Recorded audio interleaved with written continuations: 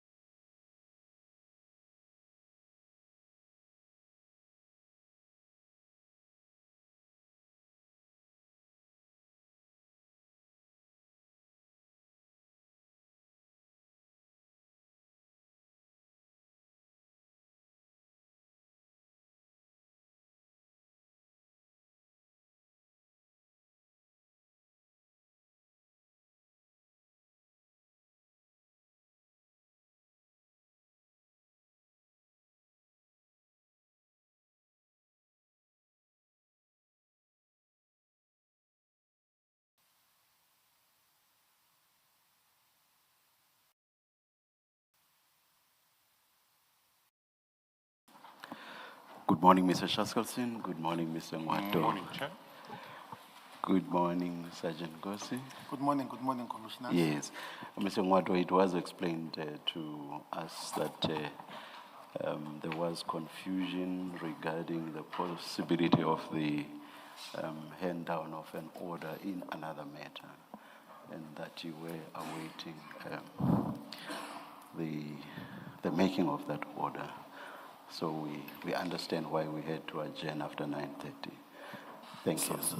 Sorry, Commissioner, I don't understand. Can you just repeat that? There was an... Oh, at 9:30, you and Sergeant Nkosi were not here, but Mr. Shaskalson explained that there was confusion with regard, or rather regarding the possibility of the hand down of an order in a totally different matter. So that to us explained why you and Sergeant Nkosi were not here at 9:30. So I was just mentioning that. I'm not raising an issue with you at all in that regard. I appreciate that, Commissioner, but that's incorrect and that's misleading the Commission. That's not why I was not here. Yes. I arrived on time, Commissioner. Yes. I set my bags here. Nobody indicated anything to me. And I went to go and pick up my client so that we can proceed in here. And I found somebody consulting with my client in my absence, amending my files in my absence. And I took serious exception to that. So is that why you were not here at 9:30 then? Yes, because now they are now amending my files in my absence, and I had to go through the list, and I found that the index that they are now amending includes statements I've never seen before. And when I went through my emails, I found that this bank statement was sent to me last night at around 10 o'clock at night, and I had not sight of it. But the decency of handing the documents to me was not done, and I've been here. They went and handed documents to my client in my absence and to put into the client's file. And that's what caught me up to say, to go through that particular statement. But the issue that Mr. Shackles and I have spoken about now was that there could not be any approach to my client, amend his files without me having had sight to it. Not even the decency of calling me and say, we'd like to amend the file. These are the additional documents. Because that will caught me by surprise. I will not be able to guide the client if documents have been slotted in his file without me knowing about it. Yes. So it was never about any particular order I'm not even aware of such an order. I'm not even know what the Commission is talking about. So whatever that has been said to the Commission is not what really transpired. I've put my files here.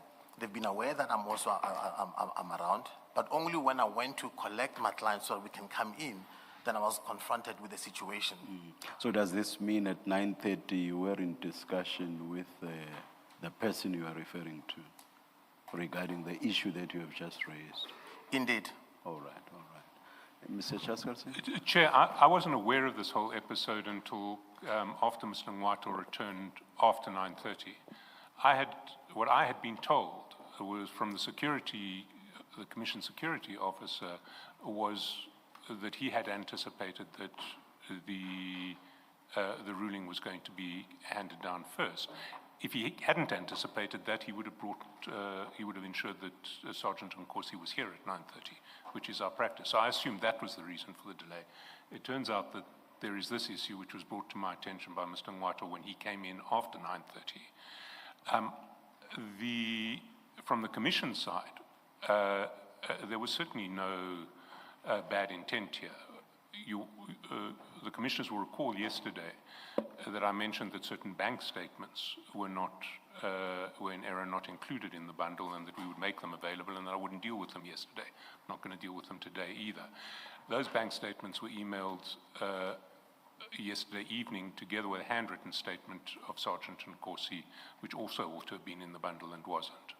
I understand that the attorneys were updating the witness file that Sergeant Nkosi uses and that he had with him in that room. I accept that attorneys should not be dealing with Sergeant Nkosi outside the presence of his attorney, and it won't happen again.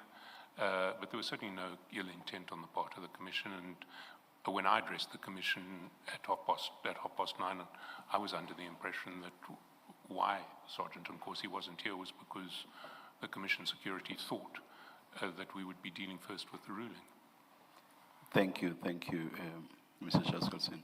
Mr. Ngwato, there's a concession by Mr. Shaskalson that it was wrong for the attorney to have done what they did. And there's also an undertaking that it will never happen again. Is that in order? Appreciate that, Commissioner. I indicated to Mr. Shaskalson, because I've not even had time to consult with Matlala on these things, I will not even have a look at it. There's also additional handwritten statements that are included in the plan that I had never had sight of, so I've not even had a look at these documents today. Yes.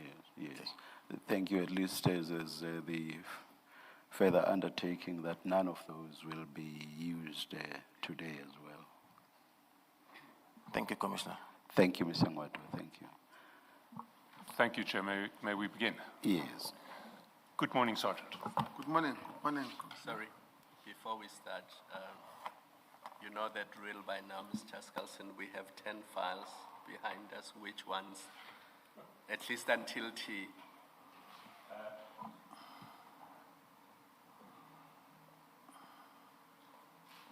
If it's difficult to say, It's essentially the same as yesterday, but there may, just trying to, yeah, certainly to T, it is the same as yesterday. If that changes and we need to use the additional bundle files, I will let the Commission know. thank you.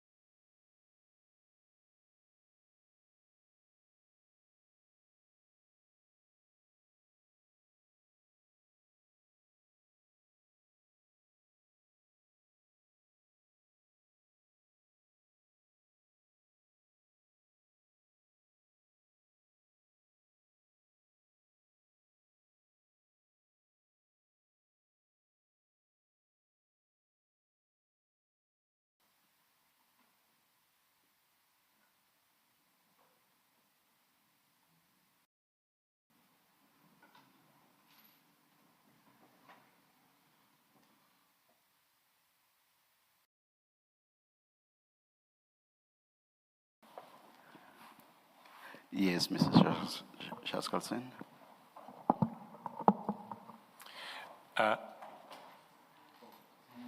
Or let's wait for Sergeant Nkosi.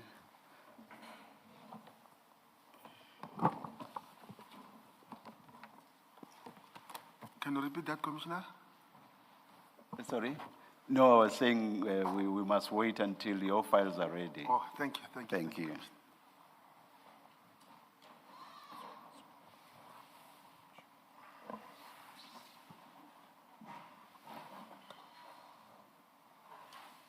You are ready now. I'm ready, Commissioner. Thank you.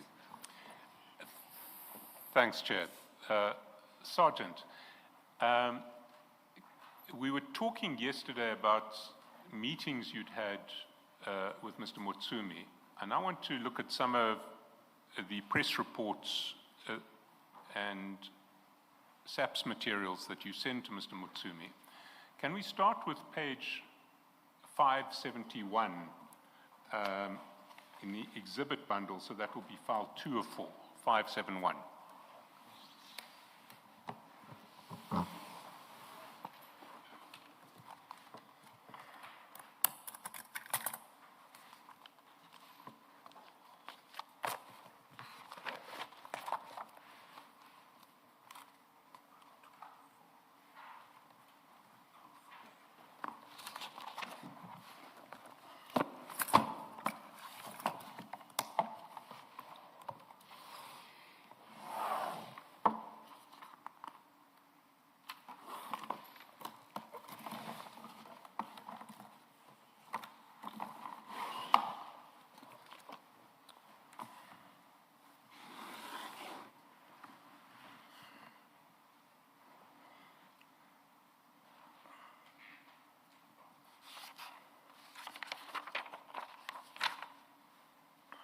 Do you have 571? That's correct. And you'll see that on the 26th of January 2025, at 13:54, you sent to Mr. Motsumi an article entitled Breaking SAPS KZN in Crisis. And it's a fairly lengthy article. I'm not going to read it, but it makes a range of allegations against General Mkhwanazi and General Khumalo, accuses them of corruption, accuses them of posing a great threat to national security, and alleges that an intelligence report has said that they must be charged. Why did you send this to Mr. Motsumi? Thank you, Commissioner. It was on the media. I sent it Mr. Motsumi because myself and Mr. Motsumi support or love one person who's also mentioned here in this article, And who is that person? Lieutenant General Mkhwanazi. So you and Mr. Motsumi are fans of General Mkhwanazi. Too much, Commissioner. And then you will see that on page 154,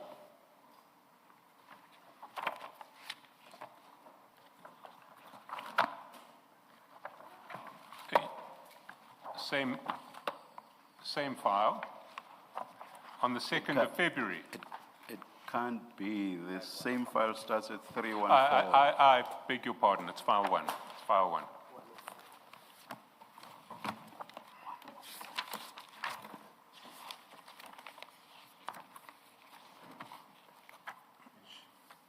Uh, 154.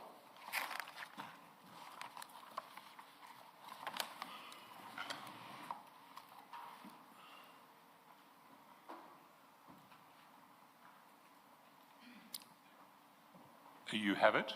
154. Yes. I have it. And you'll see there on the 2nd of February 2025, you forward to General Sibiya an article headed Police Witnesses Change Statements for Promotion, and this article alleges that General Mkhwanazi promised witnesses that they would be promoted to colonels in exchange for arranging or assisting the dismissal of General Khan. You see that? Not as yet. That friend here opened a wrong page. 154? 1. 154. Which file? File 1. File 104. Which one? It's not that one. That one looks too thick.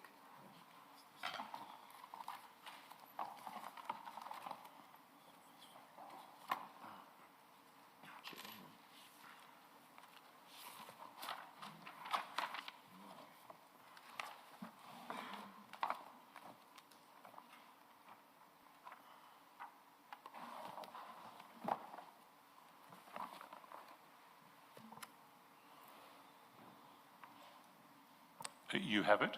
Yes. And so this article suggests that General Mkhwanazi tried dishonestly to persuade would change their affidavits in exchange for promotion. I see it. It is confirmed by the 3 key witnesses that they were approached by the appointed departmental chairperson, KZN Provincial Commissioner Lieutenant General Mkhwanazi, to change their affidavits so that Major General Feroz Khan be fired and dismissed from the police on bogus and trumped up charges. So you sent that article to General Sibiya. That's correct. Is he also a fan of General Mkhwanazi?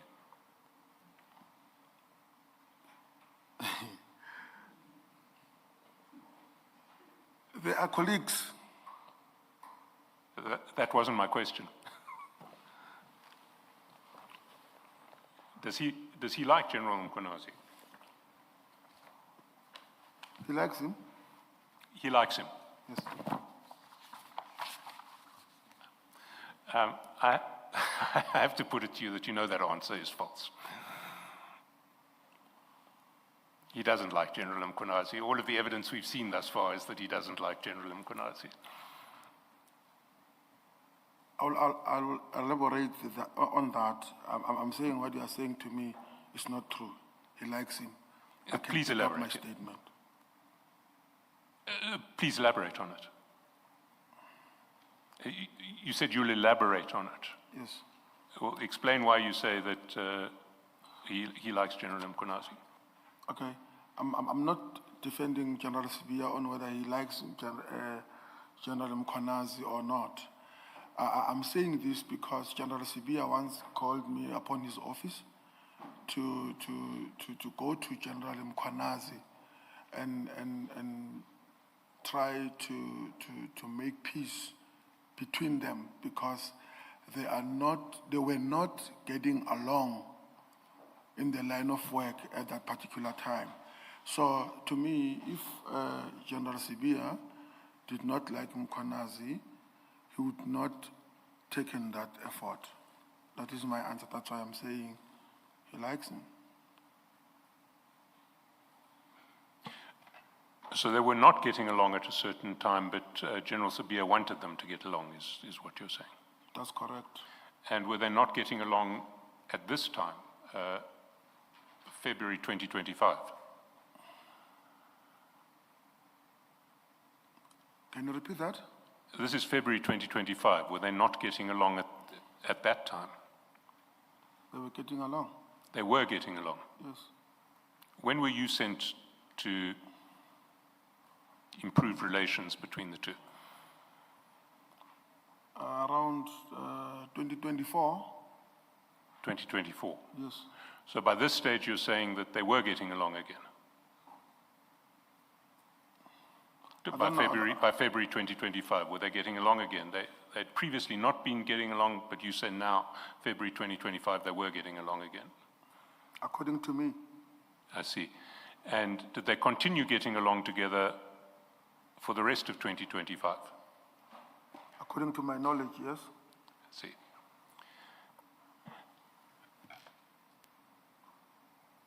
And if we go down 2 pages to 156, we see you send to General Sibiya another news article at chat number 2 at 2014-53. It says, breaking, Presidency sends out stern warning to police chiefs, National Police Commissioner and Crime Intelligence Head.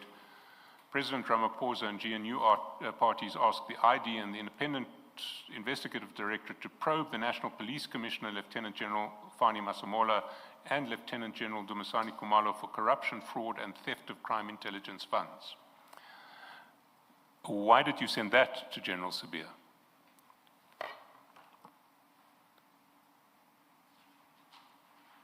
I just sent it to him because it was something that was on the news. So I'm just sending it to General Sibiya, and I've also sent it to General Mkhwanazi again. You've sent it to General Mkhwanazi, this piece? That's correct. I see. I'm going to take you through several of your pieces with General Sibiya, Yes. and then let's look at who else you send the same pieces to. Can we go to page 160? So, before we go to page 160, can I ask you, how does General Sibiya get on with the National Commissioner? General Masemola. I would not know that, but according to me. And with General Khumalo? I don't know. Do you not know, or do you know that they do not get on? Can you repeat that again? Do you not know, or do you know that they do not get on?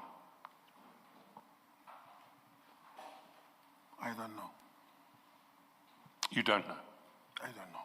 Sergeant Nkosi, you are very close to General Sibiya. We know that.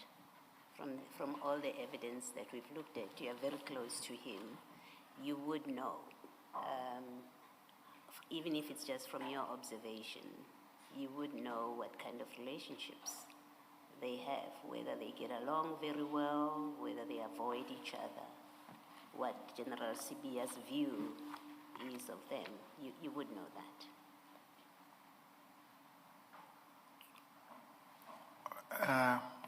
I don't think I got you clear, my commissioner. Can you repeat that? What I'm saying to you is your answer that you don't know is not easy to understand because you are very close to General Sibiya, very, very close, work and personal relationships. So you would know how his relationship is with General Khumalo and with the National Commissioner.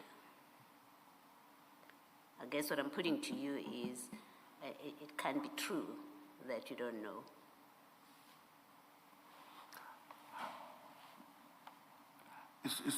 The reason that I'm saying I don't know, Commissioner, is I have not seen them both on the same office or the same place that not been getting along.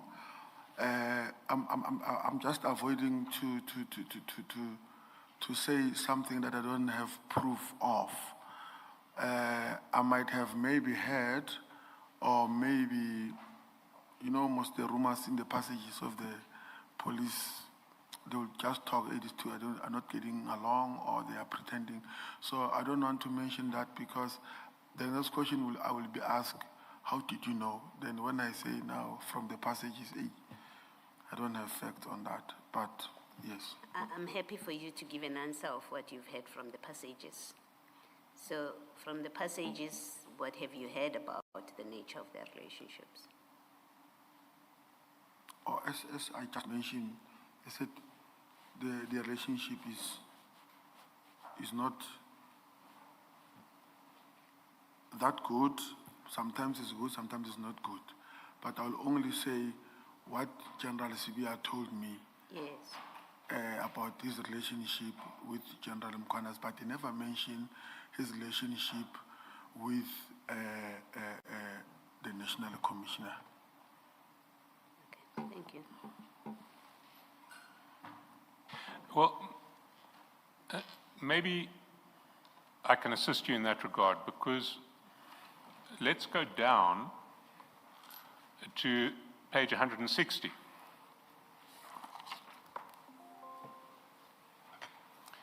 And there you see in chat 1,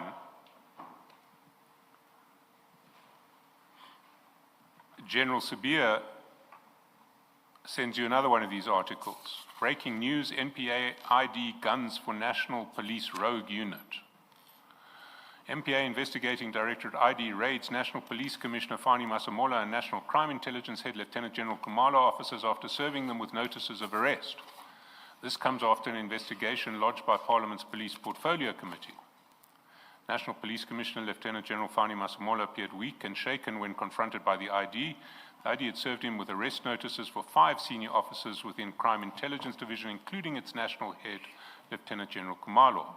When serving the arrest notices, the National Commissioner asked the ID for indemnity from prosecution if he cooperates with them. An investigator states, the National Commissioner was very nervous and appeared to be shaking. He then blamed the collapse of crime intelligence at the hands of Lieutenant General Khumalo and KZN Provincial Commissioner Nhlanhla Mkhwanazi, developing. You remember receiving that? That's correct. Your response was quite interesting. You sent 3 laughing emojis and then Ziyakala Manje. Now, my Zulu is not great, but I understand Ziyakala Manje means it's happening now, it's going down. Is that correct? Oh. What does Ziyakala Manje mean? It will depend on one message or what was the intention there.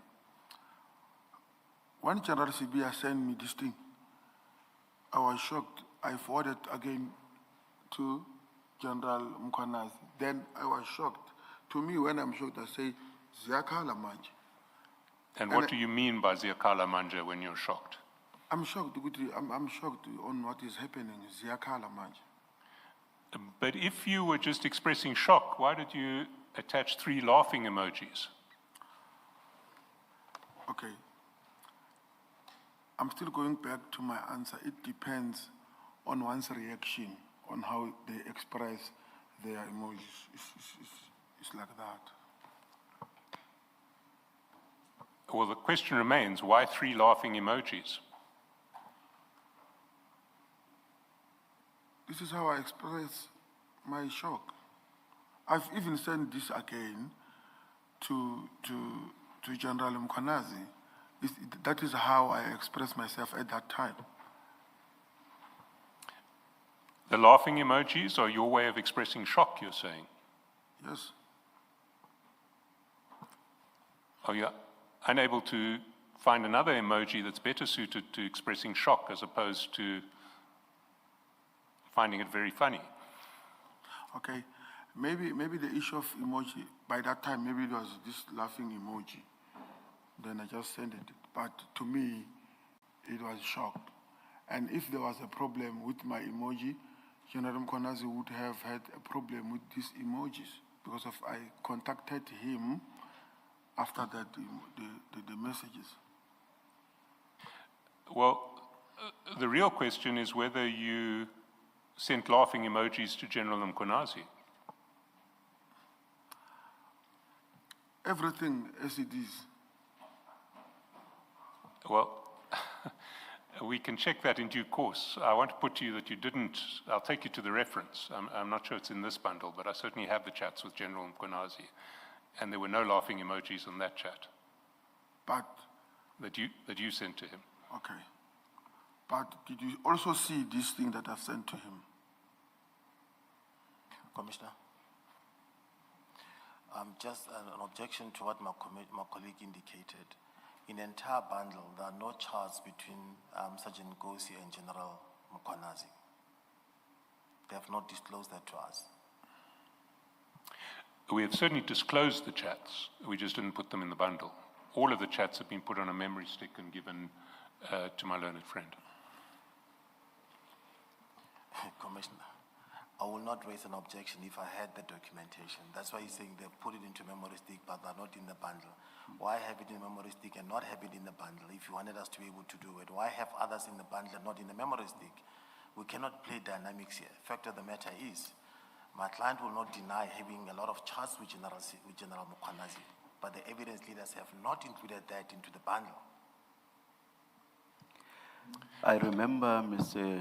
Shaskalsin, when we started, there was mention of 4,000 plus pages, and you said you are only going to be using, I think you said 1,300 plus pages. So the chats between Sergeant Nkosi and General Mkhwanazi in the rest of the 4,000 plus pages? They are. How we proceeded is we had a whole series of chats. We put them all on a memory stick, made them available to Mr. Ngwato. We then indicated to him which were the chats to which we would refer in the meeting, in the hearing. And that is the difference between what's on the memory stick and what's in the bundle. I didn't intend going to General Mkhwanazi's chat. The witness referred to General Mkhwanazi's chat. He raised it, not me. He put forward a proposition that is in fact contradicted by his chat with General Mkhwanazi.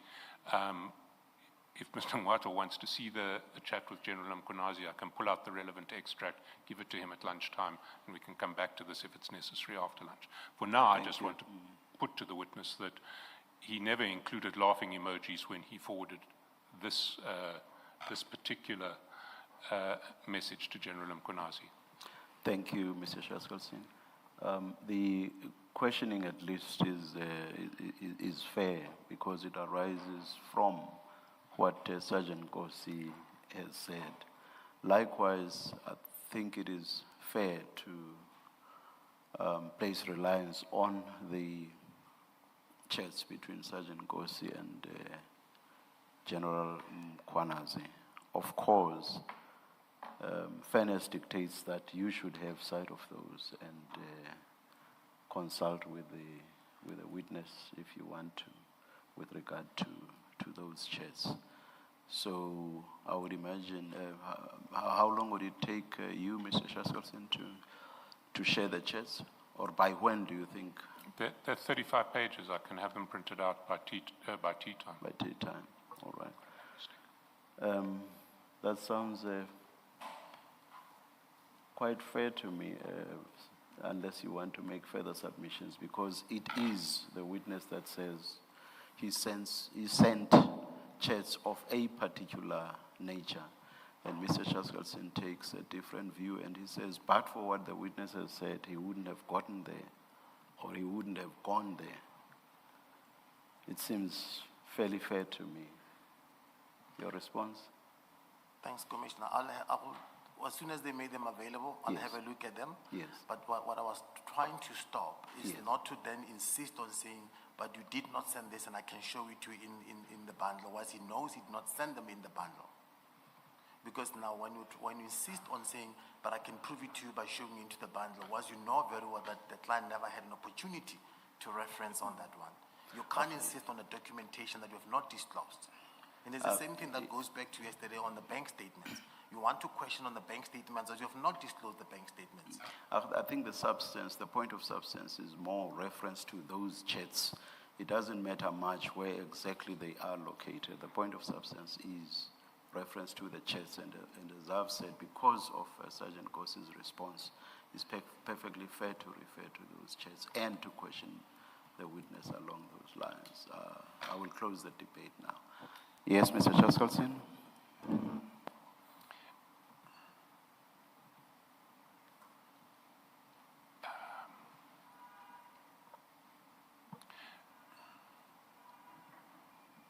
Sorry, Chair, I've lost my place here. In the meantime, or whilst you are looking, or you are there already, I just wanted to say, Sergeant, ordinarily, one would not use laughing emojis to denote shock.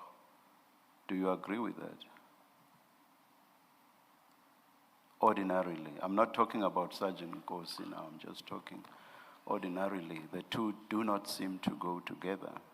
Do you agree? Yes, I agree, Commissioner. How can it be then that in your case you would have used laughing emojis to denote shock?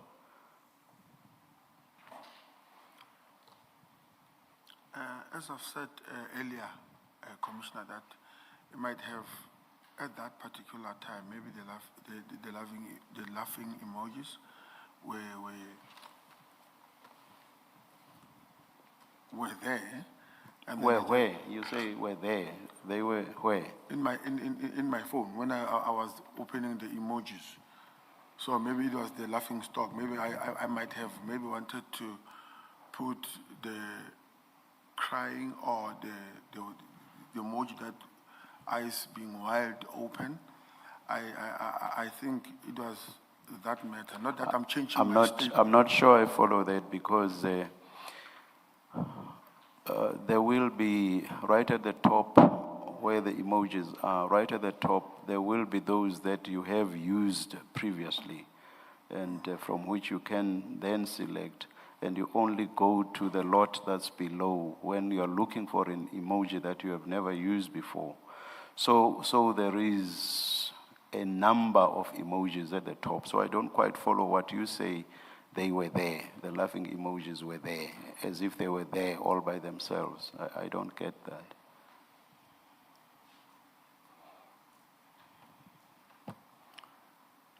My answer is still that one, because if I don't want to say something that will sound a bit bad to the commission. No, say anything. I have a thick skin, even if it's bad. I'll be fine.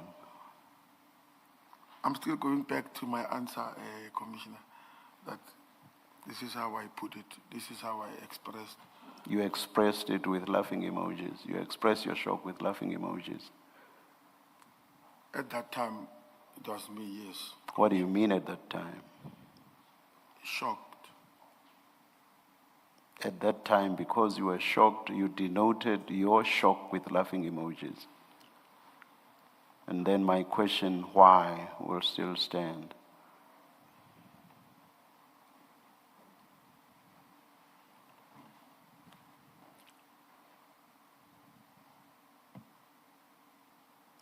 You can't explain it.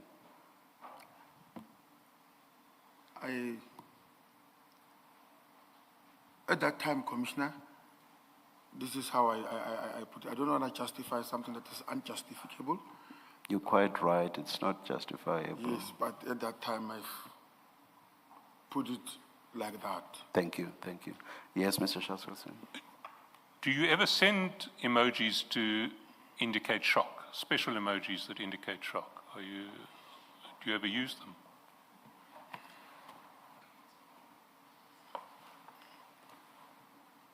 I'm not sure. Are you aware that there are emojis that indicate shock Yes? or surprise? It depends on how one expresses him or herself. But when you want to express shock or surprise, do you ever use an emoji that's designed for that purpose?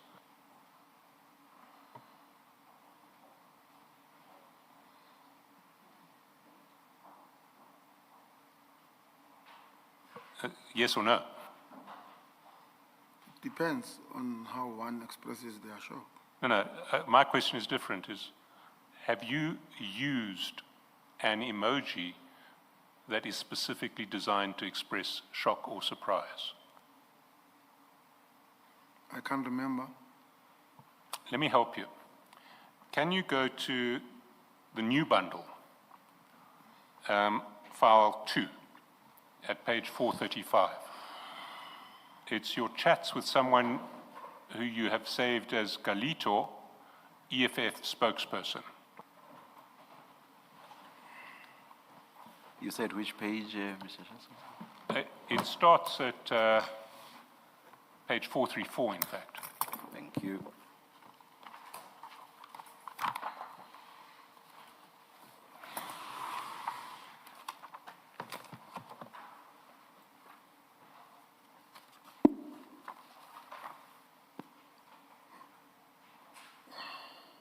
And just to refresh your memory, I mean, we'll get to this in some detail later when we deal with these chats. By the way, who is Galito, EFF spokesperson? What is the name of this person? It's Galito. No, okay, what is his first name and what is his surname? Okay. I don't know his first name or surname, but I know Galito because I know him from the farm. He was Baba's cook. Sorry, he was Chef. Baba's? Baba's chef. Chef. Yes. Is his name Siyabulela Sibande? I'm not denying or admitting to that, but I know him as Galito. You know him as Galito. That's correct. You're And not since I've denying not- that he's Mr. Sibande. Since I've known him, I've addressed him as Galito. Everyone is addressing him as Galito. But you don't know his surname. I don't know his surname. And you describe him as EFF spokesperson. Why is that? I just saved him like that. No, we went over this yesterday, Sergeant. It cannot be. It cannot be a thumbsuck. You use this for a reason. Okay. Does Mr. Sibande hold a position in the EFF? No, he doesn't. Is he seen marching in a red beret with the EFF in videos in your chats? He's always with the EFF. I can say he's a member of the EFF. Why do you have him as EFF spokesperson? I might have saved him as EFF spokesperson, but he's not an EFF spokesperson. Maybe the problem is how I save these people.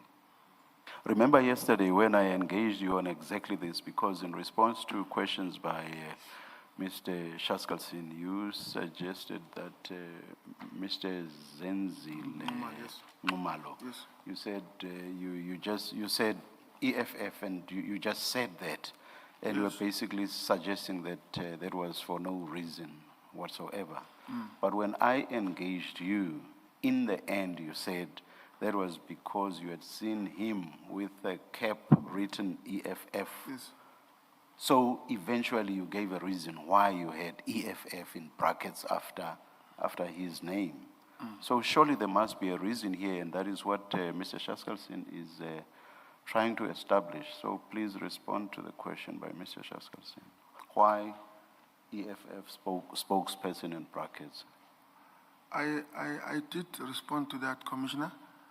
I said he's a member of the EFF, but he's not a spokesperson of the EFF. Why spokesperson then? He's not a spokesperson. I don't know who is the spokesperson. Yes, I hear you on what he is not, but why the descriptor spokesperson? This is, I don't know that maybe my answer will be of satisfactory to the Commission.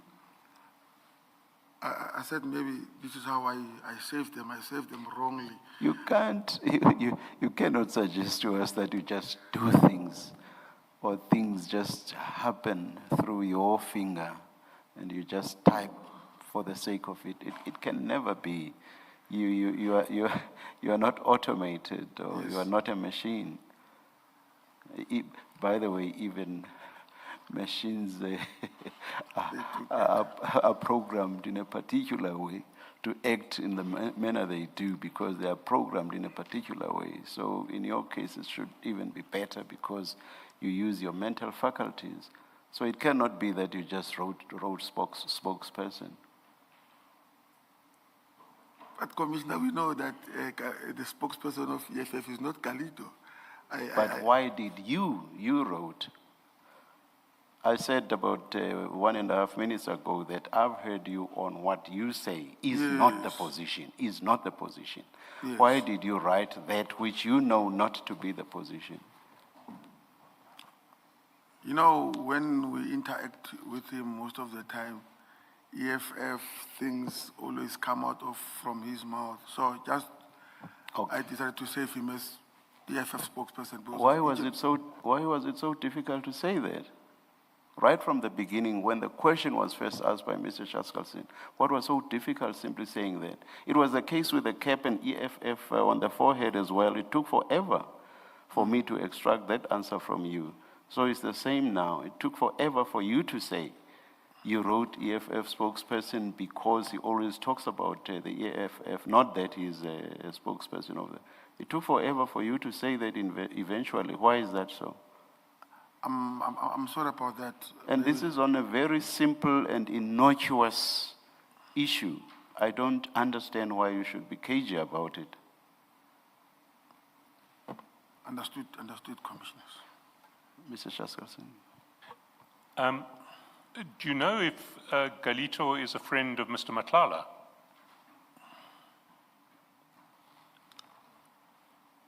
They know each other because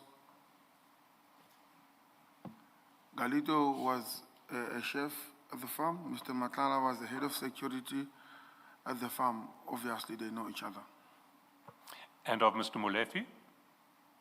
That's correct. And of Mr. Mutsumi? That's correct. If we look at this page, page 434, you'll see at 1048, chat, Page, which page? page file 1 of 2, page 434. Okay, I see. At 1048, you'll see that Galito sends you a screenshot. Yes. And if you go down to page 455, you'll see what that screenshot is. Page, which page? 455.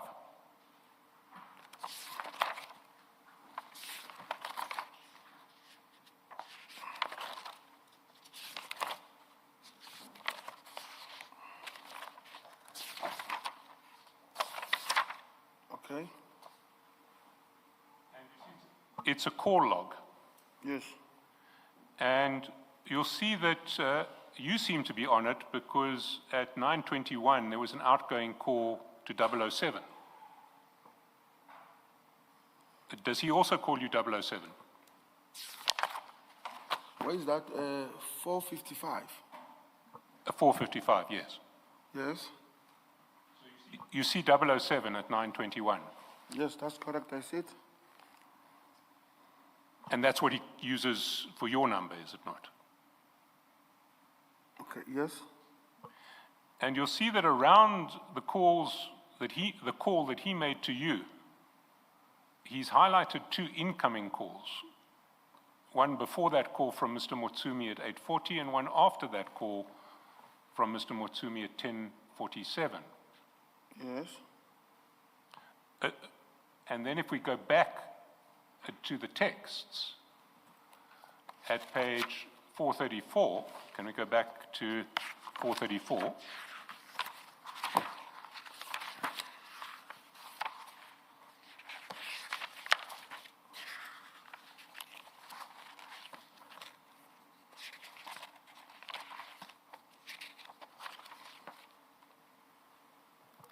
Are you on page 434? That's correct. You see that above the call log, there's a one-word message, again.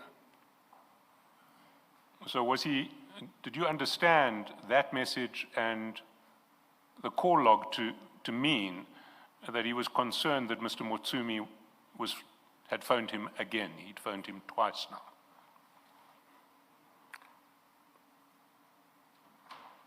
Okay. Do you recall what the issue was around which Mr. Motsumi had called Galito twice around a call that Galito had made to you as 007? I don't recall.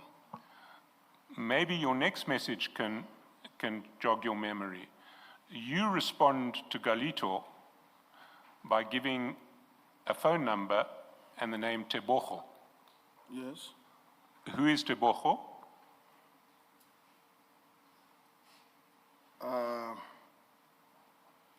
I can't recall who is this Tebogo. You can't recall who Tebogo is? No. His response to you is, it's not working. And then if we go over the page, what's your response? In chat 1.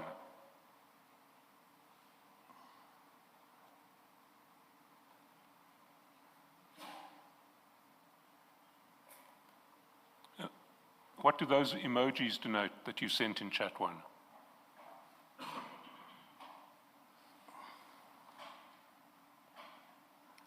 I want to see it clearly, but they are black and white. Sorry, Sergeant, I didn't hear that.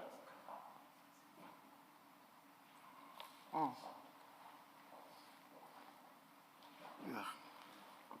Sergeant, it looks better there on screen. No, Did I you see look? them. Thanks, Commissioner Kumalo. I see. What do those emojis mean? Wide eyes?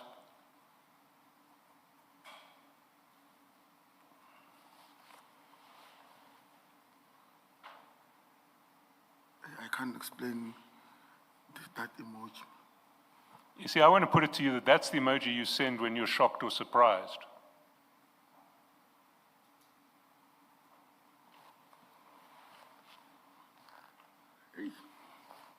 I'm not denying it, but you know, I know that emoji. I can't explain that. Well, what I want to put to you, Sergeant, is that as long ago as 2022, you knew what emoji to use when you were shocked and surprised. It's a very different emoji from a laughing emoji.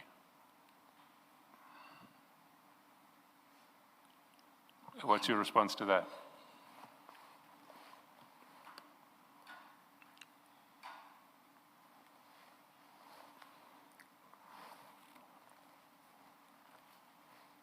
I don't know how to respond to you because I've explained the understanding of the emojis. Like now, you know, this 2022 emoji, and 2026 or 2025 emoji, I don't know what's. Well, let's leave it there. Let's go back to what you send, what you've been exchanging with General Sibiya.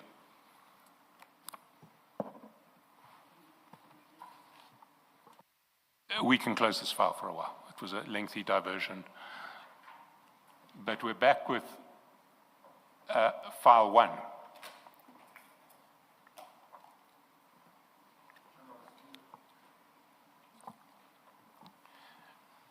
And now on file 1,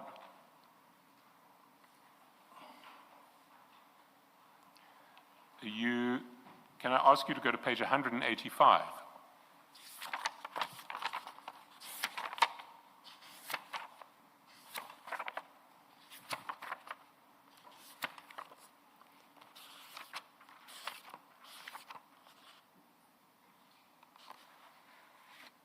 Do you have page 185 in file 1? Yes. And if you can go to chat number 5 at 15:01:15. Yes. There you send a photograph. I've lost my cross-reference, but do you recognize what this photograph is? That's correct. I recognize it, Commissioner. What is that photograph? I'll get you the cross-reference to the big photograph in the bundle in due course, but It's someone who's in the police cells. and which someone is it?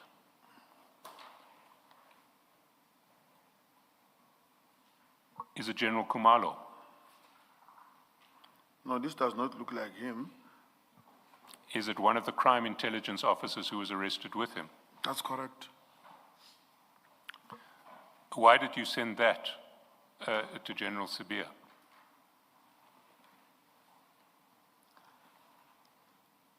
It was on public news, and it was on the public platform, one, and it was circulating amongst police officials. Then I sent it to General Sibiya as well. Why would General Sibiya be interested in it? What did you think his interest in it would be? It was not the matter of General Sibiya's interest. It was something that was circulating on police platforms. So I sent it to him.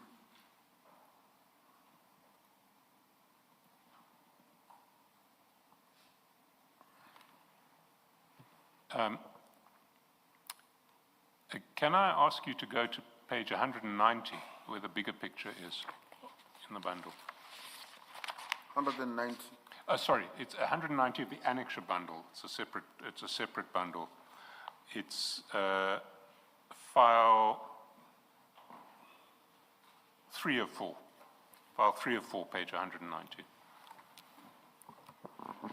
Mr. Shadrack, are you still going to come back to this page 180? I will come back to file 1.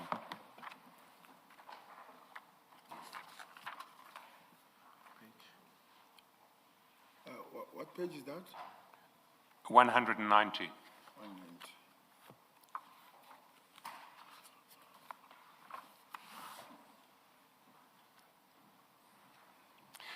You see it on page 190. Can you identify the person now? No, I can't. He's facing the back.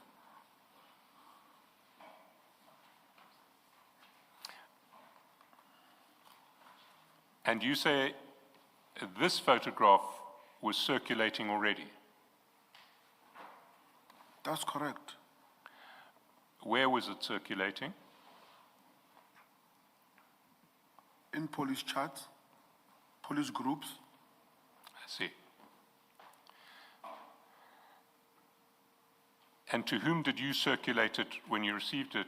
To whom other than General Sibiya did you circulate it?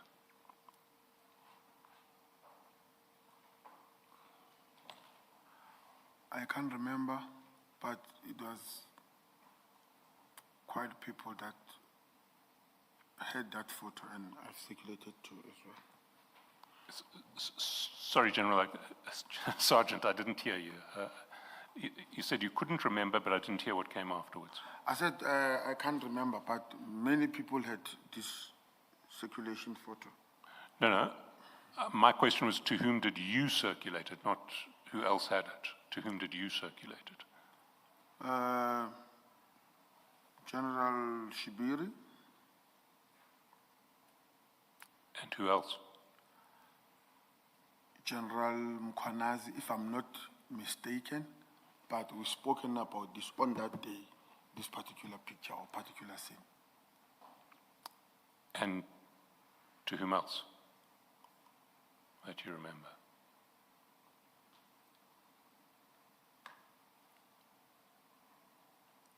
I can't remember. Did you circulate it outside police circles?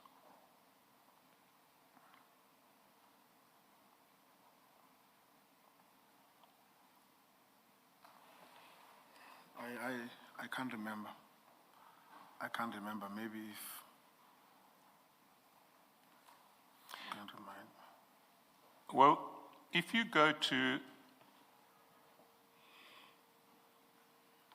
file 2 of 4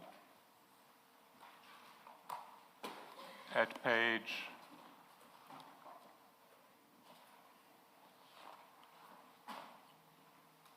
603.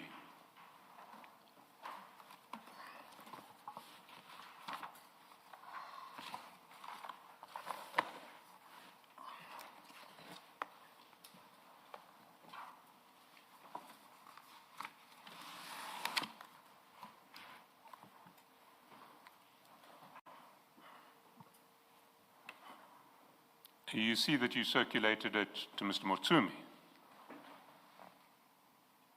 at 15:01:15. Yes. Mr. Motsumi didn't understand why you were doing this or who this was, because he said back to you, Kimangu. Now, my Sesotho is good enough to know that he's asking, who is this? Yes. And you called him back, Yes. presumably to tell him that it was General Khumalo, or General Khumalo, people arrested with General Khumalo in crime intelligence. Do you recall that? I don't recall myself telling him that it was General Khumalo or General Khumalo's people, no. Well, what would you have told him? I've never told him anything. Well, when he said Kimangu, you phoned him back at 15:51. That's that call at 15:51, presumably to explain why you'd sent this picture.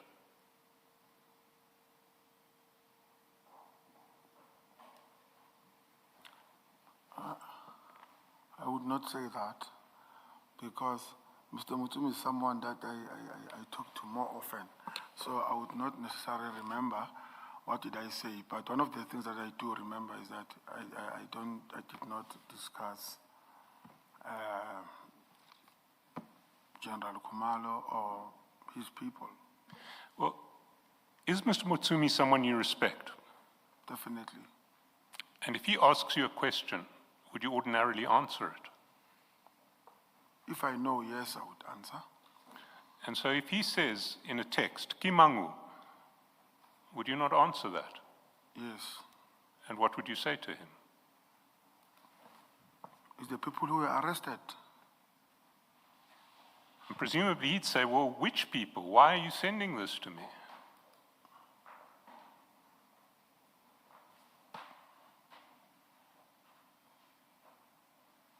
I would explain which people.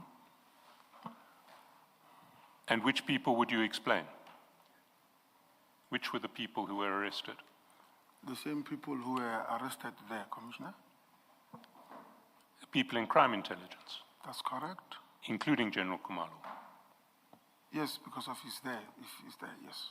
And you knew that General Khumalo was one of the people who had been arrested there. That's correct. It was breaking news on that day. Why did you send this picture to Mr. Motsumi? Okay.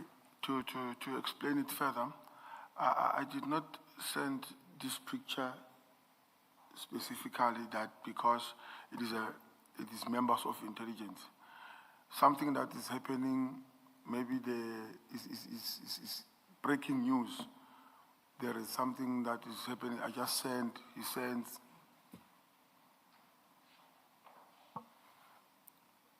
But this is not sending a breaking news story. It's sending a picture of one person being taken into custody or being held in custody. What is the value of that picture in terms of breaking news? To myself, it had no value, and I don't even think that it had any value to Mr. Mutumi. As you see there, he even asked, Kimang, or who is that? It's because of even himself, he does not know. Who is that?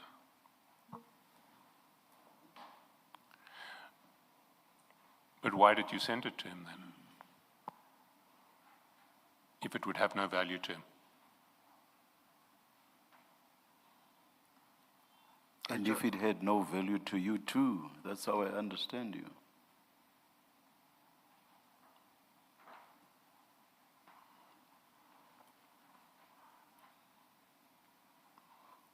Please respond to Mr. Shaskalson's question. Commissioner, your question took me off. I don't know,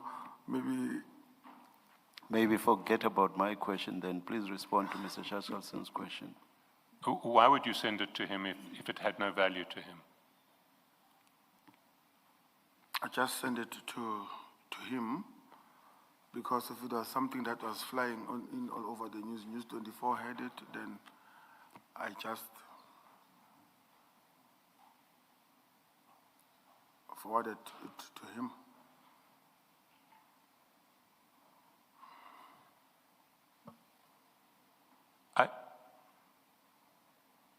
I have to assume that you intended to communicate something to him by sending this picture to him. It's just a picture, there's no message, just a picture. What were you wanting to communicate to him?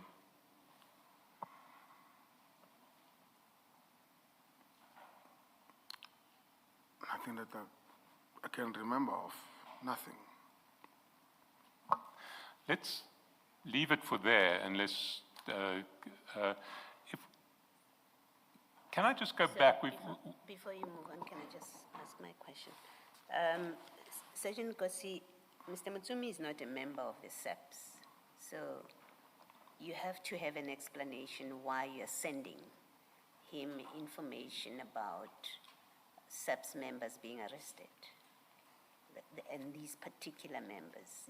It's not good enough to say it was of no interest to you. It was of interest to you. That's why you're distributing it. It had a particular interest to you. You considered it to be of interest to Mr. Mutsumi. That's why you're giving it to him, who is not a member of the SAPS. So this is not a random distribution. You have to share with us the reason why you thought he might or he will be interested in this. You didn't send this to other members of the SAPS. You didn't send it to Brigadier Macheng. You didn't send it to General Sintumule. You didn't send it, you can tell us you sent it to them as well, but he's not in that category of people. He's an outsider. The only reason you would have sent it to him, and I put this to you, the only reason you would have sent it to him is because you knew he would be interested in this story. Now the question is, why would he be interested in this story?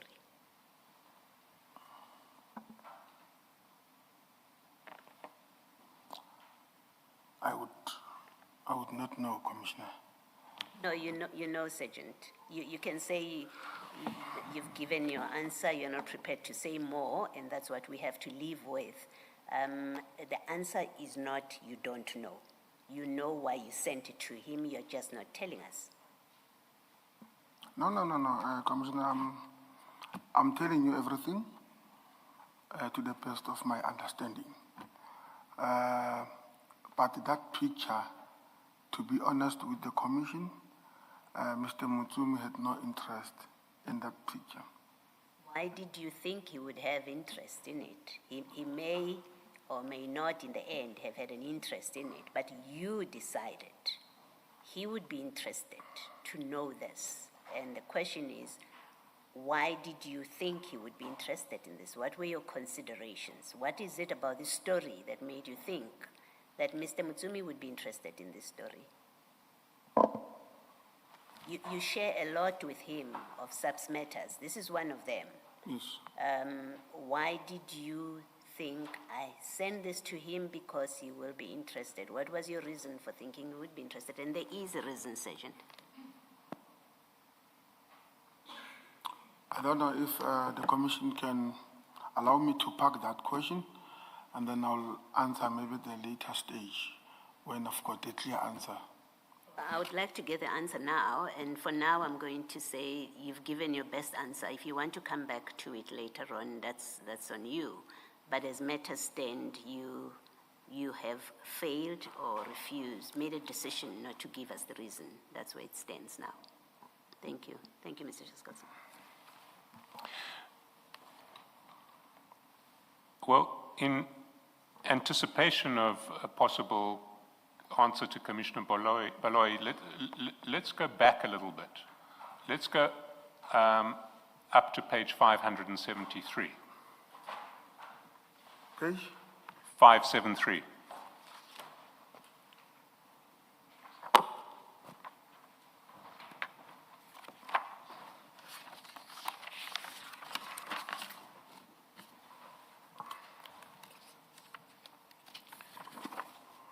And there you'll recall that press report, police witnesses changed statements for promotion that we saw you exchanging with General Sibiya.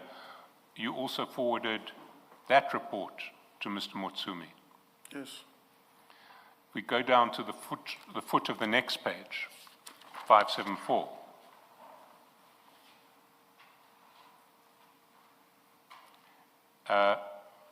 Breaking, presidency sends out stern warning. You recall that report.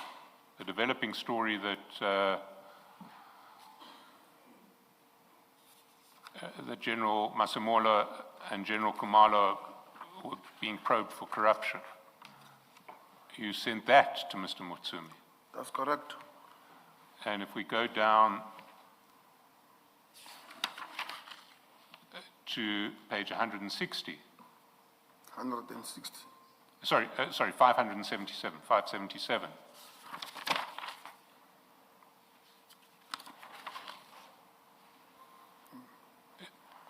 You see that the ID Guns for National Police Rogue Unit, you also sent that to Mr. Mutsumi. Yes.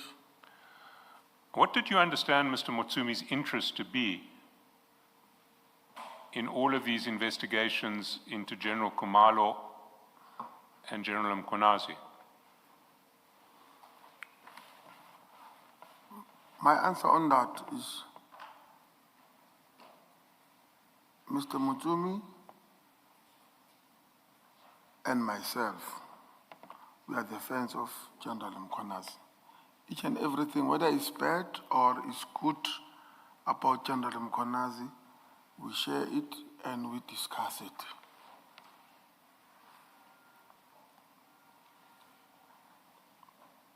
So this was because Mr. Mutsumi was a fan of General Mkhwanazi. Yes. But at least one of these pieces, if you go back to 574, doesn't mention General Mkhwanazi. It's just about an investigation, an alleged investigation into General Masemola and General Khumalo for fraud. So why would you send that one?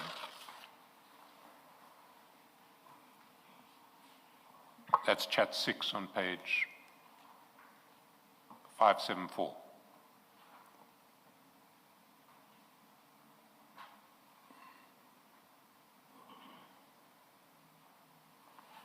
Okay, I see it.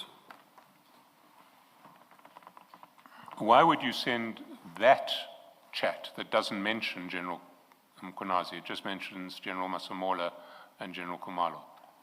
because it mentions. No, this one, sorry, Commissioner, I just sent it. But most I sent where General Mkhwanazi is involved. But this one, I sent it. The question is why? I just took it like those ones that I've sent to him. So I sent it to him. You said General Mkhwanazi is a mutual friend of yours and Mr. Mutsumi's, and that's why you would share something relating to General Mkhwanazi with him, that is with Mr. Mutsumi. So question is, this has nothing to do with General Mkhwanazi. Yes. Why did you share it with Mr. Mutsumi? I don't quite follow what you are saying in response. Okay. Because of ISCOT General, okay, let me just maybe explain it so that the Commission can understand it better. It's because that is my view now, or that is what transpired. General Khumalo is close with General Mkhwanazi. So now, each and everything that we think that it might affect the emotions of General Mkhwanazi, we just share it. If it affects him directly, we share it. Vice versa to him, General Mkhwanazi now. And to go back to the issue of, not an issue per se, the statement that says we are friends with General Mkhwanazi. Mr. Mutsumi is not a friend with General Mkhwanazi. He just likes him. I'm the one who's close. Or fans, F-A-N. Oh. Did you say fans? I thought you said friends. I'm sorry. Oh, I'm thought, sorry. no, I thought you had said friends. Fans, yes. Commissioner Khumalo is correcting me and says you had said fans, Yes. F-A-N. Yes. My apologies, my apologies. Thank you. Thank you. Mr. Shaskalsin? Can we go down to page 604?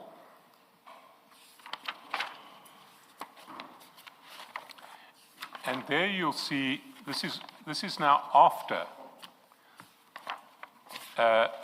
General Khumalo and the crime intelligence officers have been arrested.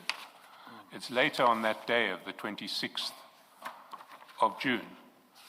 And at 22:40, you send to Mr. Mutsumi a screenshot of a conversation, of a WhatsApp chat that you had with General Mkhwanazi. You'll find that WhatsApp chat on page 191. So maybe let's go to 191.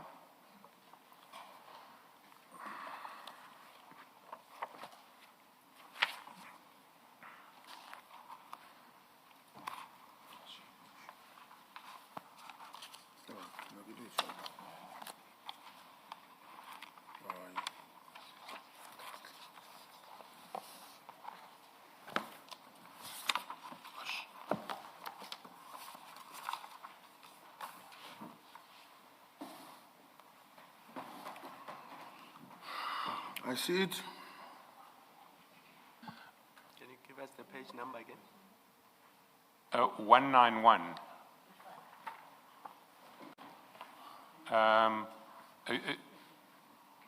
It may be in the original. Sorry, let me just check. I've got if it's the right.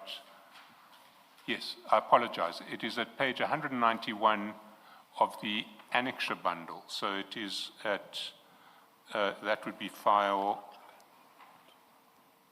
3 of 4. File 3 of 4. I apologize.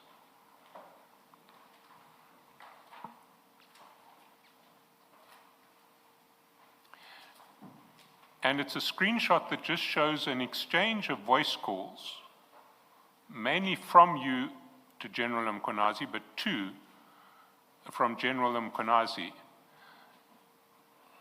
And the significance of the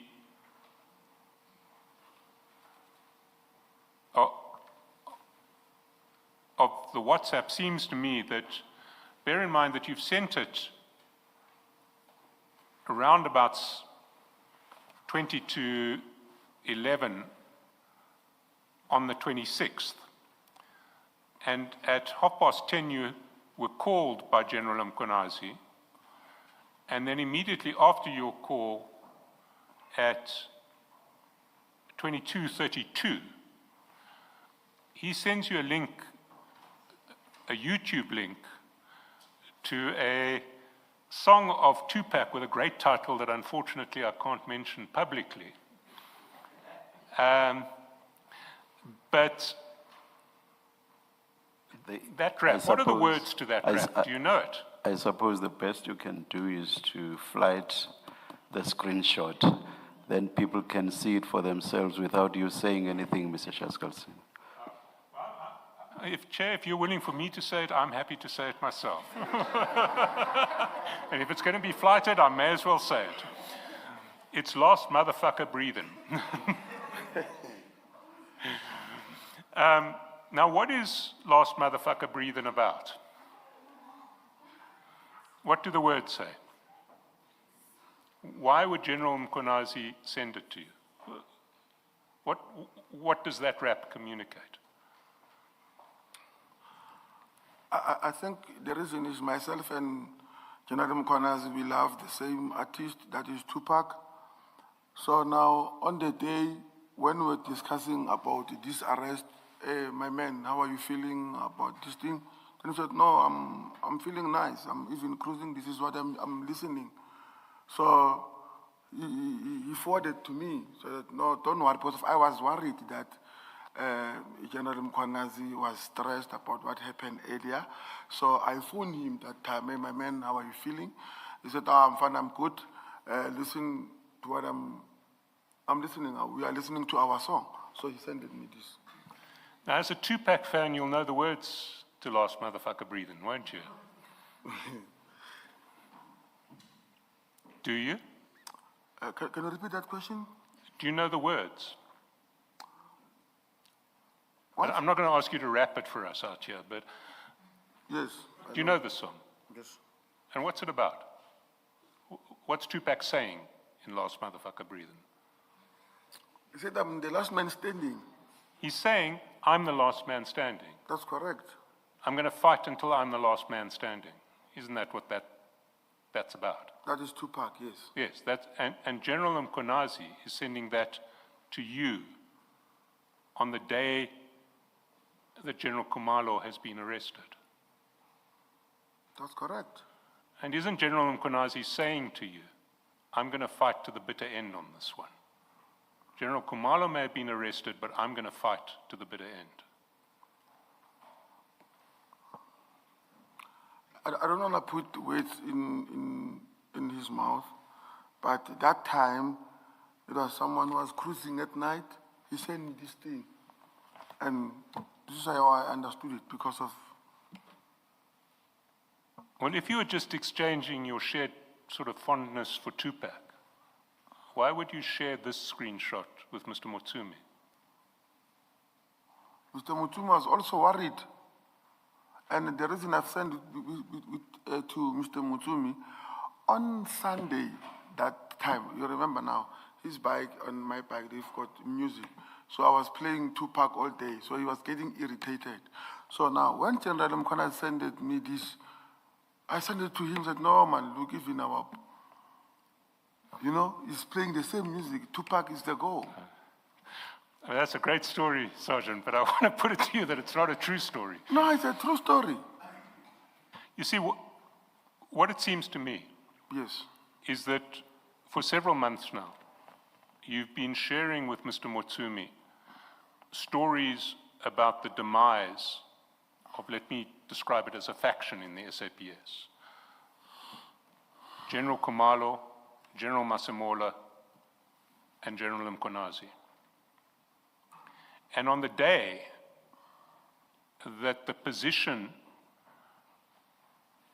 of that grouping within the SAPS probably looks weakest because General Khumalo has just been arrested, you speak to General Mkhwanazi, and his response is to come back to you with Tupac and essentially say, I'm going to fight to the bitter end.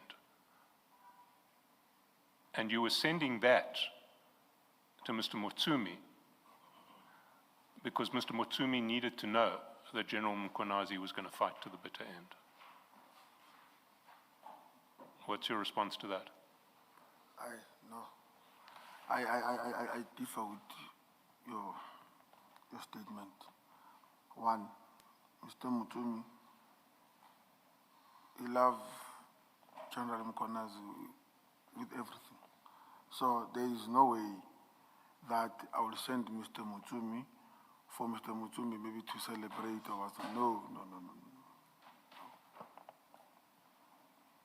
Sergeant, you corrected the chairperson and said Mr. Mutsumi is not a friend of General Mkhwanazi, but a fan.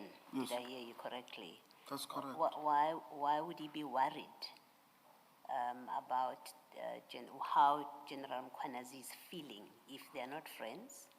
He's just a fan. Why would he be worried about? General Mkhwanazi is not arrested. General Khumalo is arrested. Why would Mr. Mutsumi be worried or concerned how General Mkhwanazi is responding to the arrest of Lieutenant General Khumalo? It doesn't make sense.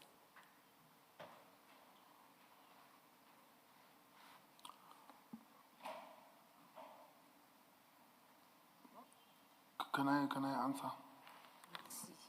You may try.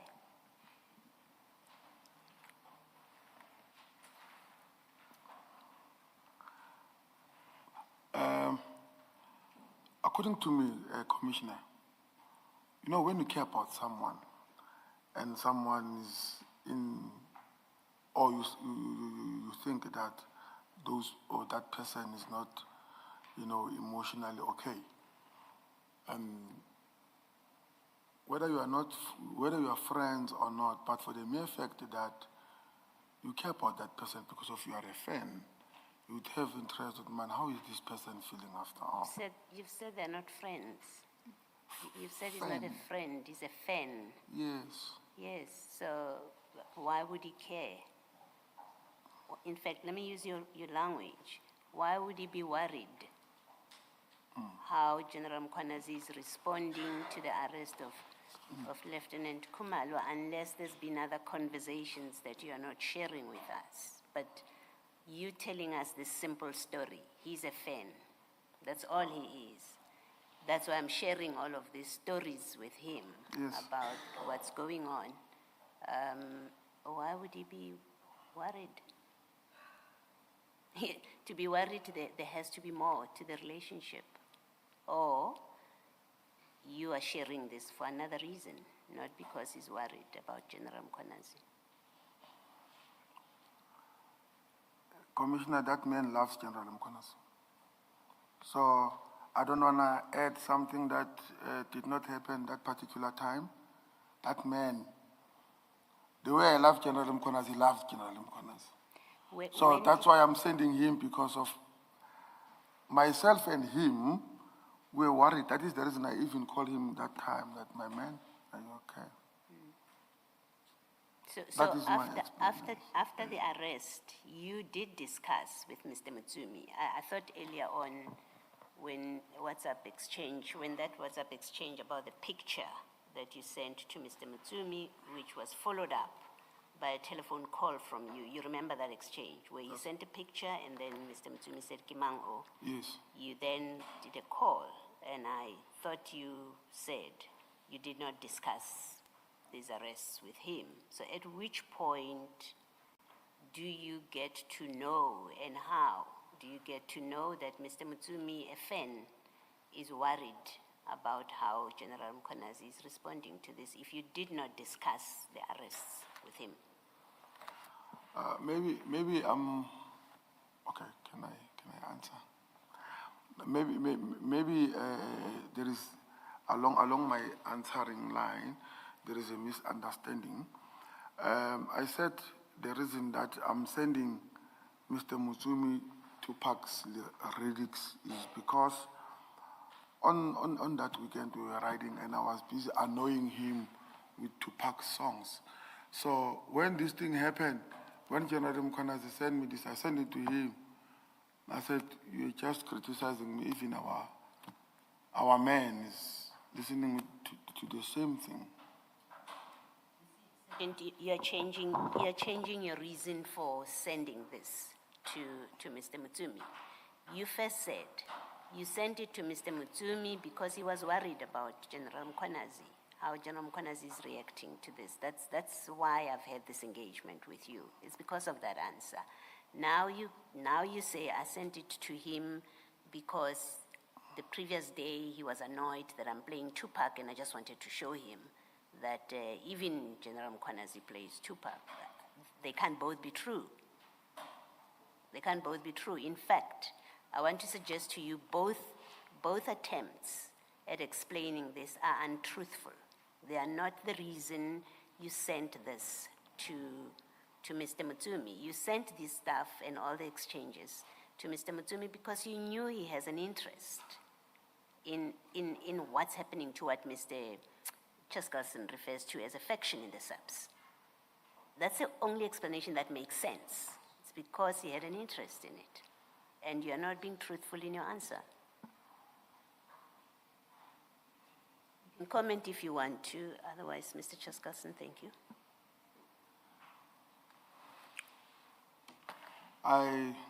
No comment. Perhaps at that point, let's adjourn and resume at 11:25. Thank you, Chair.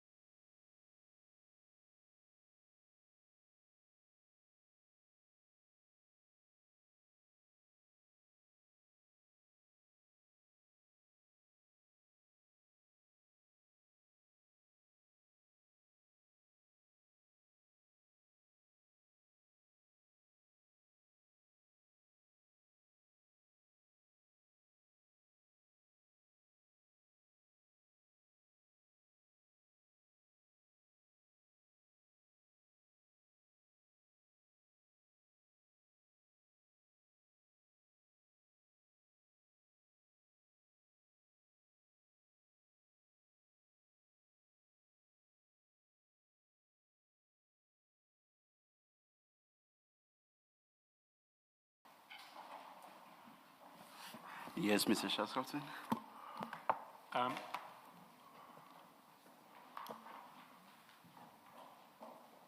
Sergeant, can we go to page 161 of file 1? File 1 of 4.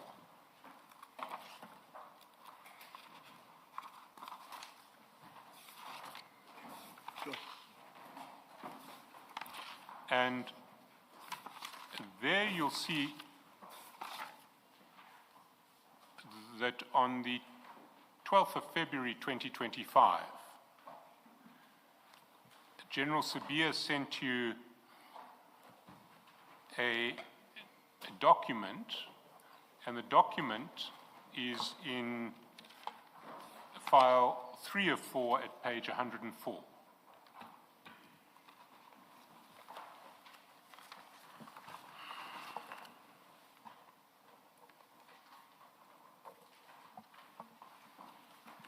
Sorry, what's the file number?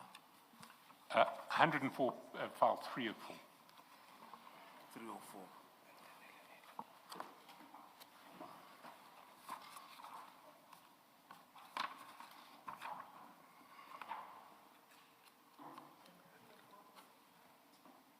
Uh, 104.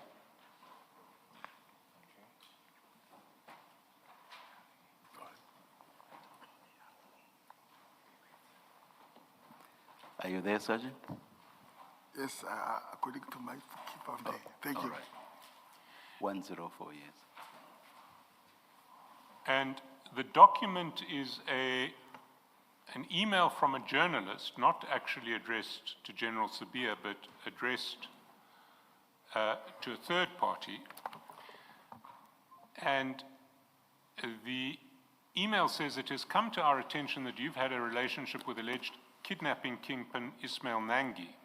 Can you confirm if you've ever dealt with Nangi, and if so, in what capacity?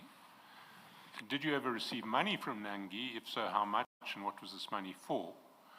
We understand that Major General Shadrack Sibiya was briefed by you about donations received from Nangi as a donation, about monies received from Nangi as a donation. Can you explain? Do you or your company have any memorandum of understanding with SAPS? Please note my deadline for comment is Thursday, 13 February 2025 at close of business." Do you recall this email? Yes, Commissioner. Do you know why General Sibiya sent this journalist's query to you?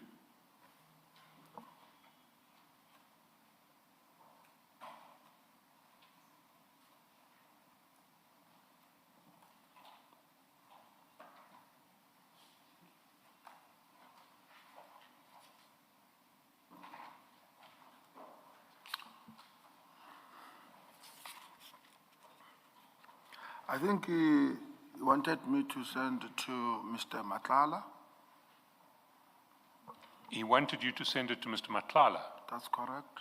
Why would he want you to send it to Mr. Matlala? For Mr. Matlala to see it, I think. Why would he want Mr. Matlala to see it?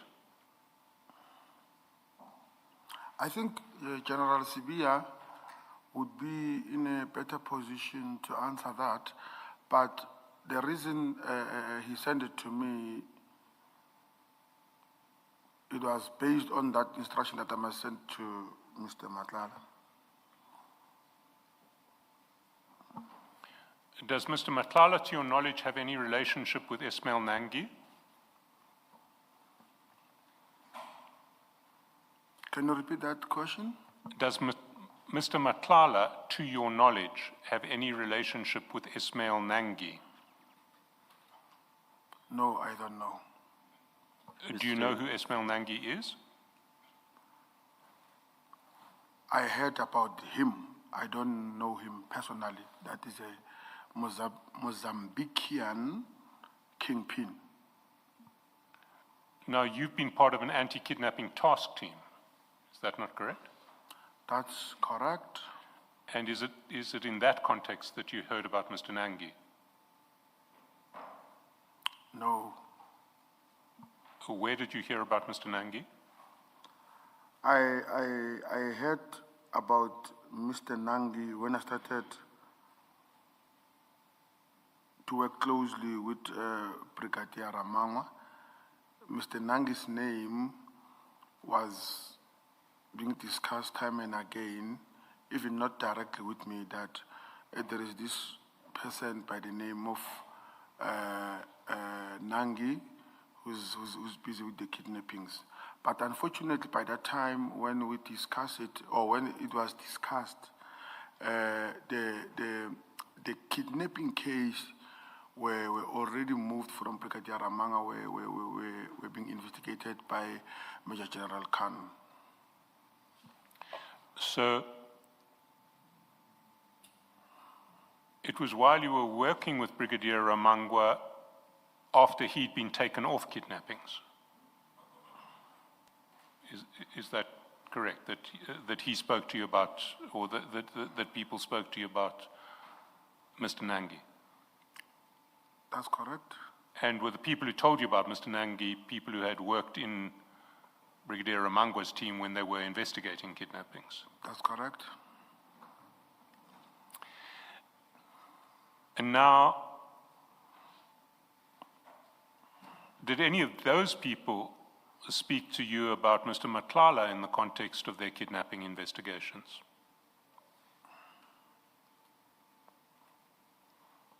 Can you repeat that question so that I must? Did the people who had been investigating kidnappings and who spoke to you about Mr. Nangi, those people, did they also speak to you about Mr. Matlala? I don't know if it will be right when I say point of correction. I said, by the time I heard about Mr. Nangi, it was when the kidnapping docket were no longer being investigated by Brigadier Ramanga, were taken to Major General Khan. No, I understood that, but there were people in Brigadier Ramangwa's unit who were speaking to you about Mr. Nangi from their past investigations. Is that not correct? I wouldn't say in past investigation, they were just talking about him. And has anybody mentioned, any of those people mentioned Mr. Matlala to you in the context of kidnapping investigations? During the Mr. Nangi's conversation? No, in any conversations. Are you aware of allegations against Mr. Matlala in relation to kidnapping? That's correct. And what allegations are you aware of? There were allegations that he kidnapped Mr. Jerry Bushokha. Are you aware of the allegation that when Mr. Matlala's house was searched for Jerry Bushokha? Sorry, before you move there, can you, if you are able to assist at all, Mr. Shaskalson, who was the addressee on this email? One can't tell from the email address. I can refer you, I don't want to mention the name, because, if you go to the preceding page, you will see who the addressee is. So it is... I do see it there too, and the address ending with .net, I do see it. I guess that's the addressee. It was more in interest in who that person is, but if you don't want to mention it.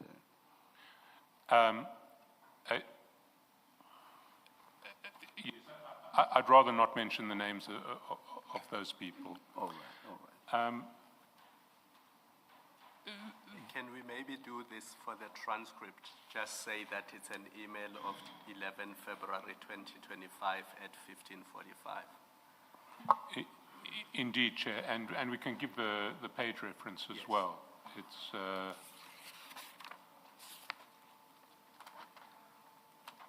It's page 103 of the Annexure Bundle file. 304. 304. Thank you, Mr. Shaskalson.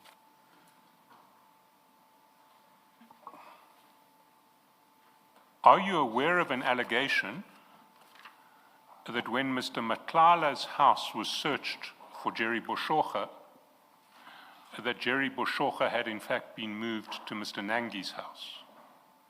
Are you aware of that allegation? No.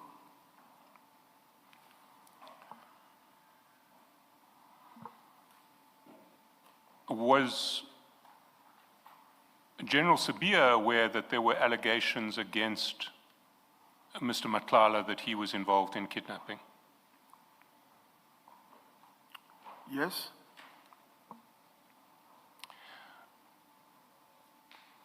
Why then would he invite you to send an inquiry about an alleged kidnapper to Mr. Matlala?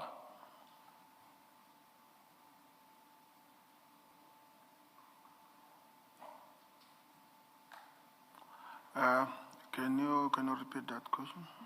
Why would he, your evidence was when General Sibiya forwarded this document inquiring about Mr. Nangi, Yes. he forwarded it to you so that you could give it to Mr. Matlala. Yes. Why would he want you to give it to Mr. Matlala if he knew that Mr. Matlala was an alleged kidnapper?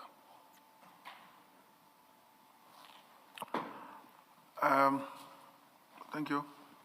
I take it, even though I did not ask him then, but because of previously it was communicated between myself and General Sibiya together with Matlala that anything that he wants from Matlala or Matlala wants from him and he can't get hold of General Sibiya, it must go via me.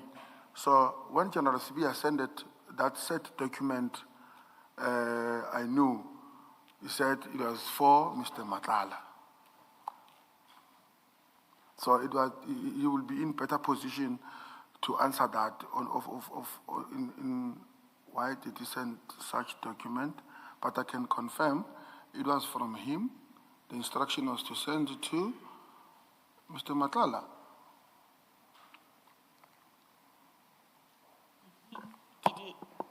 Did he not say to you why this is being sent to why you are sending this to Mr. Matlala?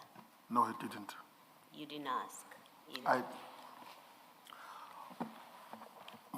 Most of the time, I would not ask. I would just forward, Commissioner. What did you think was the reason that you're sending? I mean, you've read it. Yes. What did you think was the reason you're sending this? You're being asked to send this to Mr. Matlala. My understanding, I think maybe he was asking Mr. Matlala, what is this now? That is me thinking to myself because of the way the questions were raised here. So this is how I understood the document. So I immediately forwarded it. When you say you thought he may have been asking Mr. Matlala, what is this about? Is it because, if you look at page 103, it tells us who this is addressed to. Is it because of who it's addressed to? Do you know the person that's the addressee there? Where is that, Commissioner? 103? Yes, Commissioner. There's a name there of who this is addressed to, the media inquiry. You see the name there? Yes, I know. Do you know the person? Yes, I know the person. Okay. This person is working in. When I came to organize crime, when we're still working on kidnappings, this is the person whom we were given to work with. According to the head office, he's an expert in kidnapping cases, this person. Okay. All right, thank you. An expert in kidnapping cases? Yes. And who at head office instructed that you should work with him? No, I found him there in head office. Everybody was using him. And using him For all cases or just kidnapping cases? Kidnapping cases. And was he, as it were, a kidnapping negotiation expert? Most he will work closely with General Khan and some members of intelligence kidnapping team.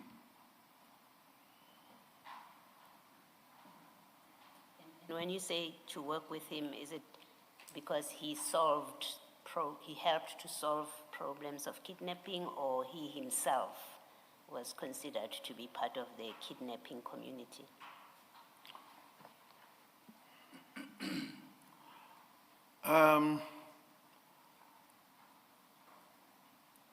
Okay. Can you, I want to give you a straight answer. Can you repeat that, my commissioner, please? My question is, when you were told or when you found that he's actually the person that the SAPS works with on kidnapping cases, in what capacity was he? Was he, they worked with him to solve kidnapping cases, and so he's sort of like an expert advisor to the SAPS, or he's an informant, if you like, an informer, because he himself is involved in that community of kidnappers, if there's anything like that?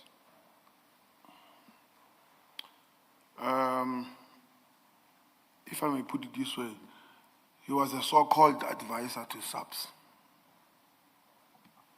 Thank you. Just, Sergeant, remember a few minutes ago, Mr. Chaskalson told you about the allegation that Mr. Boshoga may have been moved to Mr. Nange's house on the date that the police raided Mr. Matlala's house on the 6th of December 2024. You remember that? That's correct, Commissioner. Yes. One of the allegations, or maybe I should say it's a suspicion and not put it higher than that, based on the evidence that we have heard in this commission, there is a suspicion that on the day, the 6th of December 2024, Mr. Matlala was tipped off by somebody within SAPS that GCI Ops will be raiding his home. And there is a suspicion that you or somebody else may have tipped him off. And I want to give you the opportunity to respond to that. Did you tip off Mr. Matlala that police are coming to his house? No. But we've seen from the chats that the day before, on the 5th and the 4th of December, you were in constant contact with Mr. Matlala. I counted about four phone calls the day before they raided his house. What were you talking to Mr. Matlala about the day before, and I think on the day that his house was raided on the 6th of December 2024? Do you remember? Very clear, Yes. Commissioners. Okay. Firstly, to explain further about my constant communication with Mr. Matlala on that particular days, I remember very clear. It was the 4th, 5, 6, 7. There was a kidnapping commissioners in Copperleaf of ABD, can I not mention maybe? But there was a kidnapping of a child there and his mother. I was phoned by the complainant together with my unregistered informant. They gave me a pin, quickly respond. I went there on that particular scene of crime. So as the scene was processed, the investigation carried on, where we received, or I received an information that the victims are kept in Atteridgeville. I immediately contacted General Sibiya and said, hey, there is this case here. I've got the location, I've got the victim. We need to act swiftly. By then, we did not know who the suspect was. General Sibiya said to me, he's in Cape Town, but as soon as he lands, he will make a plan. Indeed, as soon as he landed, he instructed Brigadier Ramangwa to form a team. A team was formed. We followed up the information. Then we went to the set address, maybe after 2 or 3 days. And then it was around those times. And then, but unfortunately, with task force and NIU, but we did not get anything in those set address. But as we were continuing, because I was personally involved there, Mr. Matlala's name kept on popping out. But unfortunately, that the complainant was, skeptical to talk exactly what is happening, because he was also closer. He was Mr. Matlala's friend. I then advised the complainant, the relevant person here is Brigadier Ramangwa. I even maybe prefer if even you don't even give me anything, because there are a lot of police officials here. We can't trust that who is leaking information to who and how. That is how I connected the complainant directly now to Brigadier Ramangwa, telling the complainant now that it's best and better to whatever that you have, give it to Brigadier Ramangwa, so that the information must not leak in anyhow, because we won't know what is happening. On the same press, Commissioner, I've informed Mr. General Sibiya that Kat's name keep on popping. We need to move. Now we need to move on him. We must investigate further what is happening. I went again to inform Brigadier Ramangwa about that. Then Brigadier Ramangwa said, no, we are going to go and obtain the statements, and then we'll take it from there. Now, the issue of Jerry Boshoga pops in now. So, there was a team that was investigating this Jerry Boshoga issue and so forth. But accordingly, they were just investigating, maybe verbally, but on the docket, there was nothing. Then Brigadier Ramangwa and another colonel, I'll just remember him now. They moved in, they met with the family, they've interviewed the family. That is when they've decided to take the docket. And then from there, they've interviewed the mother thoroughly, the wife. The docket started to move.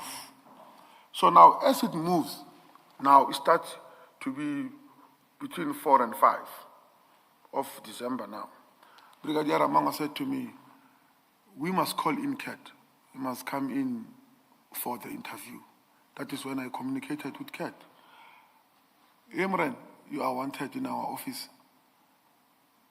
You need to be interviewed, Brigadier Ramangwa, and this kind of, but I'll remember this case. Colonel Mashabela, they were having the docket. I said, come in, you need to be interviewed. When he's supposed to be interviewed, the following day, Brigadier Ramangwa and Colonel Mashabela were summoned again to the family. So the meeting had to be cancelled. Then on the following day, Mr. Matlala phoned me and said, hey, I seated and waited for those people to come and interview me. Then I said to him, no, it was wrong of my part of not saying it was human error that I did not inform you that there were changes. Then on the 6th, that day, Brigadier Ramangwa phones me. He said, tell Kat that we are waiting for him in the meeting. I said, but you've never made any appointment, maybe Scott Arara. I said, no, tell him we don't need appointment, he must come here. So during my call with Mr. Matlala, I heard him. He said, hey, drop the phone, task force is in my house. Task force is in my house, I'll come back to you. Then the phone went mute. Immediately, I called General Sibiya and said, hey, I was talking to Kat, making an appointment for the following day. This is what he said. I phoned Brigadier Ramangwa, informing him that when you have tasked me, during my tasking, this is what I have encountered. That now is the 6. And then after that, I'm putting it there. Now I'm coming back on the tip issue. The only reason that I've been communicating with Mr. Matlala on that day is those particular reasons, the cases. And then 2, I didn't know that there was another team that was investigating Mr. Matlala parallel. The people who were there is Special Task Force, and most of them is from KZN. I don't know anyone from KZN except General Mkhwanazi, and Office General Mkhwanazi is not that low to tell me to defeat the ends of justice. So I put it there. Let me then ask you this question. Based on your answer, it would mean either on the 4th or the 5th of December, you told Kat Matlala that the police want to interview him in relation to the Jerry Boshoga kidnapping. Yes. So he would have known from you that the police regard him as a suspect in the Jerry Boshoga case. I want to put it in a more understandable and decent manner. Put it in your own words. Yes, because now when my honorable commissioner says he might have heard it from me, it was on the basis of investigation, because now he's the businessman. I can't be saying to him, come to the, let's say, police station without any reasonable explanation why. So I had to inform him. So you told him that the police want him to come in for an interview in relation to the Jerry Boshoga kidnapping? Not Jerry Boshoga kidnapping, the Dikale kidnapping, even though there was a Jerry Boshoga on the back, yeah. But I did not inform him about that. So I don't want this to be taken out of context that maybe I was tipping him. It was on the basis of the investigation was in process at that time. And because we also heard, I can't remember if it's from witness A or witness B, that when the task force arrived at Mr. Matlala's house, he was on the phone with a SAPS member, and their suspicion is that that SAPS member would have tipped off Mr. Matlala. Do you understand that? I understand. And you've just confirmed that when you were speaking to Mr. Matlala on the 6th, he told you to drop the phone, put down the phone, because the task force is at his house, which means they would have already identified themselves by then. Is that correct? It's not correct, but not coming from you, yes. Coming from the source. Correct me so that I don't get it in. Yes. He said, I'm watching them through the window. Oh, okay. And now, I think when they say it was a SAPS member, no. They knew it was me because of when he was instructed to lie down, they've taken the phone. Who are you? I've identified myself from head office on that particular day. They did not know whether it was SAPS or not. No, it was me. So they knew that it was you who was talking to Mr. Matlala because they took his phone, and from his phone they could see that he was talking to you. Yes. And they even spoke to you and you identified yourself. Definitely. And you said you are from where? Head office organized crime under the immediate supervision of Brigadier Ramang. So let's forget the tip-off then. Yes. But let's just accept that they are correct that on the day and at the time when they raided Mr. Matlala's home, he was talking to you. On that score, they are correct. That on the 6th of December 2024, when they were raiding Mr. Matlala's home, he was talking to you. On work-related? No. I said forget what you were talking about and forget about the tip-off. Let's just focus on the day and at the time when they raided Mr. Matlala's house. He was talking to you on the phone. Yes or no? You'll give me your reason after. Yes. Yes, give me your reason then. I will be fair to you. I won't Yes. trick you. Yes, he was talking to me. I just want to distance myself from this tipping off Tip-off, nonsense. yeah. Hey, that thing is painting me bad. So, but you understand that it was on the basis of work. As I explained, I even gave reference, even to those people that it was Brigadier No, Ramao. Sergeant Nkosi, I'm trying to be fair to you because an allegation has been made It's at true. this commission. That's correct. And it became clear to me that the people who are making the allegation are saying it was either you or General Shibiri. And since you are here and we were dealing with this topic, I wanted to give you a chance to address that allegation. And you have addressed it. Mr. Chaskalson might still come back to it, and I will leave it there for now. Thank you. Yeah. Thanks. Just follow up on this discussion. So you were involved as part of the team under Brigadier Ramangwa That's correct. to investigate the allegations against Mr. Matlala, or the possible involvement of Mr. Matlala in the kidnapping of Mr. Bushokga. Okay. To put it in this manner, they were investigating that docket of a missing person of Mr. Bushokga. So Mr. Matlala's name kept on popping. So that is when they said, I must invite him. But at that time, he was never informed that it was about Mr. Bushokga. I only informed him that it was about that kidnapping of the child and the mother. So, yes, my question really is, when they say you must invite him Yes, to come for an interview, yes, it's because you are a member of their team that's That's looking correct. at this matter? yes. Okay. Now, given your close relationship with Mr. Matlala, which you have described, you go biking together, you visit each other, did you not see a problem of a conflict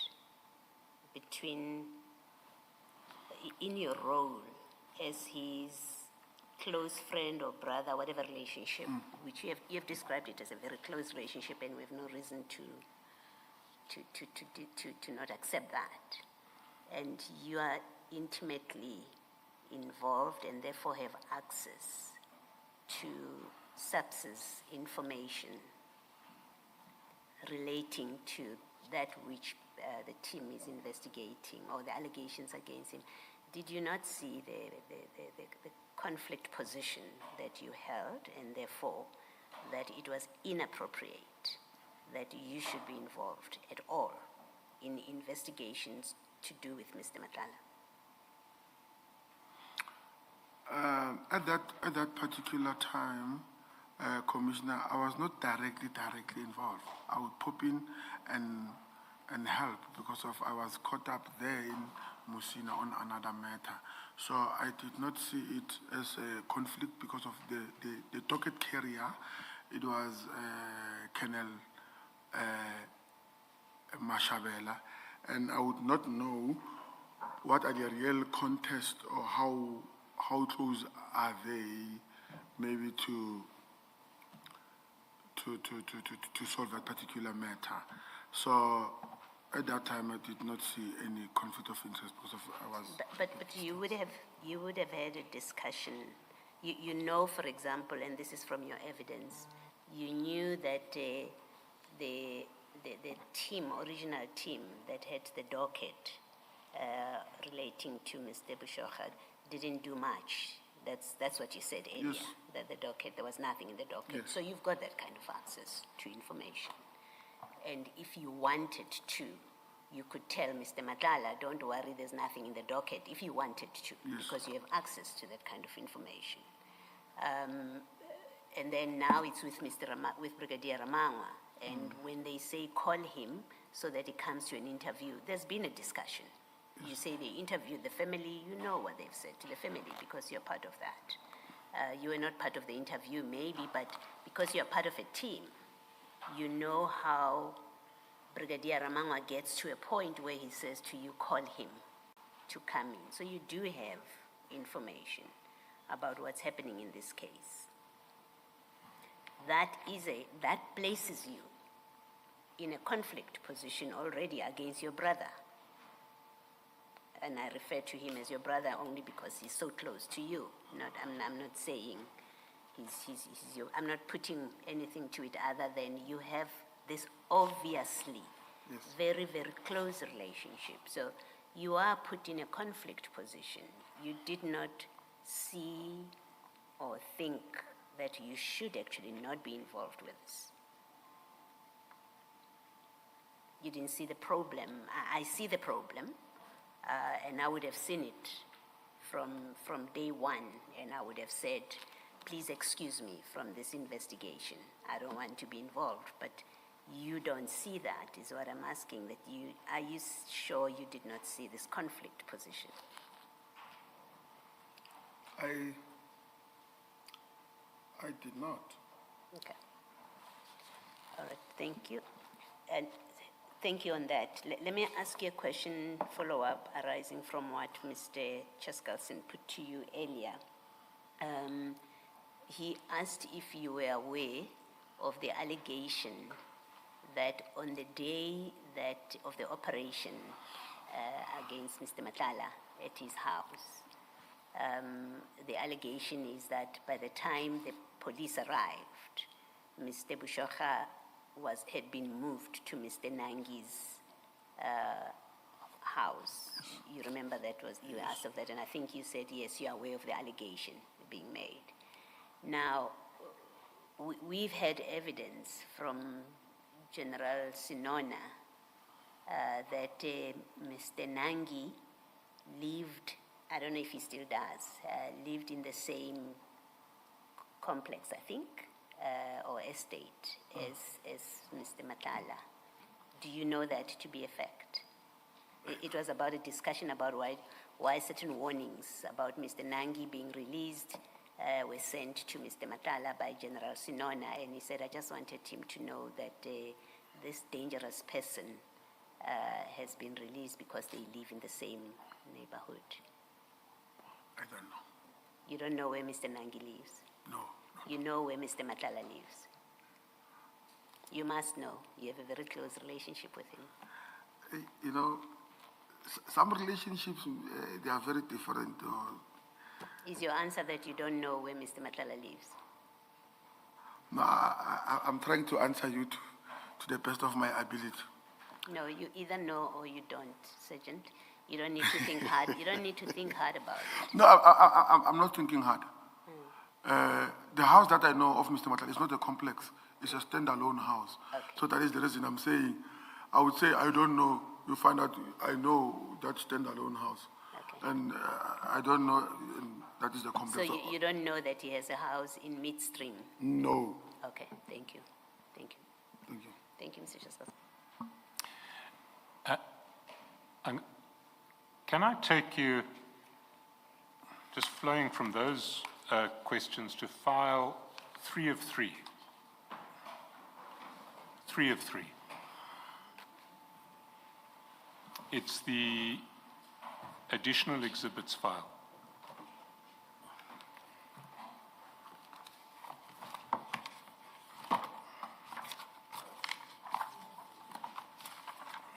We have 3 or 4, not 3 of 3. 3 of 3. It's the last additional chats and annexes.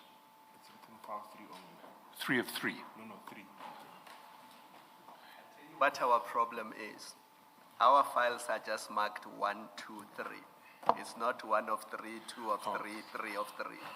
And do they go up to 8 or 7 or?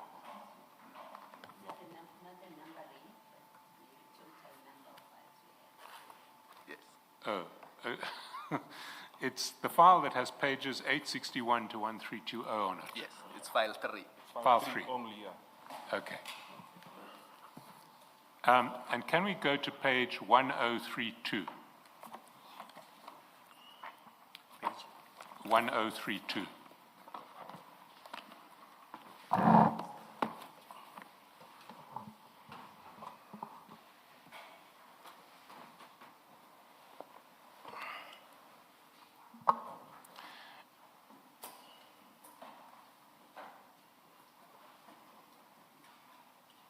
Do you have 1032? Yes, And these are your chats with Mr. Joe Sibanyoni. that's correct. And are you aware of the allegation that Mr. Matlala had tried to kill Mr. Sibanyoni? That's correct. And did Mr. Matlala and Mr. Sibanyoni ever make peace after that? I don't know. But you were in communication with both of them. Yes, Can I take you to the top of page 1032? yes, At 2:14 in the morning, and this is a forwarded message, yes. you forward to Mr. Sibanyoni a message saying, sure, STF have arrived at the address awaiting results.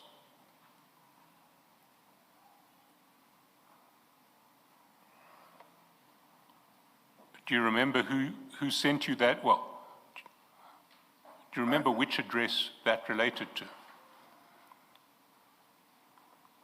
That is 2 a.m. 2 a.m. on the 6th of December 2024. I can't recall. Who would have forwarded you a message? Who would have sent you a message telling you that the STF have arrived at an address? Which commander of yours? Which one? Which commander of yours would have sent you a message at 2 in the morning on the 6th of December 2024 saying the STF have arrived at an address? I can't recall. I can't recall. Would it possibly have been Brigadier Ramangwa?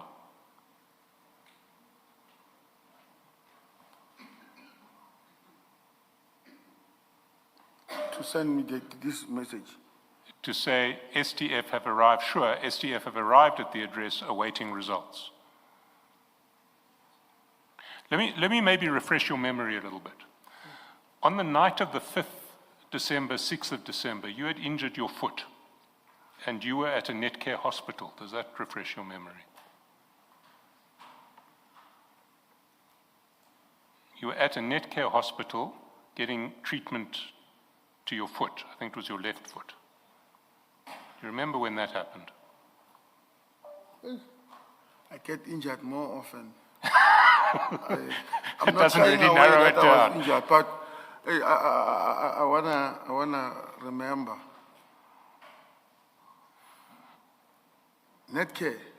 It was a Netcare hospital. I'm not sure which one. Can probably find out which one it was.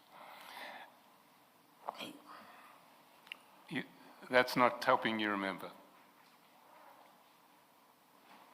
Sergeant Nkosi, a person is only at a hospital so many times.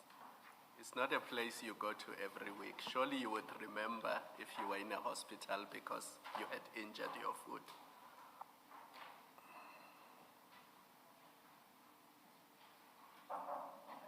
So, Sergeant Nkosi, a lot happened, very important things happened in that period. That must remind you something. Mr. Matlala was arrested, or there was an operation rather, on Mr. Matlala.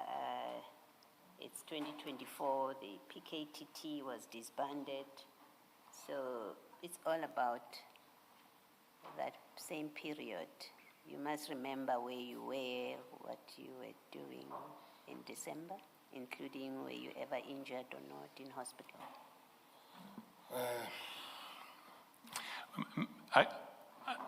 I can maybe narrow it down a little bit. Netcare Acacia Hospital. Sorry, can you repeat the question? The hospital was the Netcare Acacia, A-K-A-S-I-A, hospital.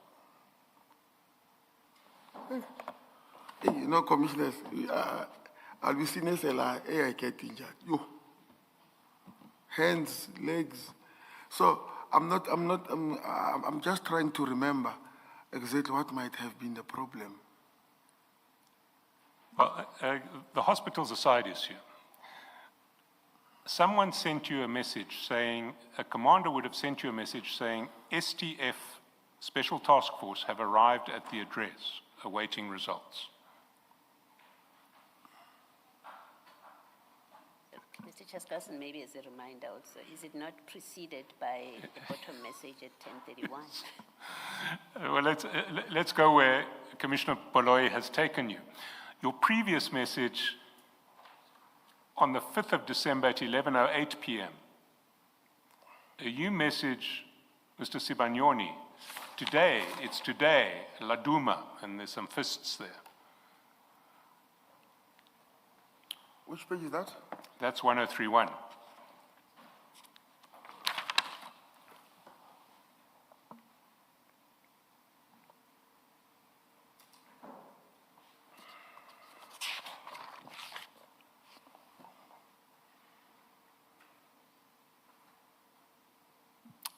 Do you see that? At the Yes. foot of 1031. Yes, I see. Can I put to you what it looks like to me? Yes. It looks like you didn't leak this to Mr. Matlala. Because what it looks like is that you were preemptively celebrating with Mr. Sibanyoni that the special task force were about to raid Mr. Matlala. That's what it looks like. Do you want to respond to that?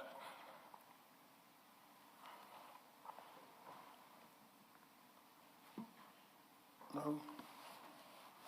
No, I can't respond to that. You know why? Honestly, I did not know. And there is no way that I would have celebrated with Mr. Sibanyoni about Mr. Matlala.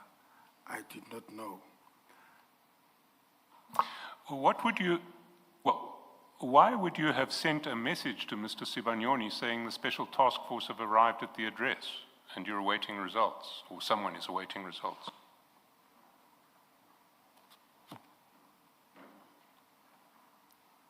No, I would not.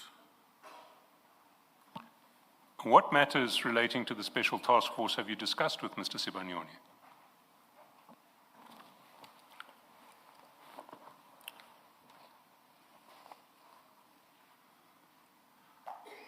Okay. Most of the time,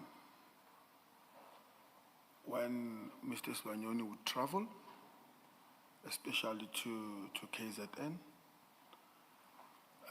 he would send a message that I'm traveling to KZN. I don't trust that place. Can you inform the PC that I'm coming that side, for in case he must know in terms if I need help? You know, the taxi industry, how does it goes? I will be helped quickly. Then I would inform the PC, that the General Mkhwanazi, that Mr. Sibanyoni, they are having a meeting there, and they are requesting the assistance. Then General Mkhwanazi said it must be a formal request. Then I'll revert back to Mr. Sibanyoni, and they'll write a formally a request from the Santiago offices. Then that is where they will be provided whatever that they want. So I would assume maybe it was on those bases that we're talking about the task force, but I can't quite remember.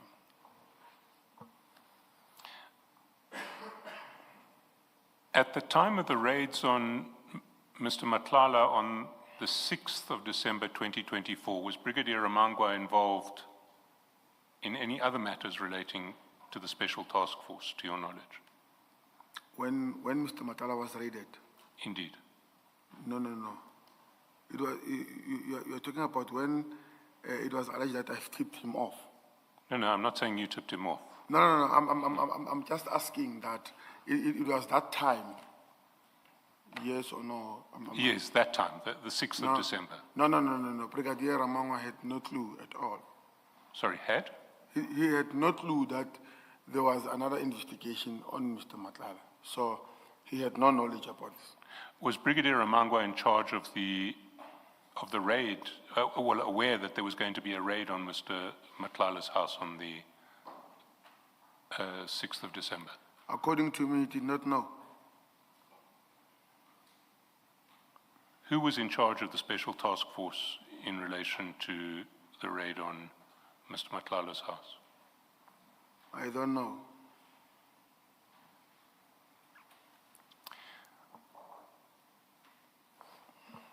We'll come back to Mr. Sibanyoni much later, but for now, let's go back to Mr. Nangi. Yes. Can I close this file? The Sibanyoni file can be put away.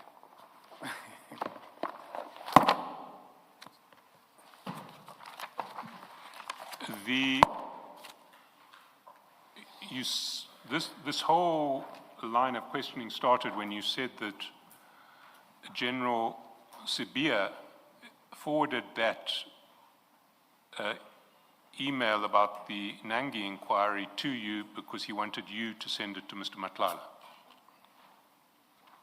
Did you send it to Mr. Matlala? I think so. Did you send it to anybody else?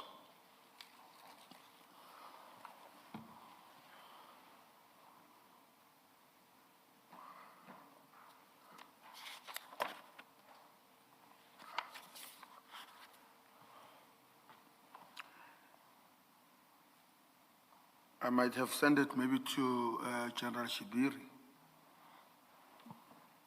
And to anybody outside the SAPS?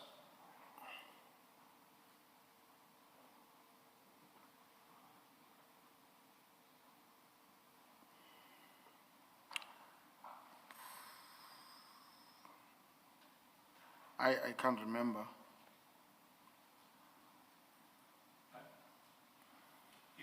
If you can then go to page 578 in file 578.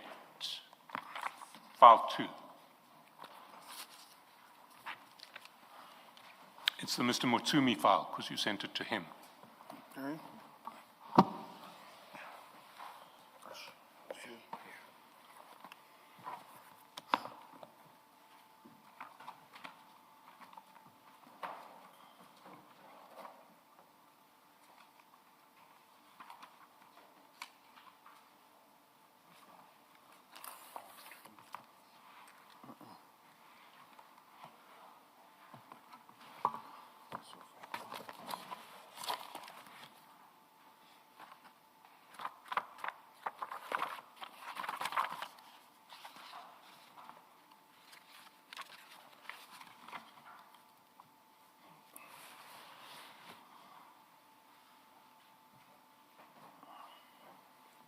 Do you have it? Yes, I have it. You'll see that on the 12th of February 2025 at 17:25:57, you forwarded that same email to Mr. Mutsumi, and you'll find that email on page 188 of file 3. That's the email that was attached to your chats with Mr. Mutsumi.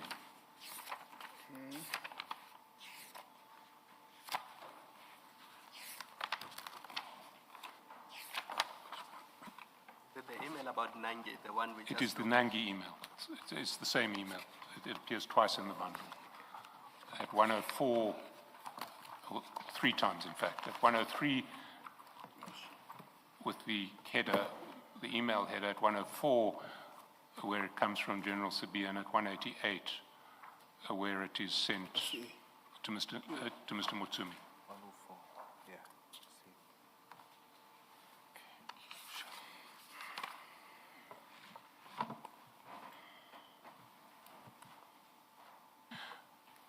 So why did you forward this email about Mr. Nangi to Mr. Mutsumi?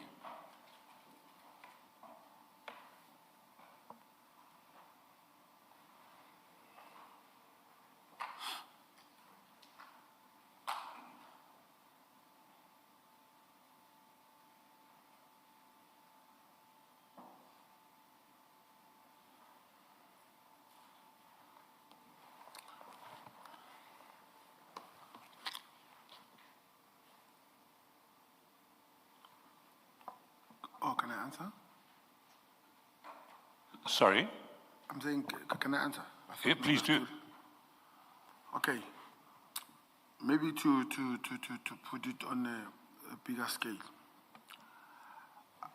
I might have not maybe explained at first that one of the reasons that I constantly, other than General Mkhwanazi's things and not so forth, the reason that I'm sending some of the stuff, especially on crime, to Mr. Mutsumi, one is because of he's the businessman, and being a businessman, he also has interest on the safety and security of the inheritance of South Africa. So most of the time, when I'm with him, we discuss about crimes that are happening in South Africa, specifically. Maybe most is KZN, Johannesburg, and so forth. So sometimes I feel the importance that whenever there is something that is happening, I forward to him, we discuss it, and I've sent him on those bases that, hey, there is this thing that is happening again of the kidnappings. And okay, one of the things that Mr. Mutsumi is always concerned about is when police are implicated in wrongdoing. So his interest is there. He does not want when police are implicated in wrongdoing, because according to him, he's got the best interest of South Africa and its inheritance. So when a police official is mentioned in wrongdoing, he gets worried, and we discuss about it. Sometimes it's the matter of what is happening around. What's the police wrongdoing here? Because now, as you see this file, is that we understand that Major General Shibiri was briefed by you about monies received from Nangi as a donation. Where police are usually implicated in wrongdoing. So,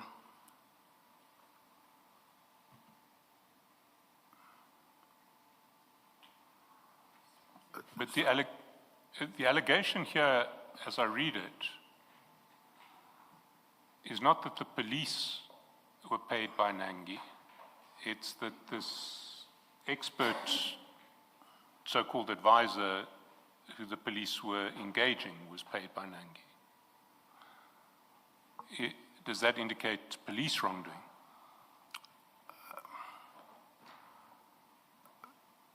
Can you repeat that question? So you said this was about Mr. Mutsumi's concern about police wrongdoing. But this email doesn't raise any police wrongdoing.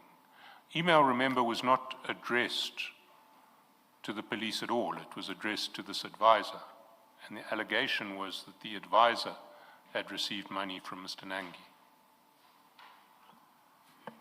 I'm not particularly maybe talking about this document per se. I'm just explaining why do I always send Mr. Mutsumi the sensitive information or something. Before you proceed, Commissioners, I'm pressed. It's a gen.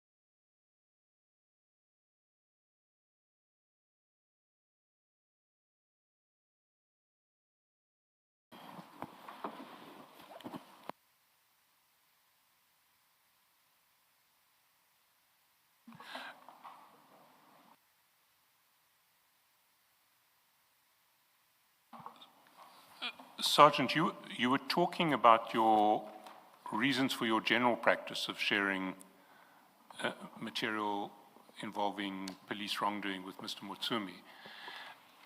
But I'm interested in this specific example. Why did you send this email about Mr. Nangi and the so-called expert? Why did you send that to Mr. Mutsumi?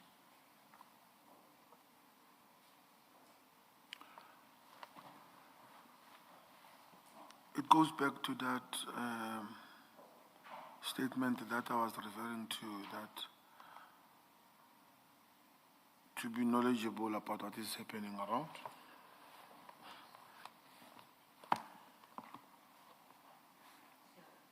You wanted him to know that the media is asking questions, because this is a media inquiry. Is that what you, when you say to be knowledgeable about what is happening around, all it is a media inquiry. You wanted him to know that the media is asking questions about this. Not that I wanted him to know about what media is asking. I was just to have information that what is just happening around the area. The email has got questions. Yes. It's not. It's asking for comment on these, but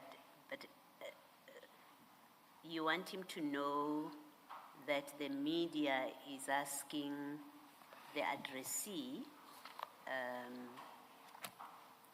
in what capacity the addressee has dealt with Mr. Nangi. Is that what you wanted Mr. Mutsumi to know? That's the first question there.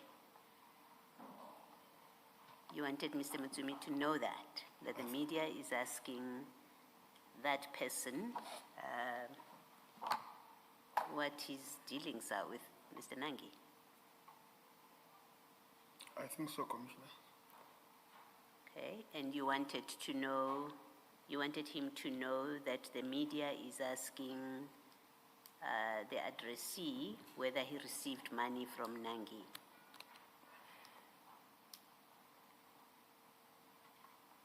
Your answer? I think so. Okay. You wanted him to know that the media wants the addressee to explain where they say that Major General Sibiya had briefed the addressee about monies received from Nangi as a donation. You wanted Mr. Mutsumi to know that. You thought he was interested in something like that, which I've listed. That's correct. Okay. And also whether the company of the addressee has a memorandum of understanding with SAPS. You wanted him to know the media is asking those kind of questions. Yes, Commissioner. Okay. Then it brings us to why. Why did you want him to know the media is asking these kind of questions?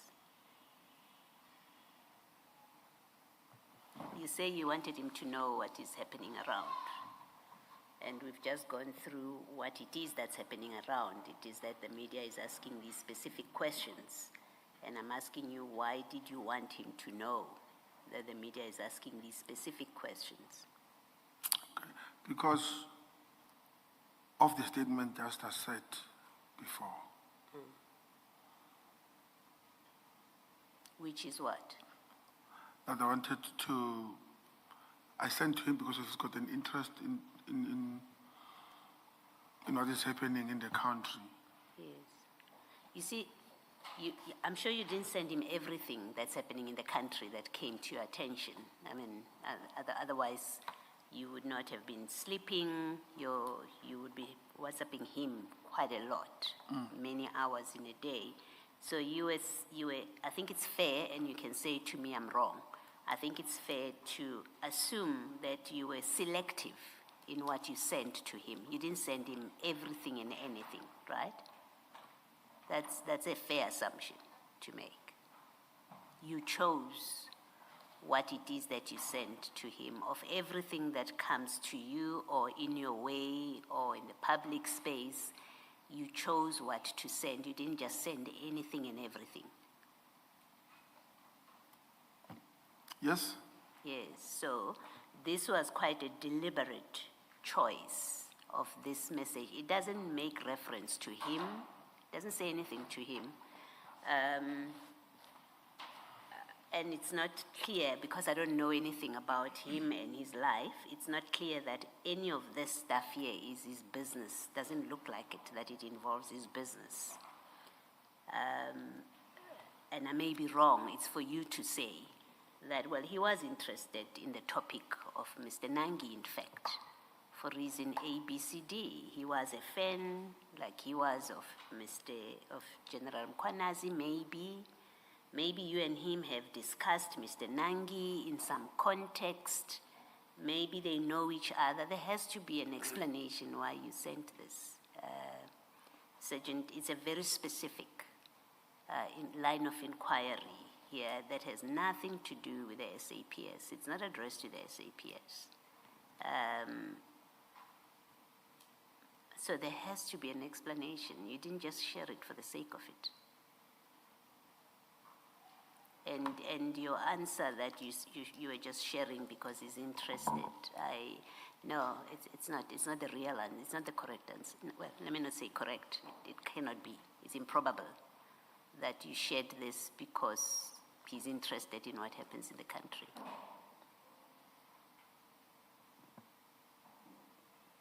Do you want to try again with an explanation, or you stand by the unsatisfactory, and I want to say it's an unsatisfactory explanation that you were just sharing with him because he's interested in the safety of the inhabitants of this country. This doesn't deal with safety of inhabitants of this country.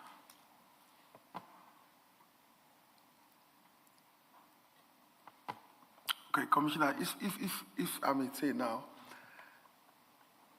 let me try again, or let me come out with, I don't want to create stories, because stories, they go and bite you there, so. You've heard me that your answer is not set. It's improbable, the reason you give why you shared, but also it's an unsatisfactory answer. Okay, thank you. Thank you, Mr. Chaskasi. You see, there is quite a lot of information you share with Mr. Motsumi that raises questions. We've been through all of those press reports describing the troubles of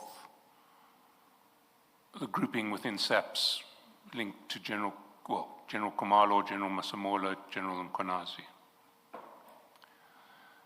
Right back in February, we looked at that fingerprint kit relating to the cash in transit case in Musina. You'll see it at page 556 of your chats with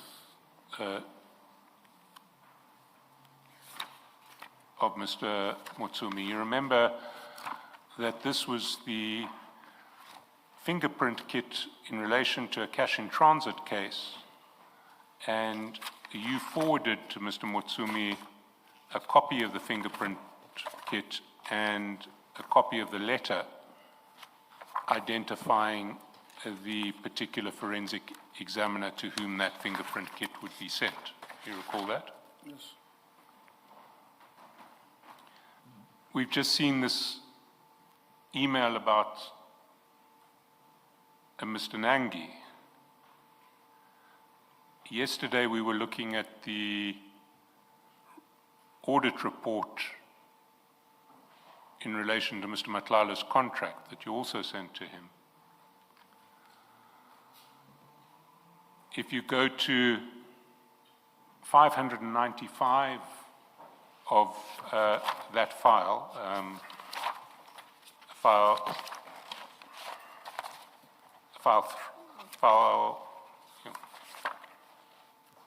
file 2,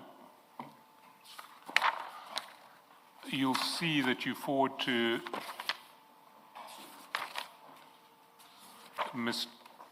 Motsumi an internal SAPS report about a series of arrests relating to business robberies in Moinoi, in the northwest, an internal SAPS report. There are a lot of materials from inside SAPS that you're sharing with Mr. Mutsumi. Why?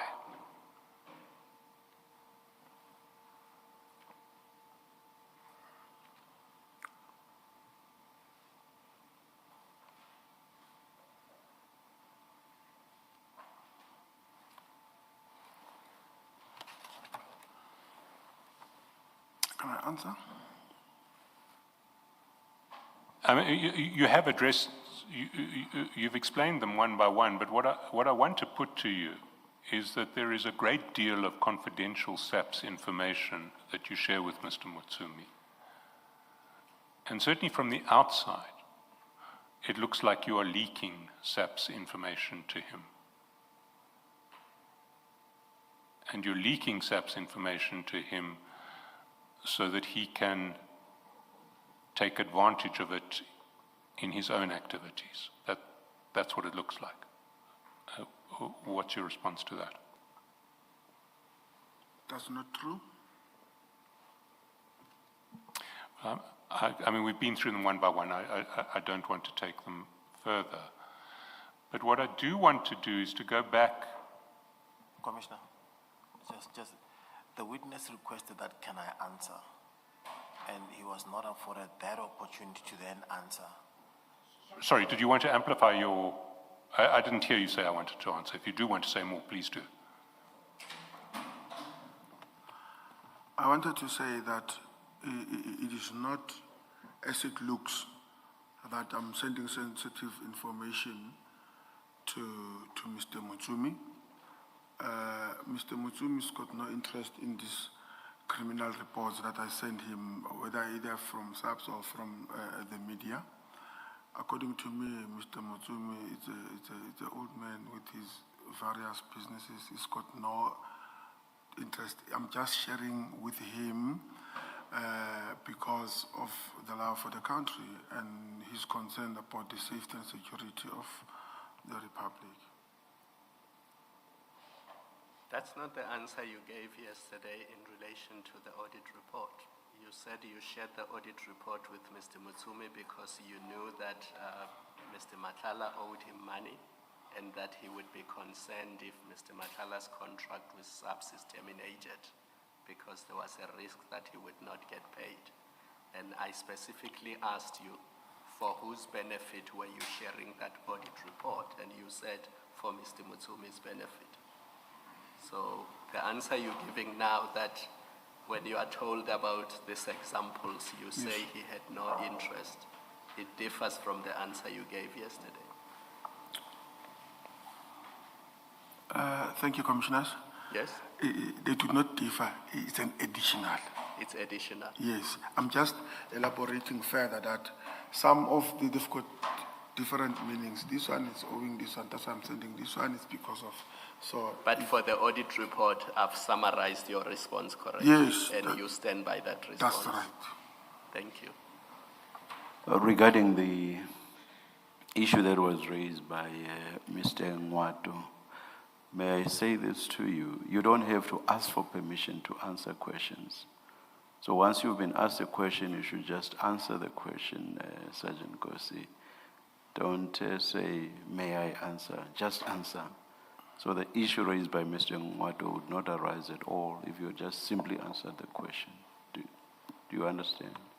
Thank you, Commissioner. Yes. Now, is your answer to Mr. Shaskalsin that you shared this because Mr. Mutsumi has a particular interest in what goes on with regard to criminality in the country? Did I understand you correctly? Is that what you said or not really?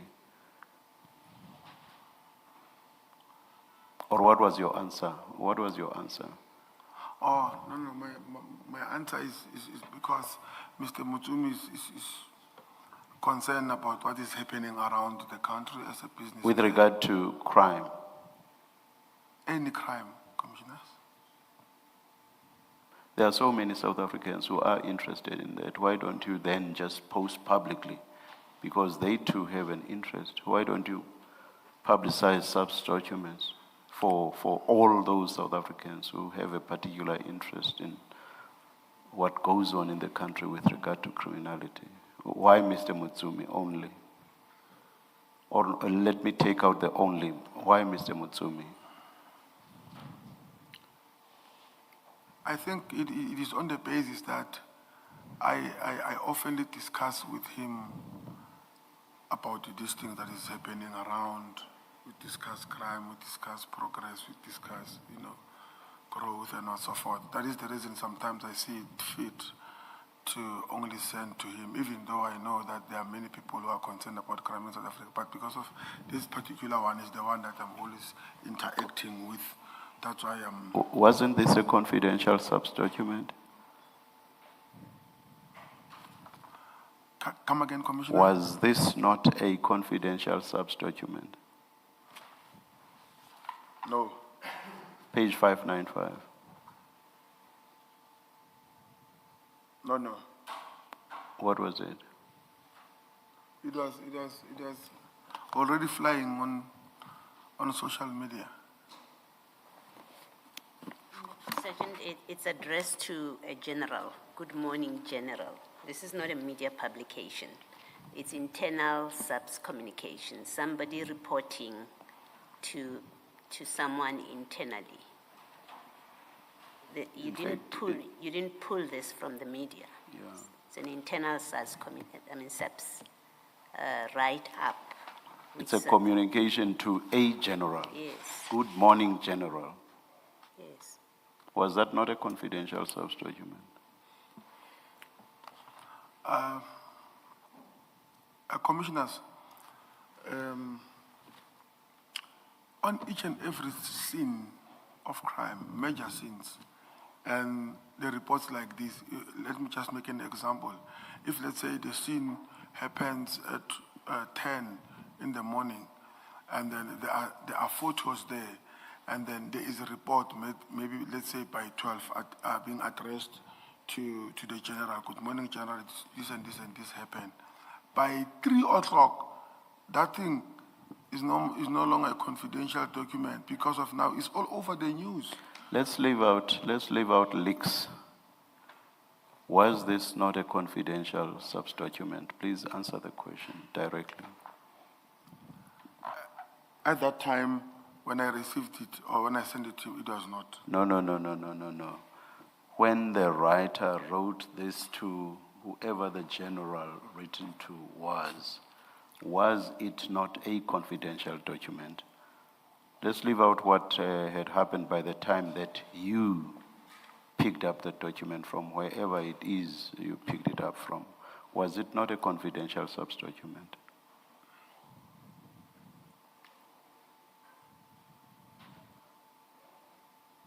I don't want to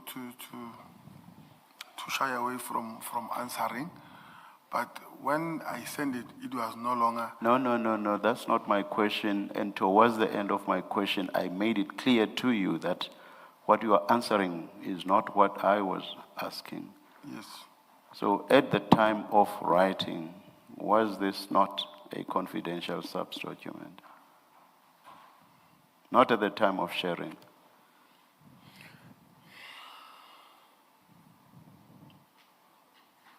I don't know if we pack it and... No, General. I'm Sergeant. I don't know how many times you've said that. I'm asking you the question now, and I want a response now, please. But I was never given an opportunity to pack issues. Maybe this time you can give me the opportunity to pack this one. No. Look at the document, its nature, and I'm sure from the time Mr. Shaskalson drew your attention to the document, you saw what the document is. You know what this document is. Surely you should be able to say, yes, it was, no, it was not. Was it a confidential sub-document?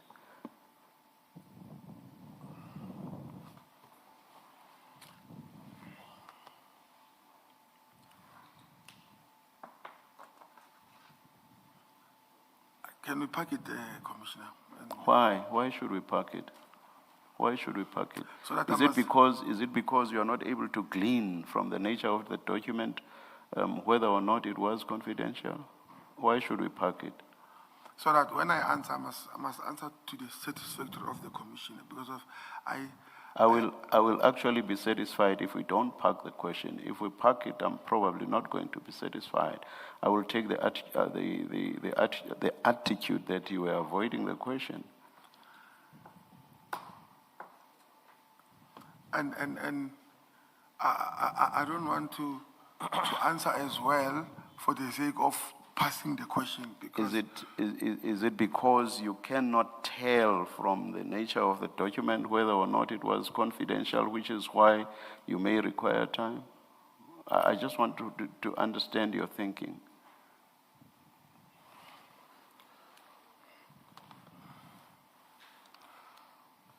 Commissioner, Yes. if I may, Yes, Mr. may I request a 2-minute stand down just to provide an advice to the client? Not in the middle of a simple question like this, Mr. Ngwatu. And especially for that, that's why just so that I can assist the No, commission. then you can say right across us and say it's a fair question for you to answer right in front of us, Mr. Ngwatu. I find it that he does not. Especially if you say it's, oh, yes. I think he struggles to understand what we're saying. You're not saying at the time of him sending, was it a confidential or not? You're saying at the time No, of that's writing. exactly, Yes. what you've just said is exactly what I'm not asking. I'm asking at the time this document was written. That's I'm what- going to move on to the stage when he then shared the document. That's I the- want to, yes, so. And that's so what I it's a- wanted to assist the commission on, therefore, so that he can have the distinction between. I'm sure you understood my question. If Sergeant Nkosi says he doesn't understand the question, then I would not understand, because I've asked the question a good few times, Mr. Ngwatu. Commissioner, I'll leave it there. I was just trying Thank to you. help.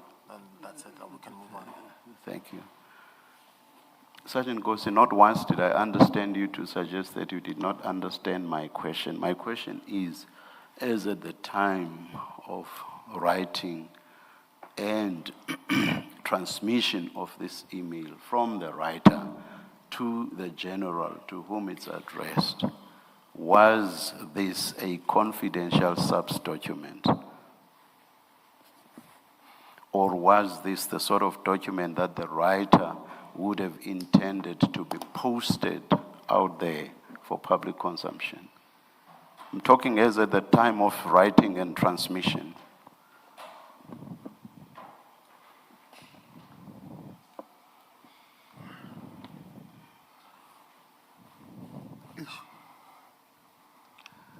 I want to be honest with you, Commissioner.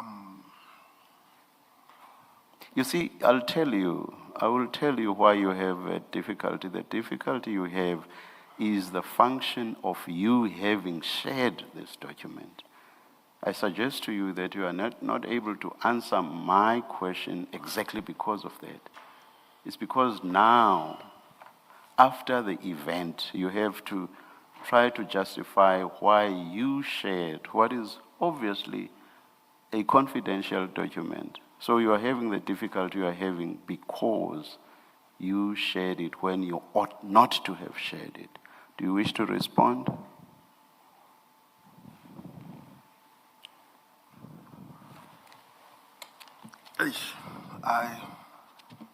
I can't respond, Commissioner. Thank you. Yes, Mr. Shadrack. Can I ask a follow-up question? Is it not practice that suspects are not identified in public before they appear in court? Is that not subs practice? Please? Do you identify suspects before they appear in court? Can you repeat your question so that I must understand, Commissioner? Is it subs practice that suspects are identified publicly before they make their first appearance in court? No. No. Now, looking at this document, it identifies suspects, and remember it's the 27th of May Yes. when you share it with Mr. Mutsumi. Yes. Now look at the bottom of that email on 598, 96. having identified the suspects, the last part of it says all suspects will appear in Brits Court on the 29th of May, 2025. But you, on the 27th of May, have already shared this document, including the details of the suspects, with Mr. Mutsumi. So you cannot be correct when you say it was already in the public domain, because the public would not be notified of the suspects and their identities before they appear in court. Do you want to comment? Do you now accept that it was confidential?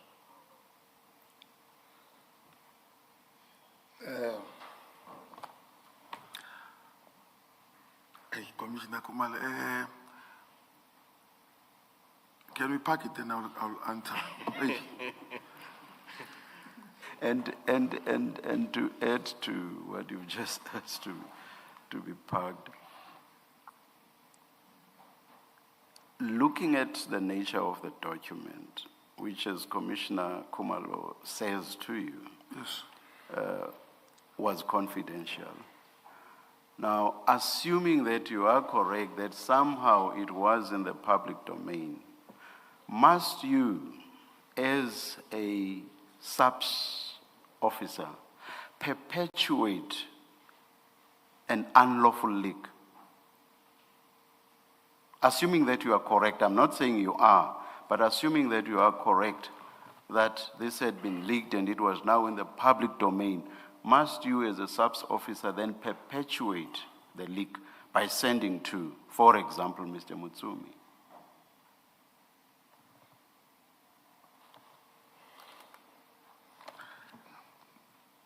No, the question is valid, but it's just that I just want to find the right way to answer my honorable commission. I don't want to answer for the sake of answering, so I must answer to the satisfactory of the commission. So when will you answer? Because I want an answer now.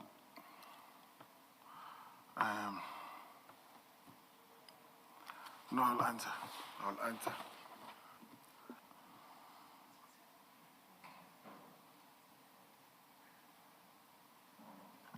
Do you want to answer now, or can I ask my question? Because I have a question on this same document. Do you want to answer the chair first? No, I'm not saying you should answer, Sergeant. I'm just checking. Can I go ahead and ask my question? Which I won't do if you're still thinking about your answer to the chair and you want to answer him first. I think maybe you may. Yes.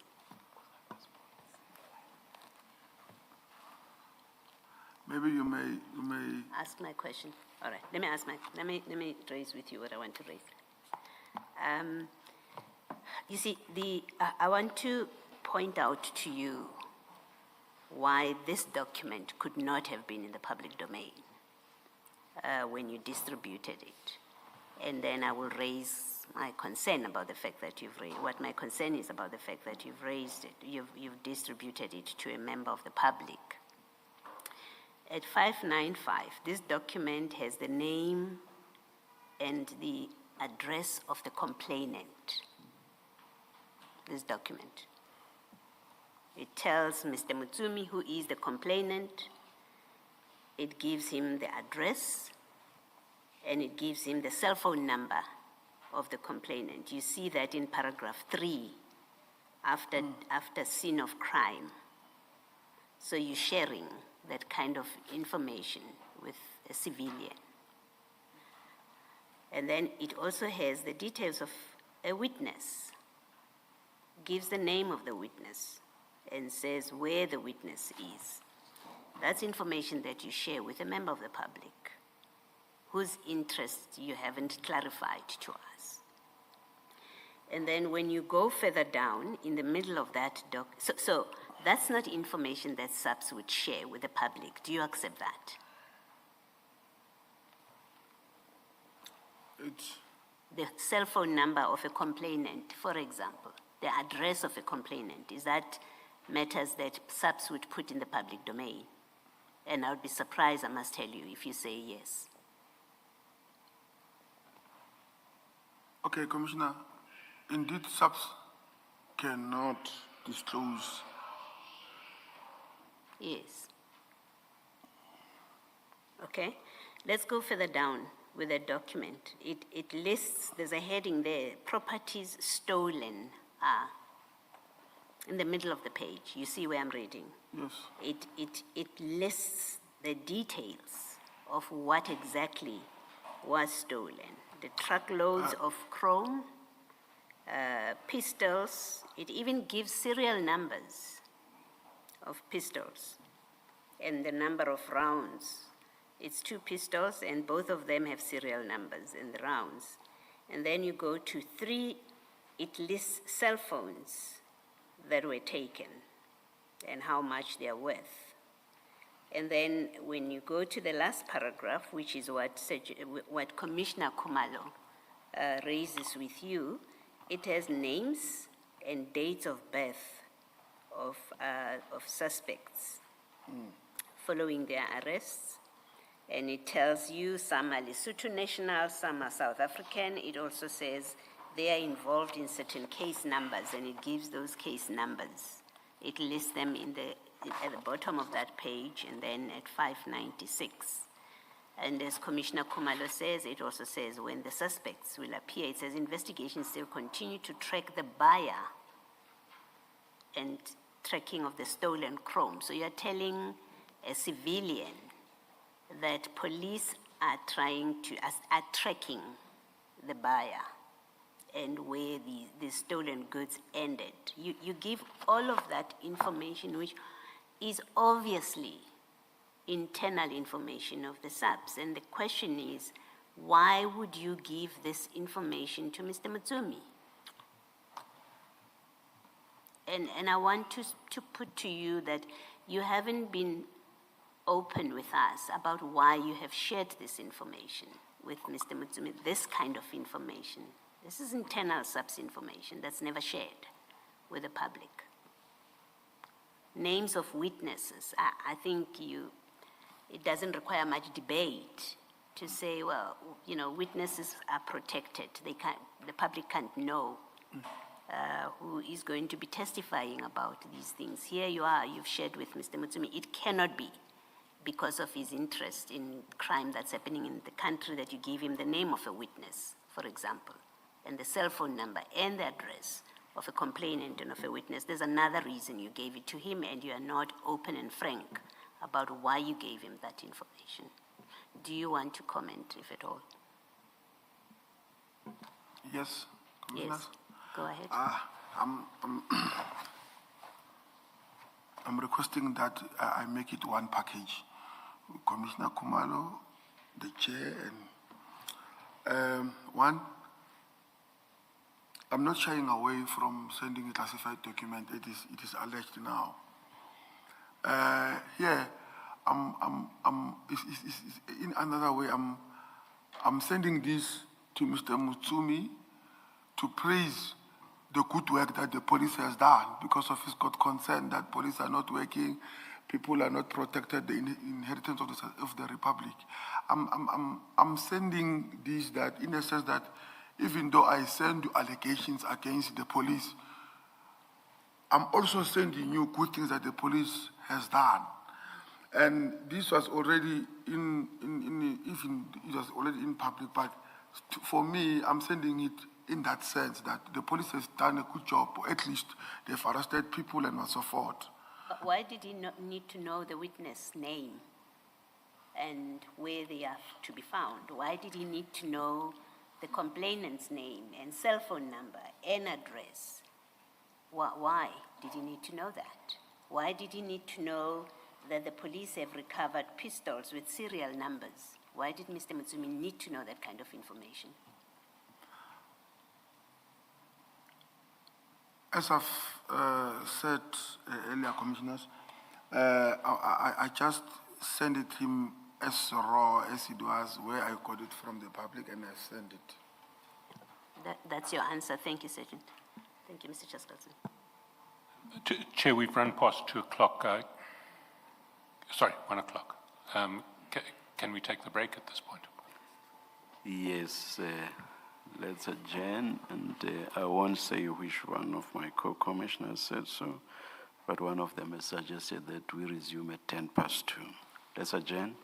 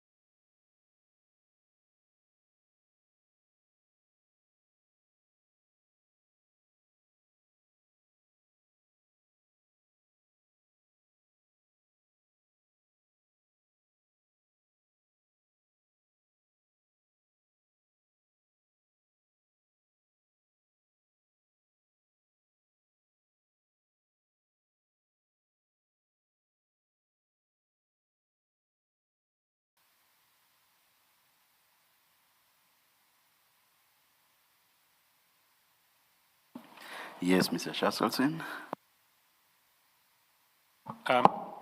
Thanks, Chair.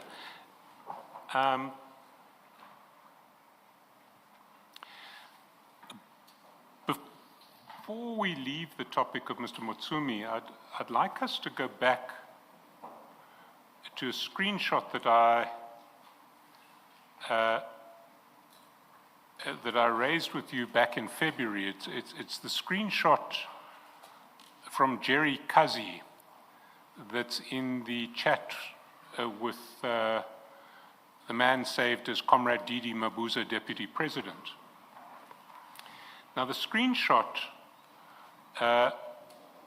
if one goes to page 697 of the chat file, which would be file 2,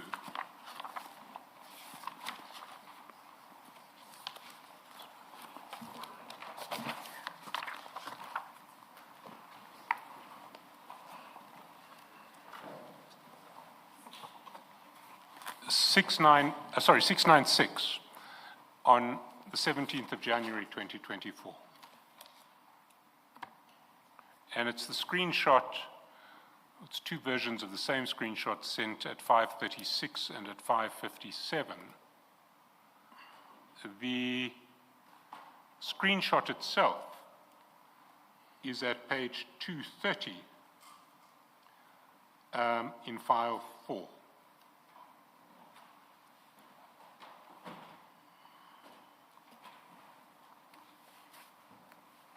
And maybe we can just look at the screenshot, just remembering that it's sent on the 17th of January 2024.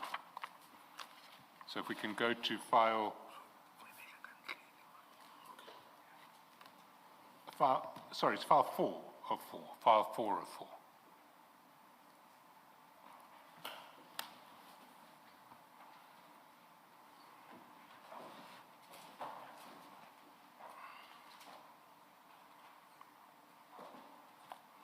You said 230 or 44? 230 in file 4 of 4.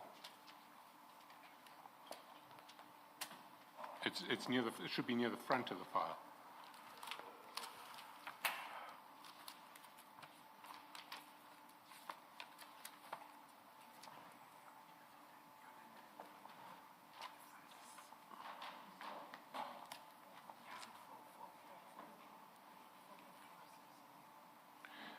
Sergeant, you have the screenshot. Yes, I have it.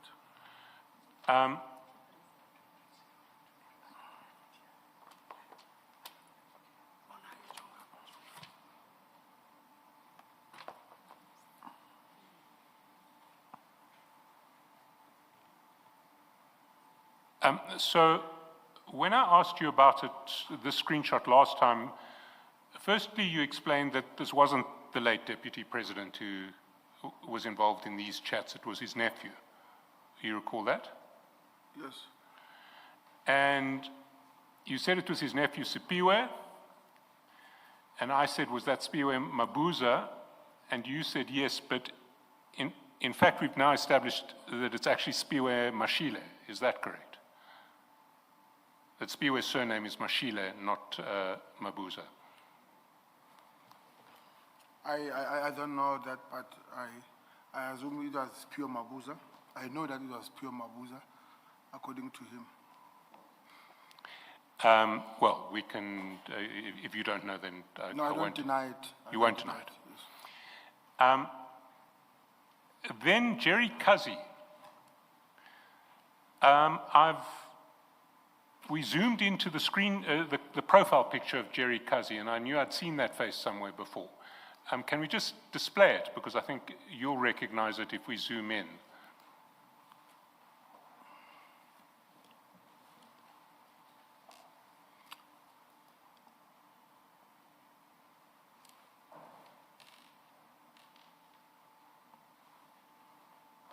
No, I recognize it. Who is Jerry Kazi?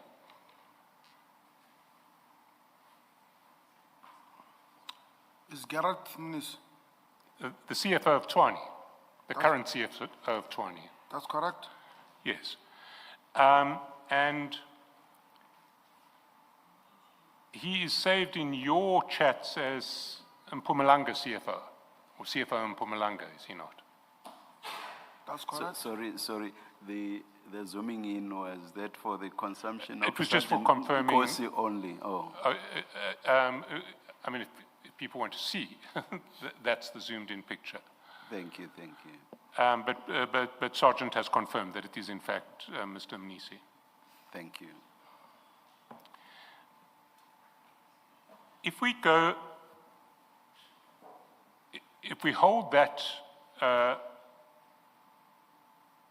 screenshot available, not the zoomed-in one, just the regular full-screen one. Aren't we able, there's a person that looks like a child, aren't we able to, hide the face, or we could shade over it or something like that? Well, we do need to identify that person. That's That's Mr. Mnisi. And I meant right across the face. It looks like a child. sorry, apologies to Mr. Mnisi. Yeah. He has a very young face. Well, let's not display it then. Let's not display it. But do you have do you have that screenshot at page 230 to hand, as it were? Because I'm going to take you somewhere else, but I want you to still have access to 230 at the same time. So maybe just Yeah, I've got put a marker on it. And then if you go to 533, 533, which will be in file 2.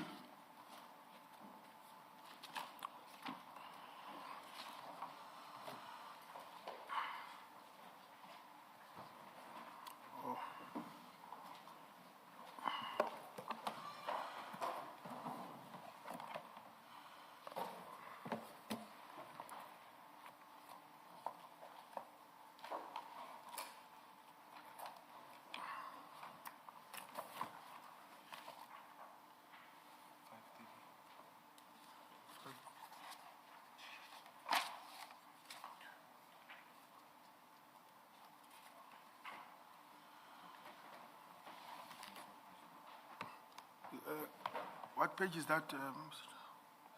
533. File 2 of 4. Yes. So there you'll see that shortly after receiving the screenshot from the late Deputy President's nephew, you forwarded it to Mr. Motsumi. You see that at the top of 533. 2401 17 1739 29.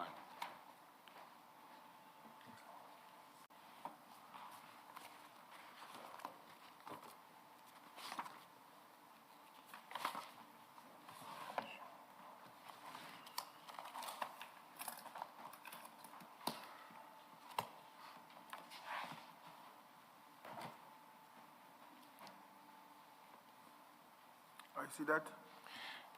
Now, if we go back to the screenshot, let's look at what it was that you were forwarding to Mr. Motsumi. So we have a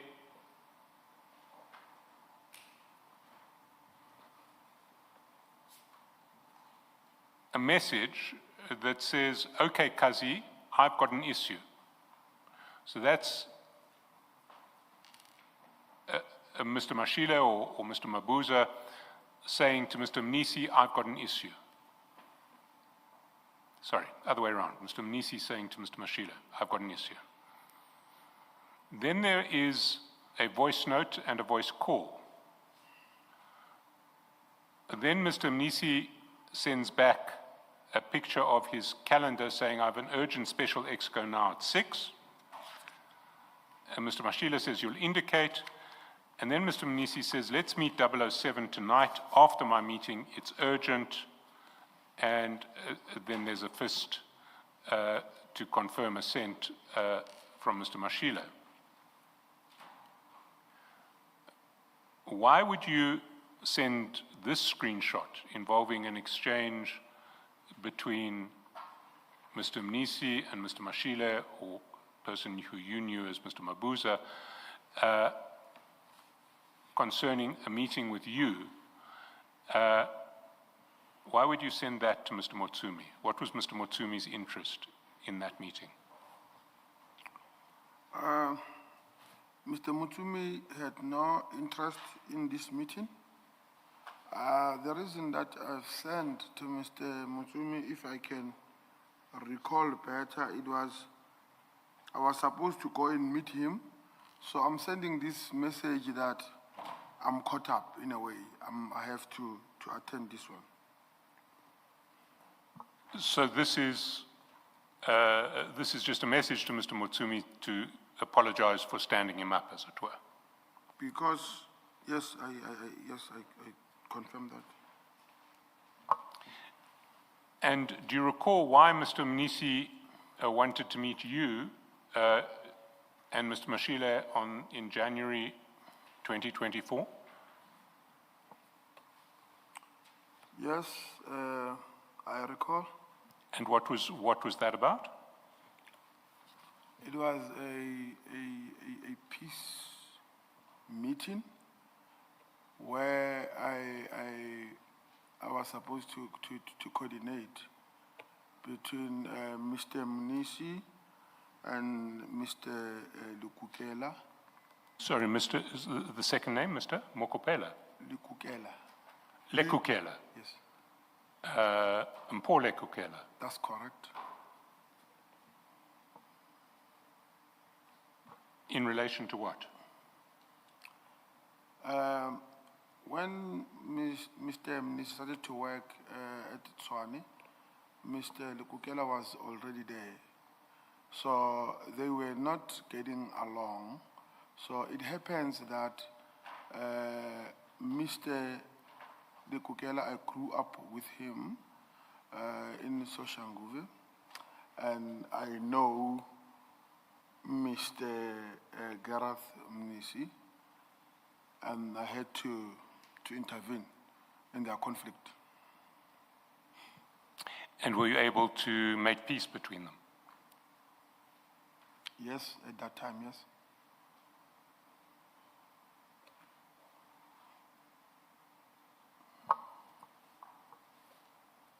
Then if we can move off the screenshot and go to page 797, which is in new file 2. Is it in new file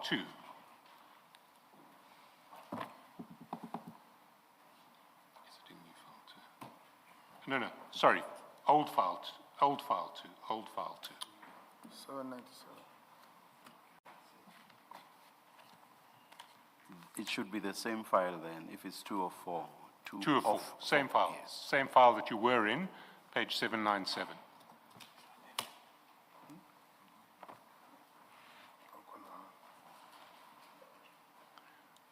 And I don't want us to display this,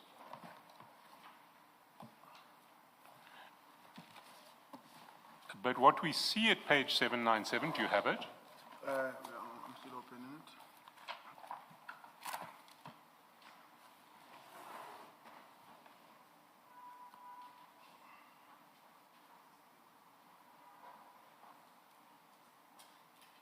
it. Do you have it now? Yes, I have it. What we see at page 797 is a photograph that was on your phone, and it's a photograph of a picture on another phone, and the picture on the other phone looks like an extract from a SAPS record, some sort of personnel record for an individual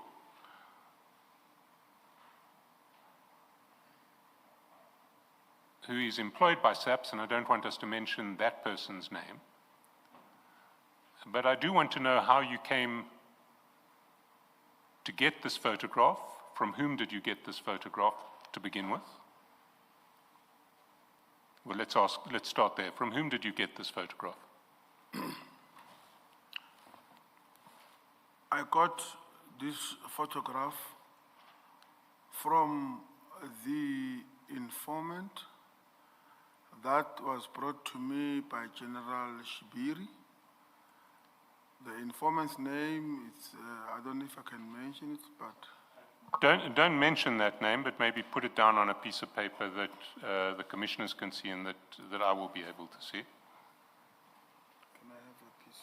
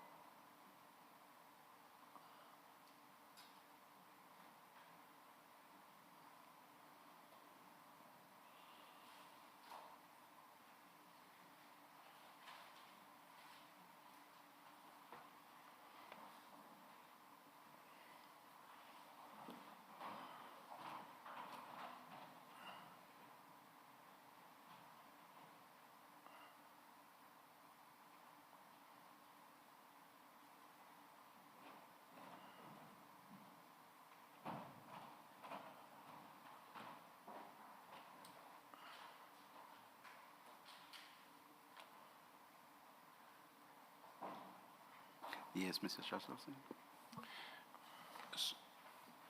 When did this informant bring you that information? Or that picture, not that information, that picture. During the collecting of information,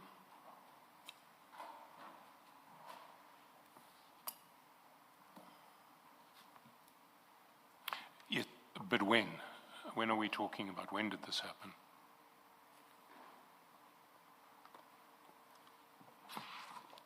I can't remember exactly when, but if maybe the commission can just allow me to explain when did it started. That's why they must just get a clear picture. Certainly, if you can't give me an exact or even an approximate date now, maybe explain the context or what you wanted to say, and then we can ask further. But be careful not to mention the name on that picture. Or the name of the informant. Yes. Not my informant, General Shibiri's informant. Even so, one shouldn't mention the name. Yes.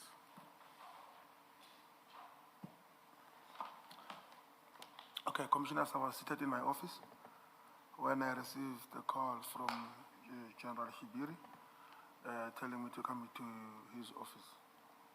On my arrival to his office, Just, do you mind speaking up? there's a complaint that you cannot be heard, so Please just pull them closer to you.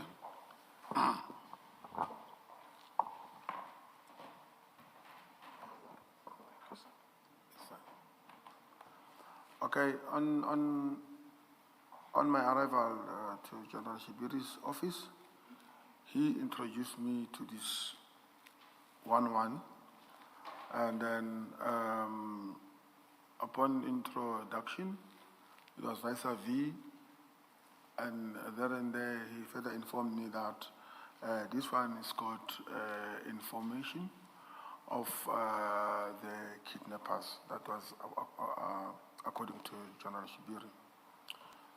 And also got the information about the illicit cigarettes that are being sourced from Zimbabwe to South Africa. He said he's handing that informant to me, and then that informant will show me or point me the addresses of the said people who are involved, some who are kept, and the said cigarettes. Immediately, myself and the informers, we went out from General Shibiri's office, because automatically that was all about that, the introduction.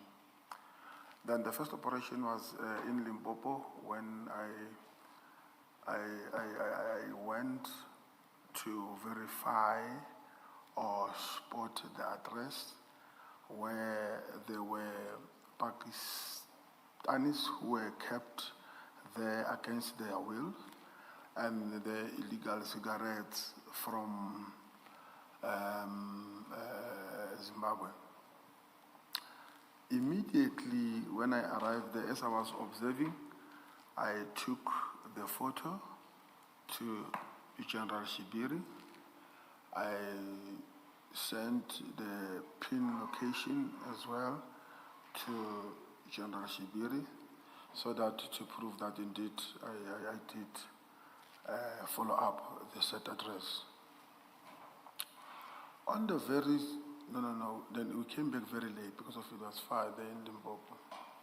On the very same week, the same informant contacted me about these alleged kidnappers, or who kidnapped one Chinese guy. One of the addresses now was this. The 797. But then I did not have this. I went there. I did the same what I did in Limpopo.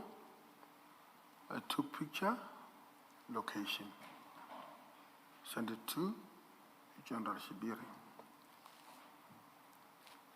I went to another address again in Centurion. I took picture, location, sent to General Shibiri. Now, after 2 or 3 days, this informant sent me now this. I go back to the sender now.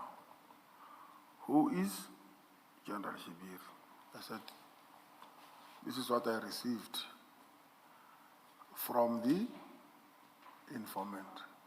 But before I could go to him, I also sent it to him. As I received it, I forwarded. So I went there to explain to him now, personally, that this is what I have. What do you know about it? He said, according to what the informant is telling you, that people are kept against their will there. But I said to me, according to me, that address, it needs the intelligence to make an observation because there is no movement. I've spent plus minus an hour or two on 2 of the addresses, that one of this and the other one in Centurion. So it was different than the one in Limpopo where you'll see that the shop is busy, that people are working there. So I recommend to General Shibiri that no, there must be an observation here, the intelligent one. According to me, it's not something that we can act upon it. So that is where I stop. It came about that.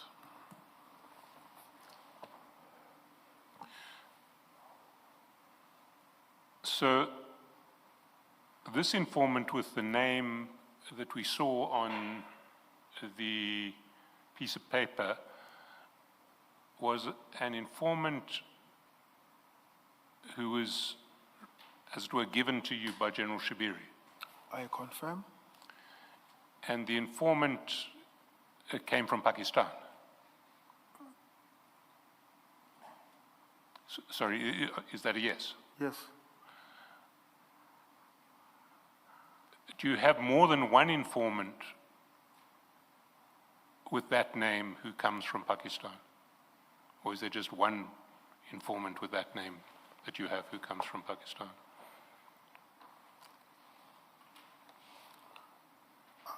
I'm not sure that I get your question.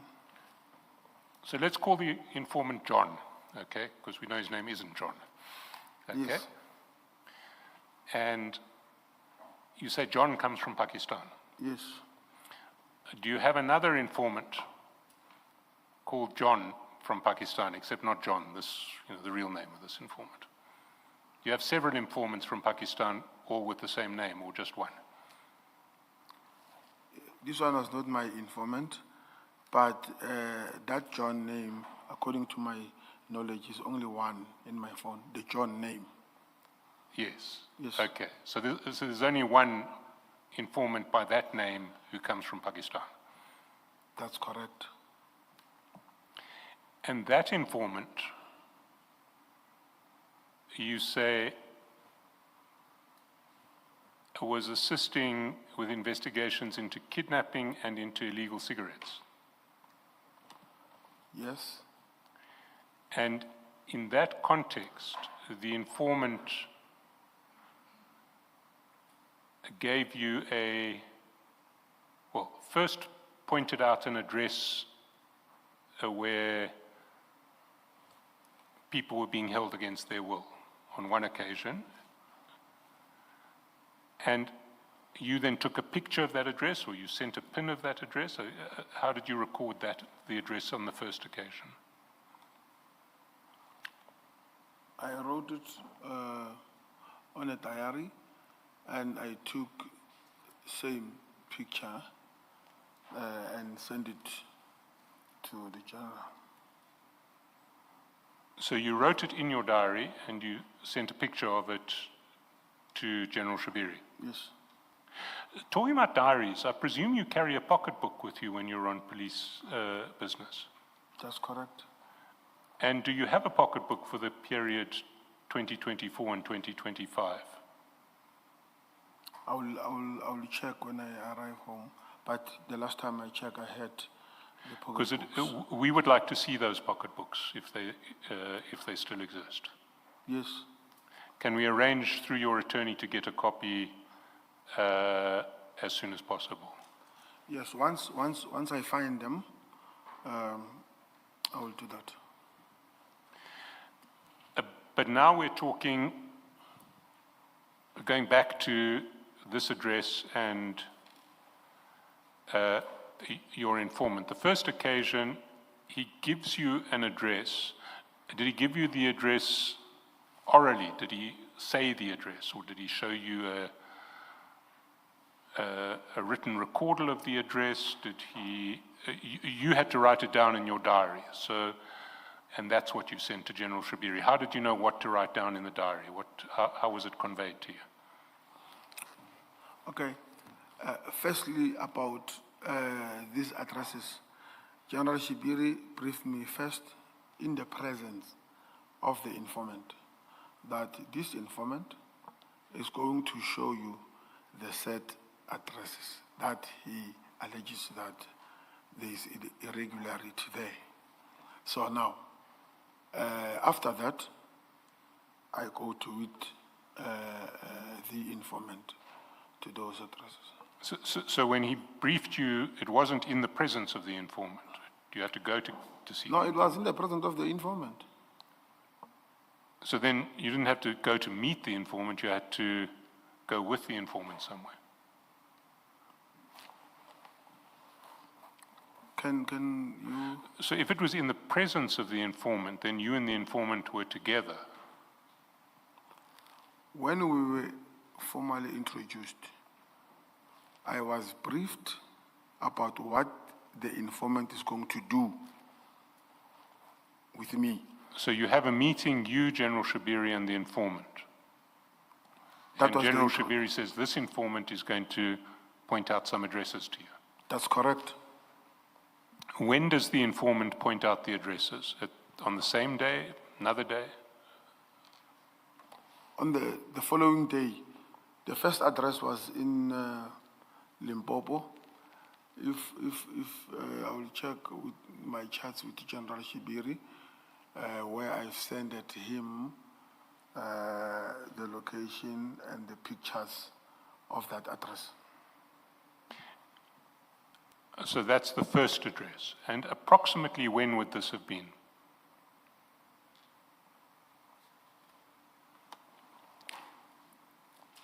Can you repeat that again? Approximately when would that first meeting with this informant for the first time be, and then you go off with the informant to Limpopo to see an address? The first meeting I was introduced in head office, in General Shibiri's office. But approximately when?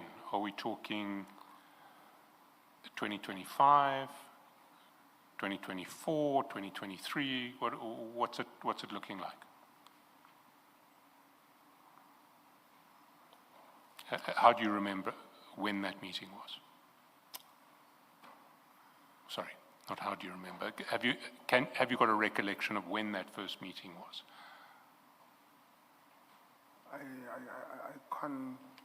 I can't really remember whether it was 2024 or 2025, but if it was 2024, it must have been maybe, let's say, around December.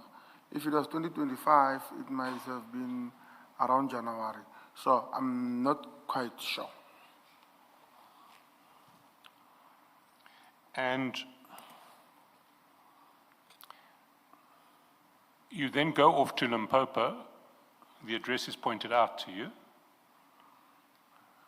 and you make a note of what the address is. Is it an address in a town, or is it an address out in the rural areas? Rural areas. And so how would you have described it when you write it down? How do you describe an address that's just out in the rural areas? Because it's not going to be a street name and a street number. How would you have described it? Rural areas got addresses. So this is out in the countryside, but you have a street name and a street number. Out in the countryside. Yeah. It's in Limpopo. No, I understand it's in Limpopo, but maybe we're cross purposes with rural areas. Is it in a town, or is it just a farm in the countryside?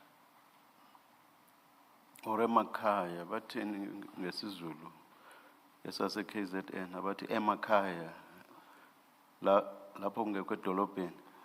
Lokishini. Elokishini. Ekasi, yeah. Okay, so we can have a house number, as it were, to describe the address. Yes. And you then WhatsApp that address on a piece of paper to General Sibiya? Not WhatsApp. You photograph it. Yes. You don't WhatsApp it to General Sibiya.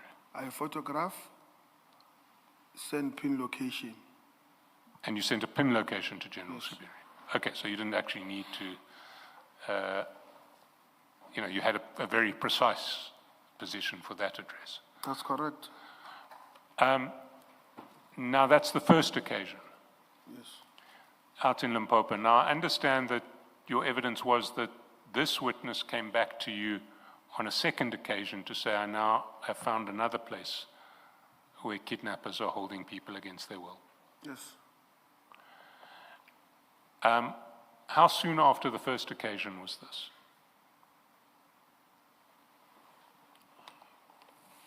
I think soon after, General Sibiya went to a Pakistani embassy. There was a complaint against some Pakistani asylum who were kept against their will. So it was a complaint from embassy to the head office. Then General Sibiya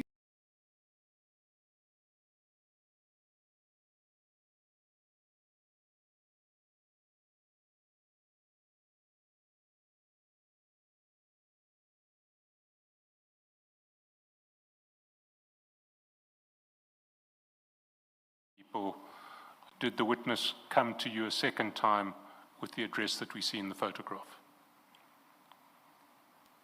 How long passed between your two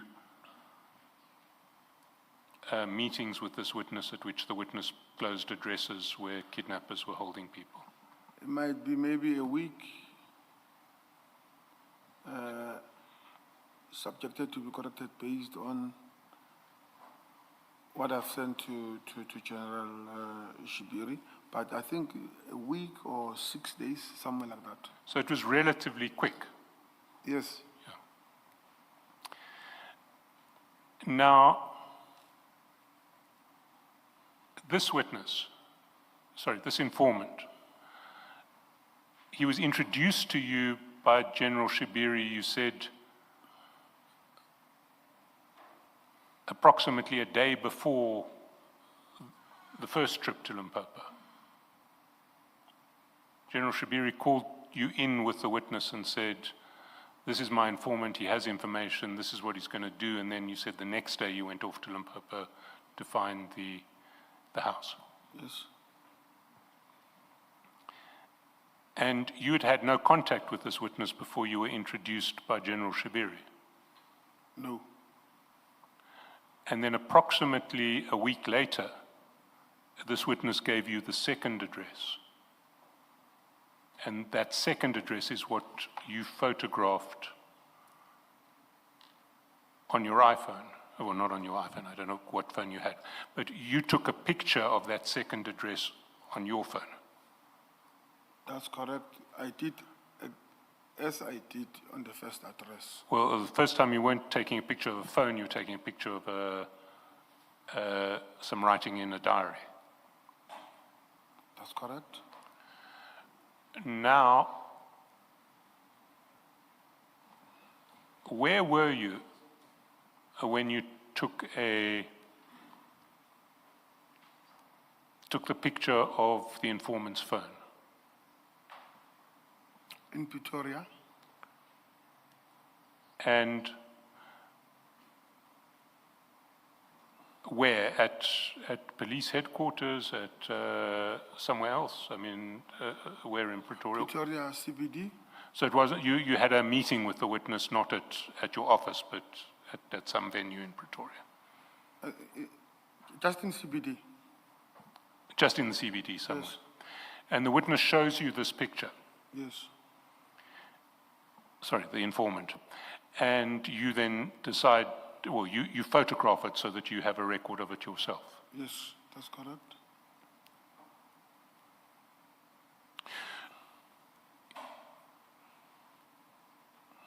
You see, Sergeant, I have to put it to you that that story is false for several reasons. The most fundamental one is that the photograph as we'll see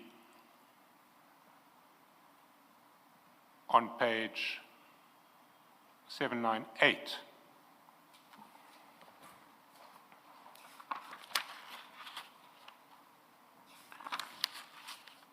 Was taken on the 13th of June 2025. Your photograph was taken on the 13th of June 2025. And what your WhatsApps will show is that you've been communicating with this informant since the 14th of February 2024. So if the informant was introduced to you by General Shibiri for the first time a day before the first trip to identify an address, and the second encounter where you took this photo was a week later, that would all have happened in the course of June 2025. And it wouldn't have been possible for you to be in communication with this witness some 14 months previously in February 2024. What's your response to that? I might have made a mistake when it comes to the dates, but I still stick to my cards when I say the said informant was introduced to me by General Shibiri. I might maybe done a mistake, human error, by not being sure about the dates.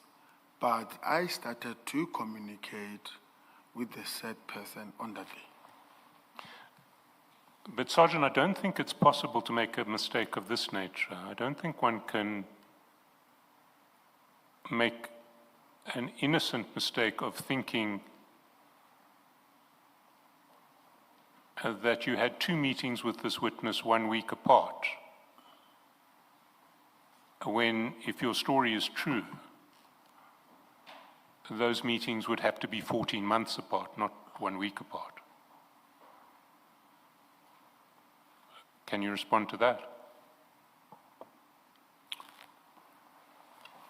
I have no reason to lie, especially about General Shibiri or about the said informant.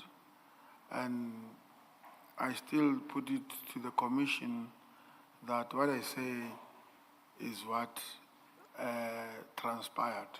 I would not, no matter how evil I might be or I might look, and start to paint someone for something that you don't know or is distant from.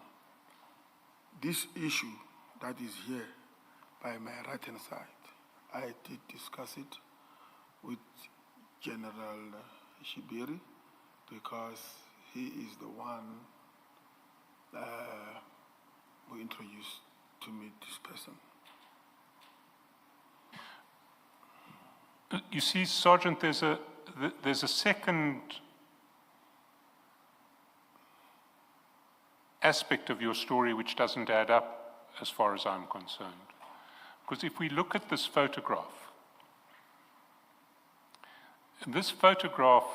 is of a picture taken by someone who has access to an internal SAPS personnel computer. If you look at the picture, it's a SAPS screen. It has the service number of a SAPS officer. It has the home address of a SAPS officer. It has the SAPS email address of a SAPS officer.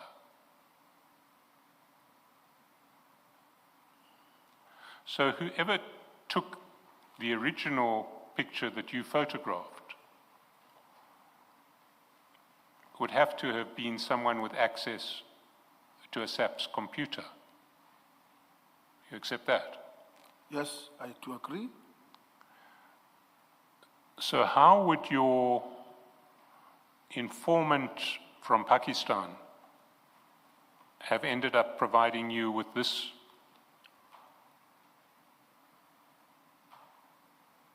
with this picture? Not my informant, General Shabiri's informant. yes. I would not know. That is the reason I've raised it up with him. Commissioner, Mr. Chairperson, we have not been provided with the charts or cell phone records of the informant to verify the dates on our records.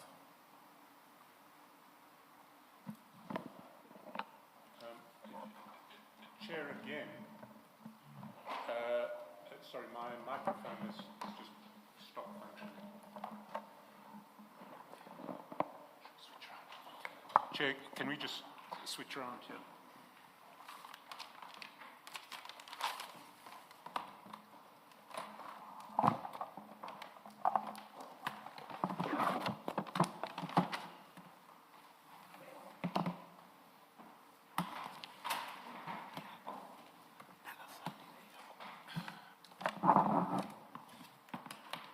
Perhaps we should adjourn. My Chair, co-commissioners' mics are also not working.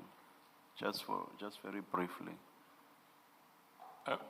This microphone does work. Perhaps please respond to that, and then we'll have to Yes. take a short adjournment here. Mr. Ngwato is correct. We haven't, this informant's chats with with Sergeant Nkosi certainly aren't in the bundle. They may or may not have been on the first memory stick. I didn't realize they had any relevance whatsoever until this evidence was given. When this evidence was given, I went online, well, not online, I went to our record and went to see, one, whether this witness, the witness with the name that I remembered, came from Pakistan, and indeed the witness does, the informant does, and two, when those chats started. So I'm happy to download those chats, and Mr. Ngwato can re-examine on the basis of it. I didn't realize the chats were going to be relevant until this evidence was given. Please remind me again, Sergeant Nkosi is scheduled to testify until when? Well, until released. And we will certainly No, be... I'm asking in the Yeah. context of we usually have 2, 3, or 4 days. I'm asking in that sense, Mr. Justice. I'm not sure what the arrangement was. We still have to get to a huge number of chats about the Tshwane Police Department, which were provided to Sergeant Nkosi about 3 weeks ago. Thank you. It will certainly be more than a day. Okay, thank you. Mr. Ngwato? Chair, I have a serious problem with the response that Mr. Chairperson just indicated, and I'm getting, every day surprised with new information, new documents. And now he says to you, there's still a lot of questions to come about Tshwane on documents that were provided to us 3 weeks ago. That's not correct. The documents on Tshwane were only delivered on my office this Friday. And I did not make an issue about it. That forced me to then change my entire weekend to then accommodate that.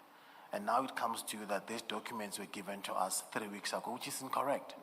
They were delivered to my office just this Friday, and I made peace with it.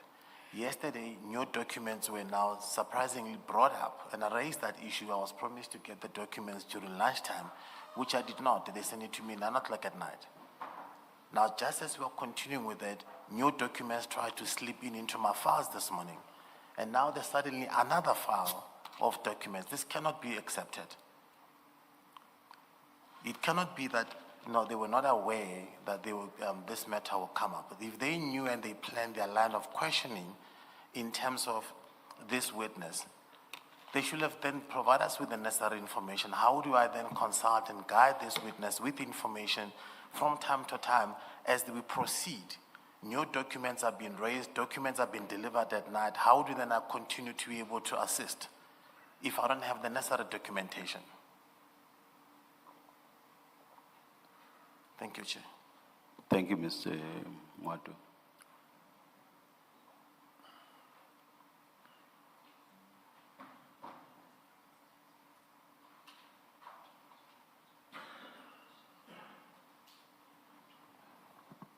Chair, I do need to put something on record. Just a minute, I'll come to you just now.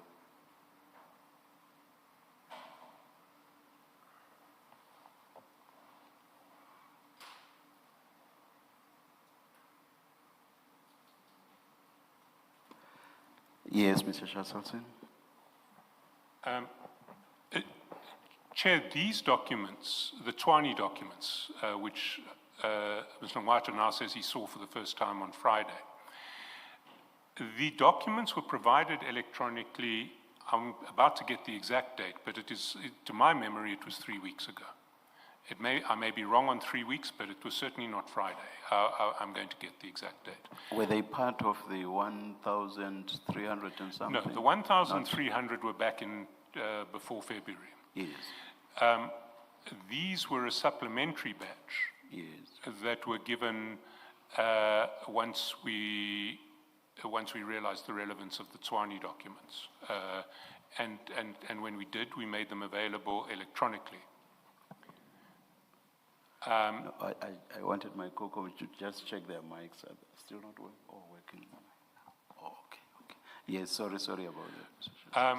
They were made available then, but we didn't print out a hard copy bundle. What Mr. Nhlanhla got was the paginated bundle on Friday.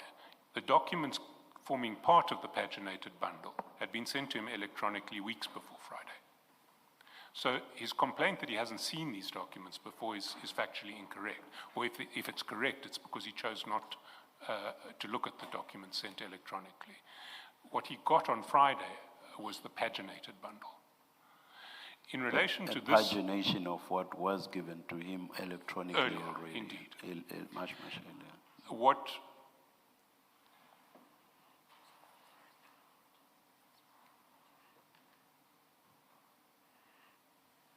Yeah, it's, the bundle was sent to him on 3 March. It's 2 weeks, it's not 3 weeks. Why I referred to this set of chats now is until the witness explained the photograph with reference to this informant, I had no inkling that that the chats with the informant were going to be of any relevance at all. Now, what we choose to give to a respondent is in part governed by concerns of fairness and relevance. If I were to give, I'm quite happy to give Mr. Nhlanhla everything that we have downloaded from Sergeant Nkosi's phone. But that will be thousands and thousands of documents which he will not be able to work through in a systematic way. So we exercise some sort of filtering process based on what the witness has said in the statement and what we believe to be relevant. This chat that we're talking about is relevant only to disprove the answer that the witness has just given now, which we couldn't possibly have anticipated. And I'm not going to refer to the chat for any other purpose. The facts, the fact that the witness, that the informant comes from Pakistan is evident from one page of the chats. The starting date of the chats is evident from another page of the chats. I can give 2 pages to Mr. Nhlanhla and he can have all of the relevant information upon which I depend in relation to the chat between Sergeant Nkosi and this informant. But unless Mr. Nhlanhla wants us to give everything, and he's never asked for that, we have to exercise some sort of filtering principle. Otherwise, what we would dump on him would preoccupy him for weeks before he could be on top of it. So that's what I wanted to place on record. Thank you, Mr. Shadrack.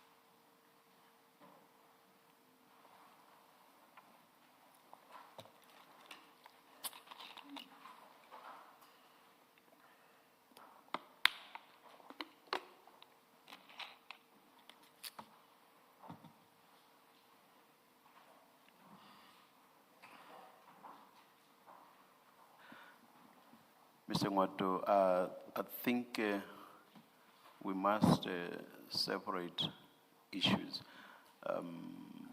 When you first raised an issue, it related to the questions that Mr. Chaskalson is putting to Sergeant Nkosi. But then you also raised another issue, and that is what I'm saying should be separated from the issue relating to the questioning now. That other issue is about the documents that you say were given to you only about a week or so ago.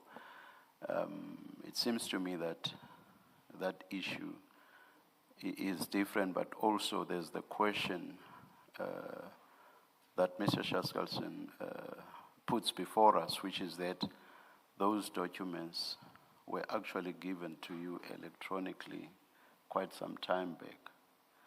I think he said 3 weeks ago. No, Electronically. The electronic link to all of the documents in the bundle was given 2 weeks ago. Or 2 weeks ago electronically. And that is only later that they were given to you in a paginated form. So I'm saying all of that should be treated differently to the questions being asked now. Let me start with the questions being asked now. The questions being asked now, that issue to me is similar to what arose this morning. If you remember, that related to, was it a bank statement? I think it was. And how I resolved that was that that is an issue that arose because of answers given by Sergeant Nkosi. And it is those answers that took Mr. Chaskalson to the documents that you had not had sight of. And there is no way that we would then gag Mr. Chaskalson from going to documents that are relevant to answers given by the witness. And he had not shared those documents with you because, but for those responses, there was never an intention to use those documents. So it seems to me that what has arisen now with regard to this questioning is similar to that, and that it should be resolved in the same way, which is that you should be given, in fairness, you should be given those documents. But that can never stop Mr. Chaskalson putting the questions that he has been putting to the witness. And the witness has been able to respond. But the main issue, aside of the responses that the witness has given, the main issue is that Mr. Chaskalson is following that line based on responses that have been given by the witness. And I think it's only fair that he should be allowed to ask those questions. And that's the same ruling that I took this morning with regard to the other issue that arose this morning. Now, coming to the second issue, if you were given those documents electronically, the question that arises is, what did you do with them?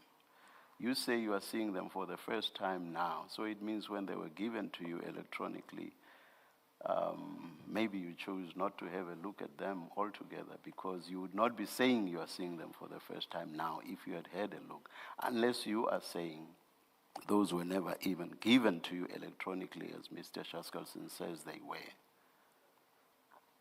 So if they were given to you, it's not the same if they were given to you electronically 2 weeks ago, and not only, did you say Friday last week? So the two are simply not the same. It looks like you want to respond. I do, Commissioner. Yes. I do. I will not raise an issue with you if I'm not sure what I'm talking about. The documents were never shared with us. On the 3rd of March is when I responded to the affidavit that the Commissioner had requested that I should submit. The new thing is sharing electronically. So are you saying they were never shared electronically They were never shared with us at all. I printed everything that I received from them. And over the weekend, I took an effort to make sure. Perhaps we should adjourn and let's see if there won't be proof of an exchange of emails, an exchange which does show that the documents were indeed shared electronically. But can I at least maybe finish? Yes, Commissioner? I mean, please finish, Mr. Ngwato, yes. And the reason I raise this issue is the continuing trend that every single time a line of questioning comes up, I allow the witness to finish answering it, but then becomes an issue of credibility at the end of the line of question to say, no, you are actually lying, what you are saying is false. Because if we pull out the following documents, we'll prove you wrong. And this is what led to the bank statements as well yesterday. This is what also came about Natasha yesterday to say, have you not paid up any money to Natasha? It's the same thing that also falls on today, Commissioner. Now, Mark, what I'm raising now is that in as much as accommodative as I want to be, it is getting too much that as we continue with the process, new documents are revealed and revealed.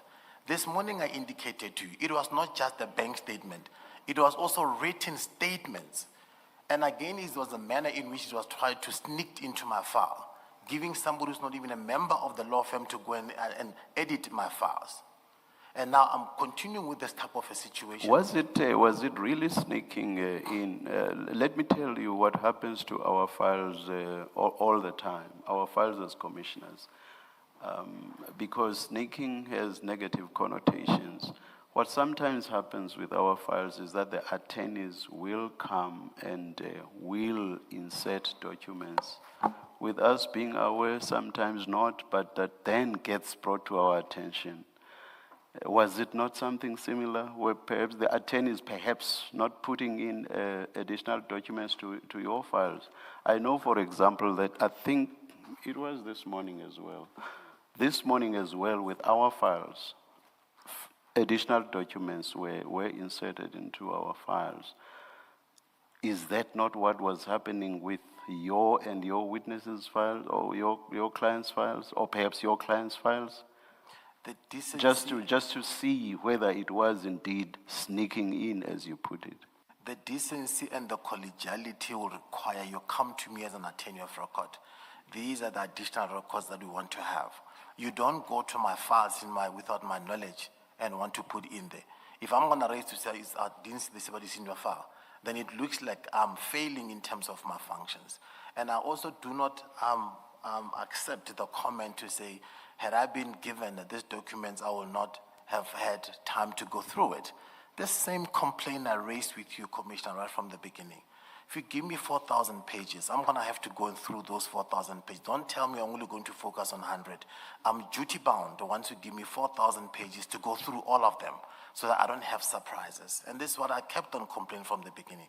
Now, the issue that I'm simply raising right now was to say I have allowed the questions to go, but it was the statement that was issued or that was made to the witness at the end that what you are saying is false because you have been communicating with this witness for the last 14 months, and this is based on the cell phone records, which I don't have. The witness could not have been in a position to answer that question because he has not been given the records. And if they wanted to make such a narrative, they should, in fairness, give the witness such a record first. In practical terms then, Mr. Ngwato, how do you suggest this should be resolved? That is, with regard to your access to documents. If you recall, let me again refer, I've been referring to the 4,000 pages from yesterday already, but let me focus on that again for purposes of seeing how best this could be resolved in practical terms. You were given the 4,000 pages, and as part of your application for a postponement when we first started, you referred exactly to the fact that you had been furnished with 4,000 pages of documents. But Mr. Chaskalson said of those, he was going to use only 1,300 and something thousand pages. Now, if you had not only been given the 4,000, but the indication was also that all 4,000 pages would indeed be used, we would probably have started much, much later than we actually did. So what Mr. Shaskalson is saying is that they often use their own discretion with regard to what they consider to be relevant. I assume that that will be based on what the witness has said in their statement, and also on what other additional documents, in addition to the statement, the witness will have provided the evidence leaders, and also whatever it is the evidence leaders themselves consider to be relevant. But that does not mean that that will be all that they will be having in their possession. They may be having a lot more. It doesn't make practical sense for them to then dump everything that they have on the attorney or the client where the client is not represented. It is for practical reasons and also to expedite proceedings that they will choose what in their judgment they consider to be relevant. But proceedings being what they are, it may sometimes arise that other documents suddenly become relevant. In that case, fairness does dictate, and as you've correctly pointed out, that the documents should then be shared if and when that arises. So it is in that context that I'm asking you, practically, how do you suggest this should be resolved? Are you saying everything should be dumped on you? If not, how should this be resolved in practical terms? Chair, dumping will not be the solution. Yes. Simply what I'm requiring is that if you are to refer to a particular document and you are aware that you have not shared that document, just give a heads up to say, this document I've not shared with you, and share the document with us. But to continue, and I'll continuously have to raise this aspect. Yeah.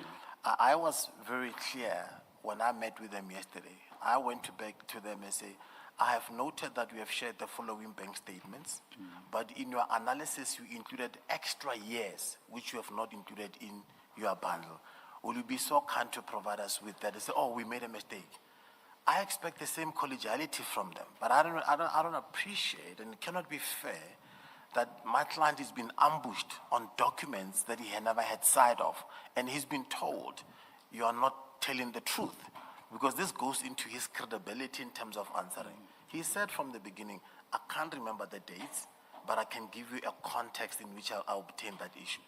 The end of that aspect then becomes, you are not telling the truth because of in our records. Which records? We don't have. How do we argue against that? Because we don't have the records. I agree with you 100% on the point you make with regard to documents that the evidence leaders can practically give you a heads up, but they do not do so. So I agree with you 100% on that. But I'll get Mr. Shaskalson to respond on that. That is with regard to whether they have indeed not given you a heads up where it was practical for them to do so. But I assume that you are not, in making that point, I assume that you are not referring to situations like the one that arose this morning and the one that has just arisen now, both of which arose from responses given by the witness in testimony, which then led to the evidence leaders making a follow-up and discovering that there are documents that relate to the answers that the witness has given. So there's a difference between the two. Mr. Shaskalson? Chair, the situation is in fact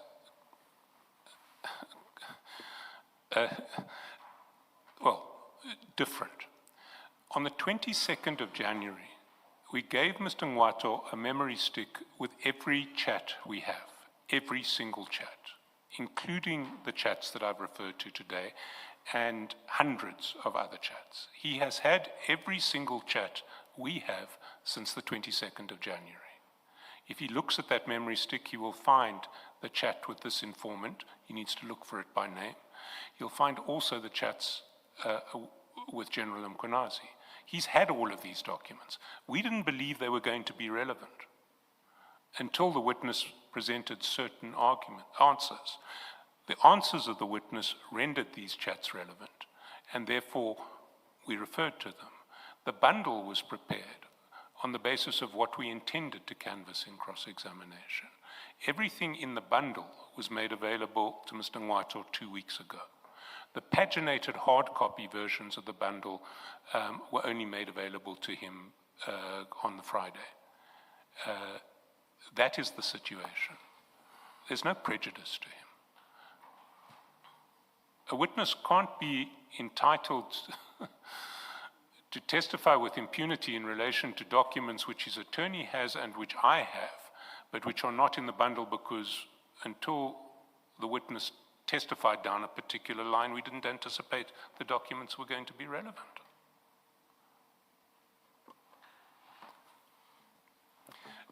If Mr. Ngwato, sorry, I'm happy to leave this topic overnight and come back to it tomorrow morning if Mr. Ngwato needs to consult his own memory stick and look for the chat of the individual. If he wants us to print it out for him after proceedings, we can do that.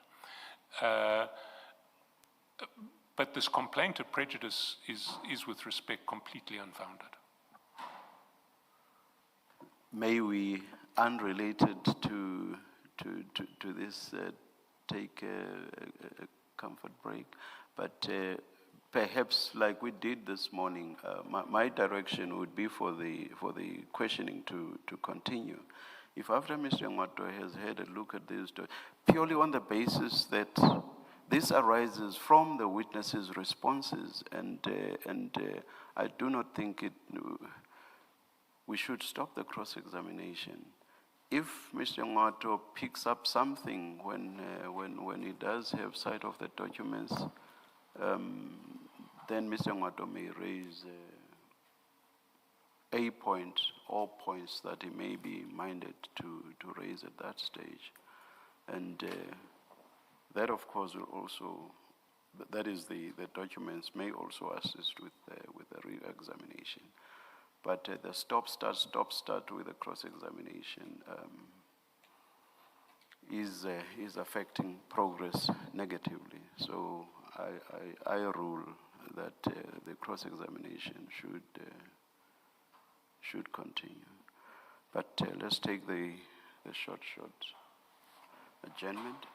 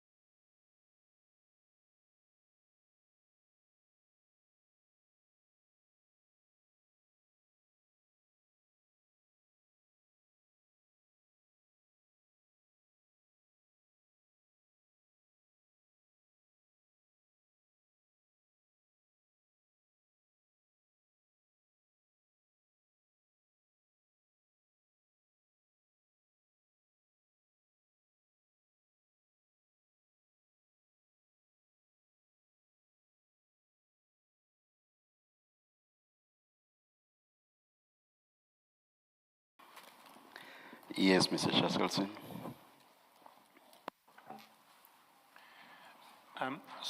Sergeant, going back to this photograph on page 797, you'll accept it's a photograph of the SAPS computer with personnel information.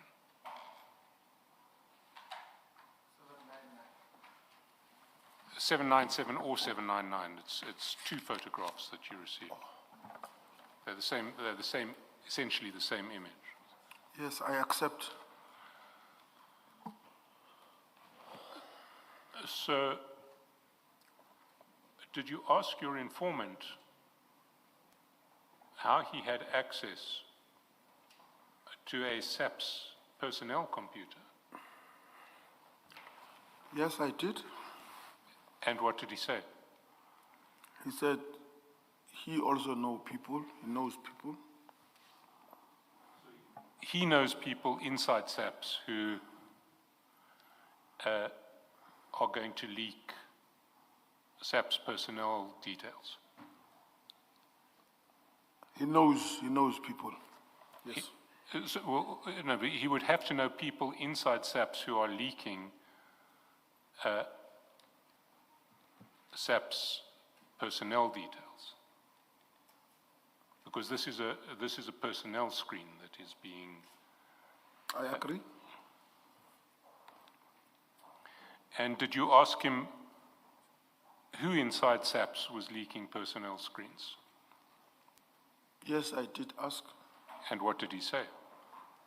He just laughed, he refused to tell me.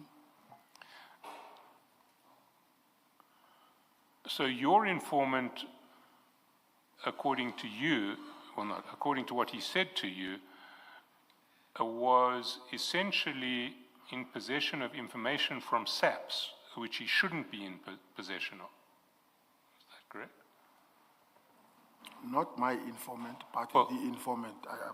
The informant who had been referred to you by General Shabiri, you say? That's correct. And that informant is in possession of information that he shouldn't be in possession of. That's correct. Did you take any steps to find out who was giving the information to him? Yes, I did. What steps did you take? I informed the matter to General Shabiri. Did you take any steps against this informant? No. Why not? I mean, it's one thing to have someone who's spying on criminals. It's another to have someone who is spying on the SAPS itself.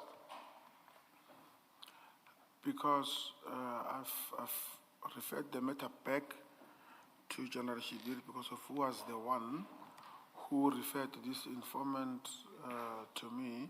I was expecting such to be done by him because of he said to me he will make a follow-up. Does it not strike you as rather odd that this informant who wanted to give you an address chose not to write the address down, take you to the place, tell you what the address was, but instead to provide you with a screen of a SAPS personnel system?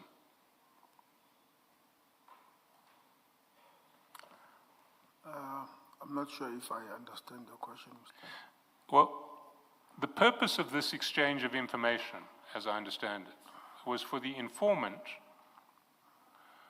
to give you an address where the informant said he had heard kidnappers were holding people against their will. Is that not correct? That's correct. He wanted to communicate an address. And how he chose to communicate this address, on your version, is by providing you with a SAPS personnel screen, giving the address details of a SAPS officer.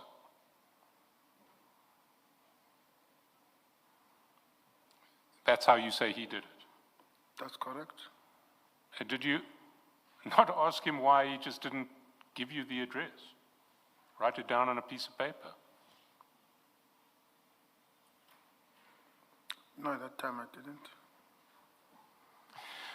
You see, Sergeant, what I want to put to you is that this story is just simply false. And earlier on in your testimony, you suggested that you had no reason to obtain this address other than the reason given to you by the informant. You recall that? You said something along those lines. I didn't record your words exactly, but you were suggesting that you had no incentive or no reason to get this address beyond what the informant had told you about what was happening at this address. Yes? You agree? Well, did you have a reason to want to know about this address beyond what the informant had told you? I had no reason because of, yeah. You see, I want to put it to you that that is false too. Because this address, as you well know, is the address of an officer, the home address of an officer who was investigating Mr. Matlala and Mr. Molefe.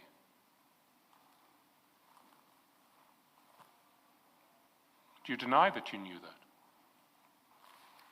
that? At that time, I did not know.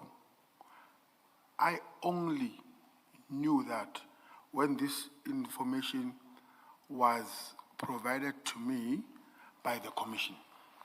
But at that time, I did not know nor make a follow-up on it. When was this information provided to you by the commission?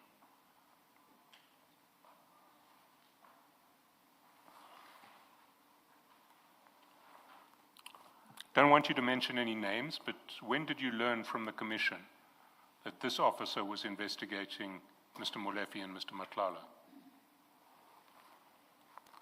I can't remember.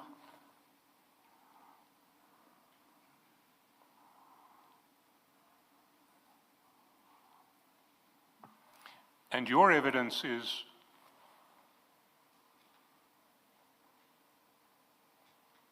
that the only person you gave this address to was a General Shibiri. That's correct, according to my knowledge. Nobody else. I assume, yes. No, I'm not asking, I'm asking that you gave this address to. Did you give this address to anybody else? Not that I can remember of. How did you give this address to General Shibiri?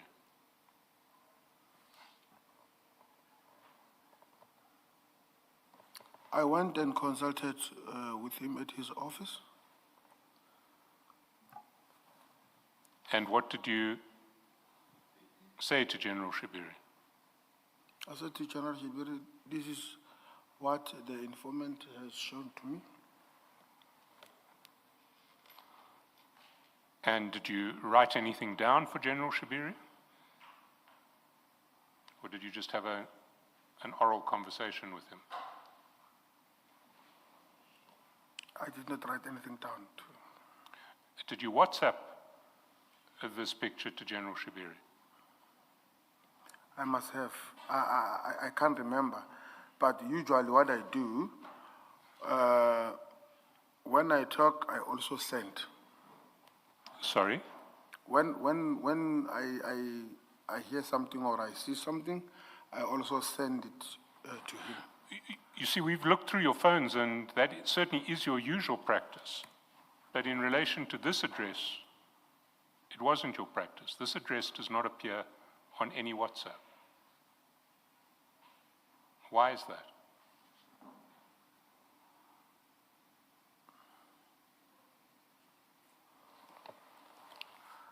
Can you repeat again? This address was not WhatsApped to anybody. It does not appear on any WhatsApp chat in your phone. It is saved on your phone. It is a picture taken by your phone, but it is not linked to any WhatsApp? This picture, General Shibiri is aware about this one. I have sent him. I might not be sure, but I went and discussed with him personally, and I might have sent it to him. Well, you didn't send it to him by WhatsApp. Do you use other platforms to communicate with General Shibiri?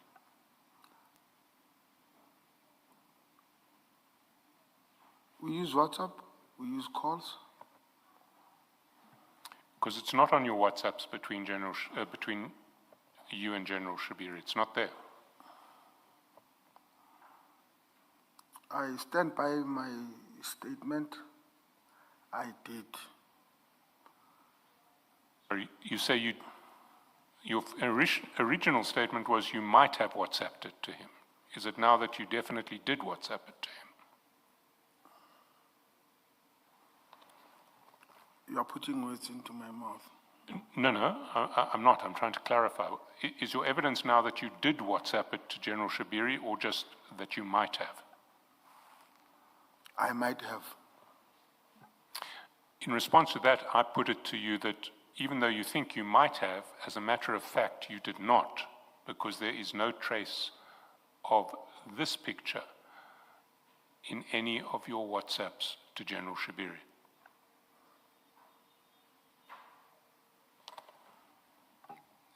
What's your response to that? I've got no reason to lie about what I did with my phone and whom did I did it with or to. You see, Sergeant, my concern is that you may have a reason to lie. And what that reason may be is that there are several people who were not happy with what this officer of the SAPS was doing in his investigations. Those investigations extended to Mr. Matlala, Mr. Molefe,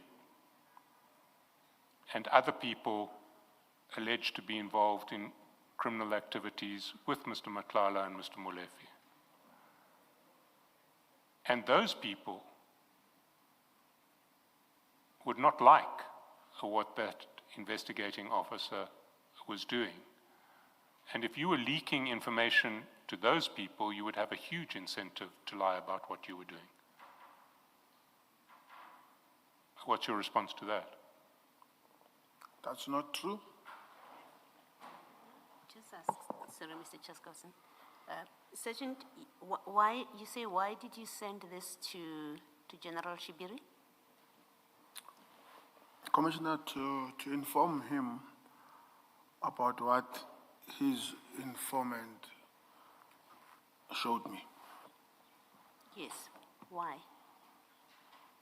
Why are you sending him this to show him what his informant has sent to you? I wanted him to make a follow-up, as in where did the informant find that particular information.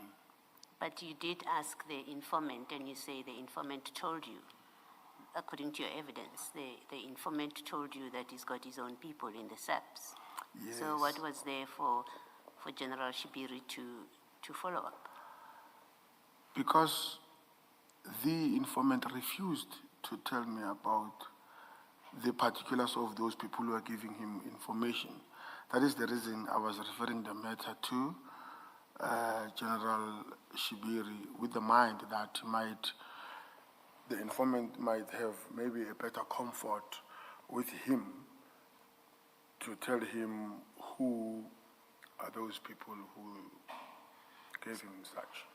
And when this information, when the informant, as you say, gave you this information, it was to what end? What did he say this is, and what you're supposed to do with it? As according to me, it was with the follow-ups of those addresses that the informant alleged that there are people who are kept against the will. And what did you do with that information that he gives you to follow up this particular one? What did you do about it? I gave it to General Sibiya. No, apart from, he gave, the informant gave it to you, you say, for a specific purpose, to tell you this is a place where kidnapped people are kept. Yes. That's how I've understood your evidence. Yes. I'm asking, what did you do with that information? The information that this is where kidnapped people are kept. What did you do about it, if anything? You now have an address, you have a name, which was why you are speaking to this informant, so that he can give you information that you can follow up on. So I'm asking, what did you do with that information? Once you know, or once you're told that this is where people are kept. I referred back, I went back to General Sibiya to report back, because he was the one who tasked me that the places or the addresses, they don't show that there are any person who resides there. What would be the best is to deploy the intelligence to survey the place. So in a manner, I was telling General Sibiya on what is expected to be done on those addresses. So I gave feedback to him. Who said the best thing is to get intelligence to look at it? Is it General Sibiya? Is it the informer? Or No, the that is me now. So you went to this address? That's correct. You did? Yes. So there must be a record in your books that shows that you executed this, I call it an operation for lack of a better word, but you did follow up on this. Yes. And we will find a record of you having followed up on this. That's correct. And then you report back to General Sibiya. What do you report back to General Sibiya? What do you say to him about that operation? I said, those addresses compared to that one of Limpopo, they look quite as in nobody had been staying there for quite some time. We would need observation to have a successful operation. Is there had to be any? Okay. You did not raise any issue when you received this from your informer. You did not raise, from General Sibiya's informer, you did not raise any issue with him before you visited this address. You didn't raise an issue with him to say, it looks like one of our guys is involved in this kidnapping, keeping of kidnapped people. Remember now, Commissioner, I got this after I went to the address. So this I got it after. That is when I went to General Sibiya and said, hey, this informant showed me this. So he must make a follow-up that how did he get it? And so it when seems it's a member of SAPS.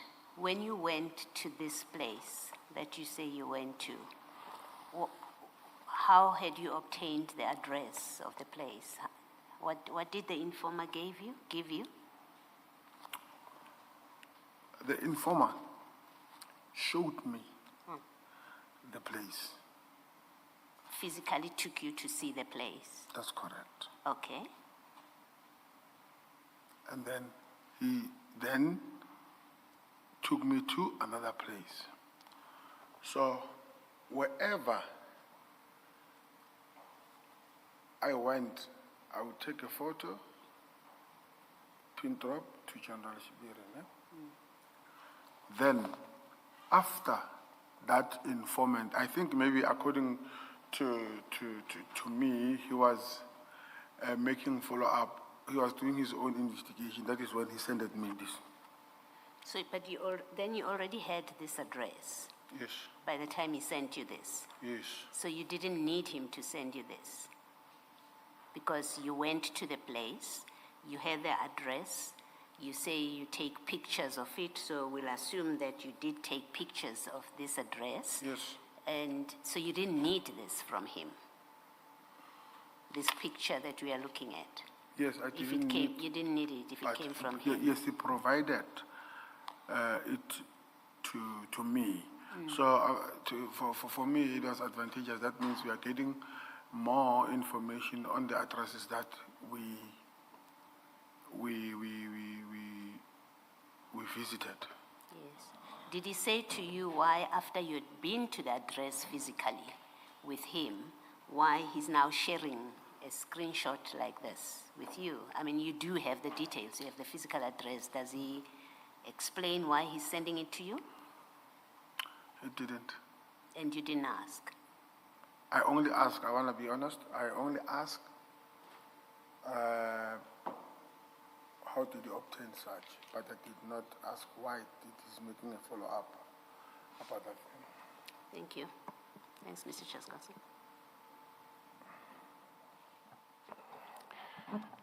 Can I take you to page 443, which I think is probably in file 2.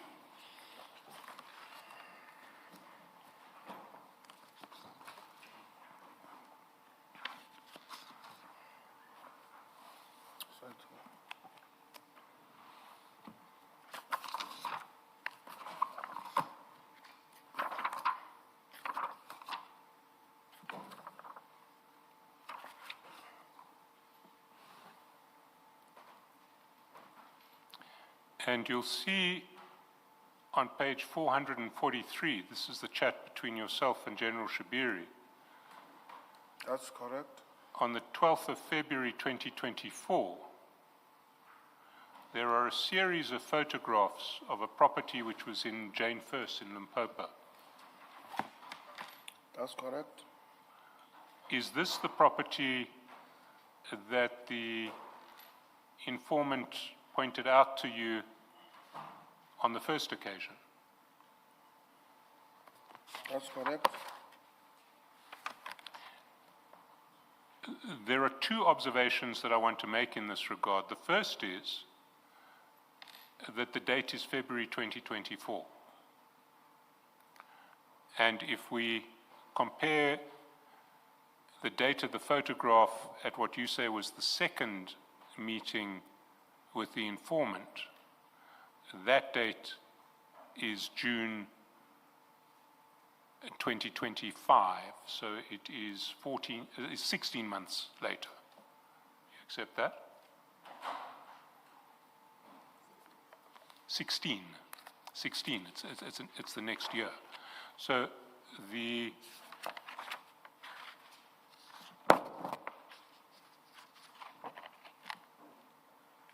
properties on page 798, and they record that this picture was taken on the 13th of June, 2025.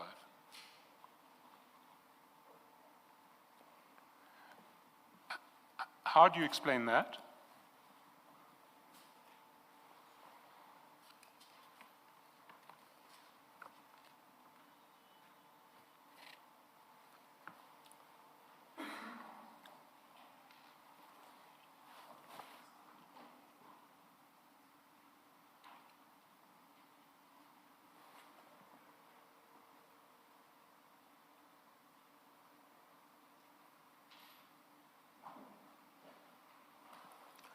It might have maybe an error on my side because I did not have in my position the communication between myself and the informant. But I do stick by my statement that the address, I went there with the informant, and this was my first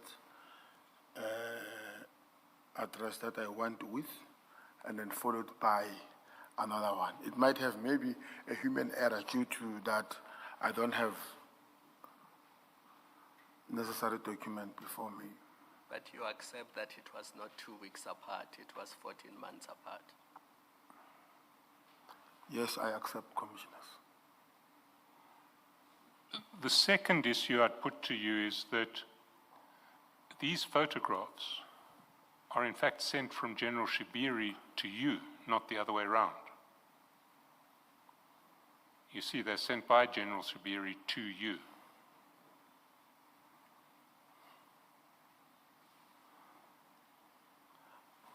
What's your response to that?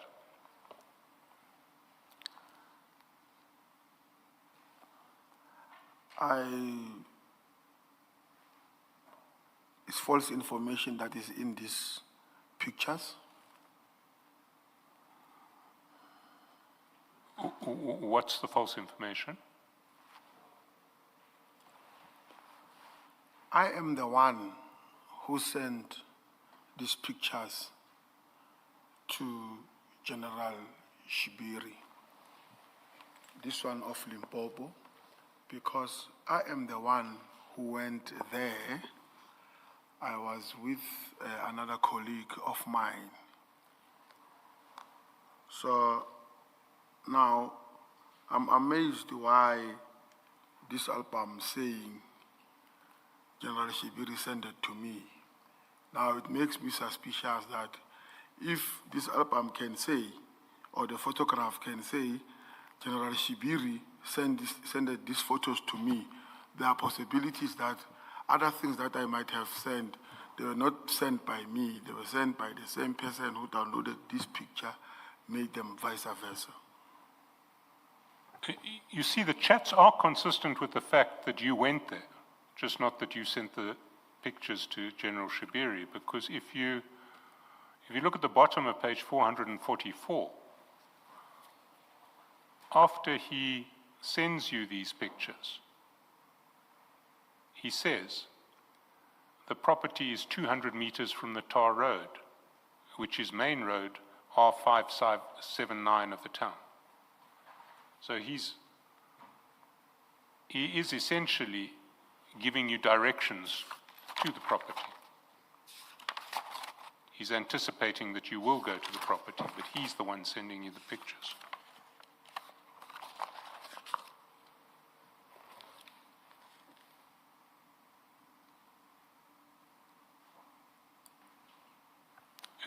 You see that? I see that. I don't have any further questions at this stage, and Chair, we've run past 4, so unless, Sergeant, you want to amplify the answer? Yes. I think there is a problem with the person who downloaded this album. Even in future, it's going to be a problem because I know I am the one who went there. The vehicle that I used had an AVL, and I had a witness with that effect that indeed I was there. I even made calls when I was getting lost that this road is a bit skew or cocky. So I still confirm that General Shibiri did not send this to me. I am the one who sent it. The AVL of the vehicle can put me on the scene. Even my phone, the tower or the dumping can put me on the scene. That I am the one who went there. I am the one who was giving him feedback. That is the reason I told the commission from the first that when I arrived, I took the picture and sent the location. Even the person that I was with can come and testify with that effect. That means the problem here might be the downloader of this phone. You see, Sergeant, the fact that you were there is not in dispute. General Shibiri's text makes clear that you are going to be there. He's giving you directions. He says the property is 200 meters from the tar road, which is the main road, R579 of the town. So the AVL is not going to help us. We accept that you were there. I'm just putting to you that these pictures of the location were actually sent from General Shibiri to you and not the other way around. These pictures are false. As much as the AVL won't help us, even these pictures won't help us because they are false. I am the one, whether I was there or you believe it, but I'm the one who sent the pictures.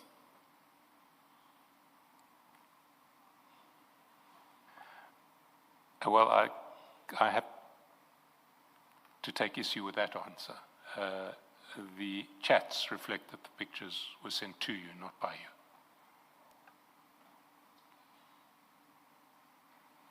I see no need, well, I don't propose to take this further at this stage.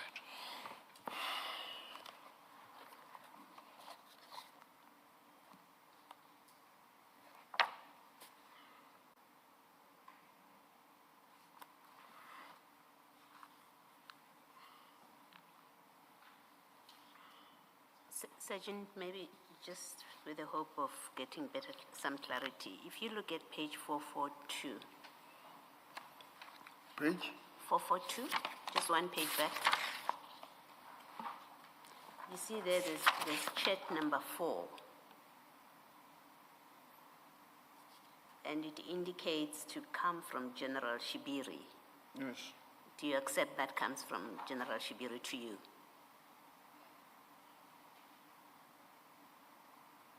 Yes?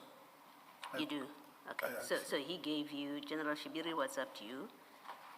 The address in Jane First, Limpopo, and he says he gives you a name, a foreign national, he's renting property, he lives there and also keeps his cigarette stock on the premises. You accept that is the details that came to you from General Shibiri? Yes. Okay, thank you. Thank you, Chair. Thank you. Let us adjourn and resume at 9:30 tomorrow.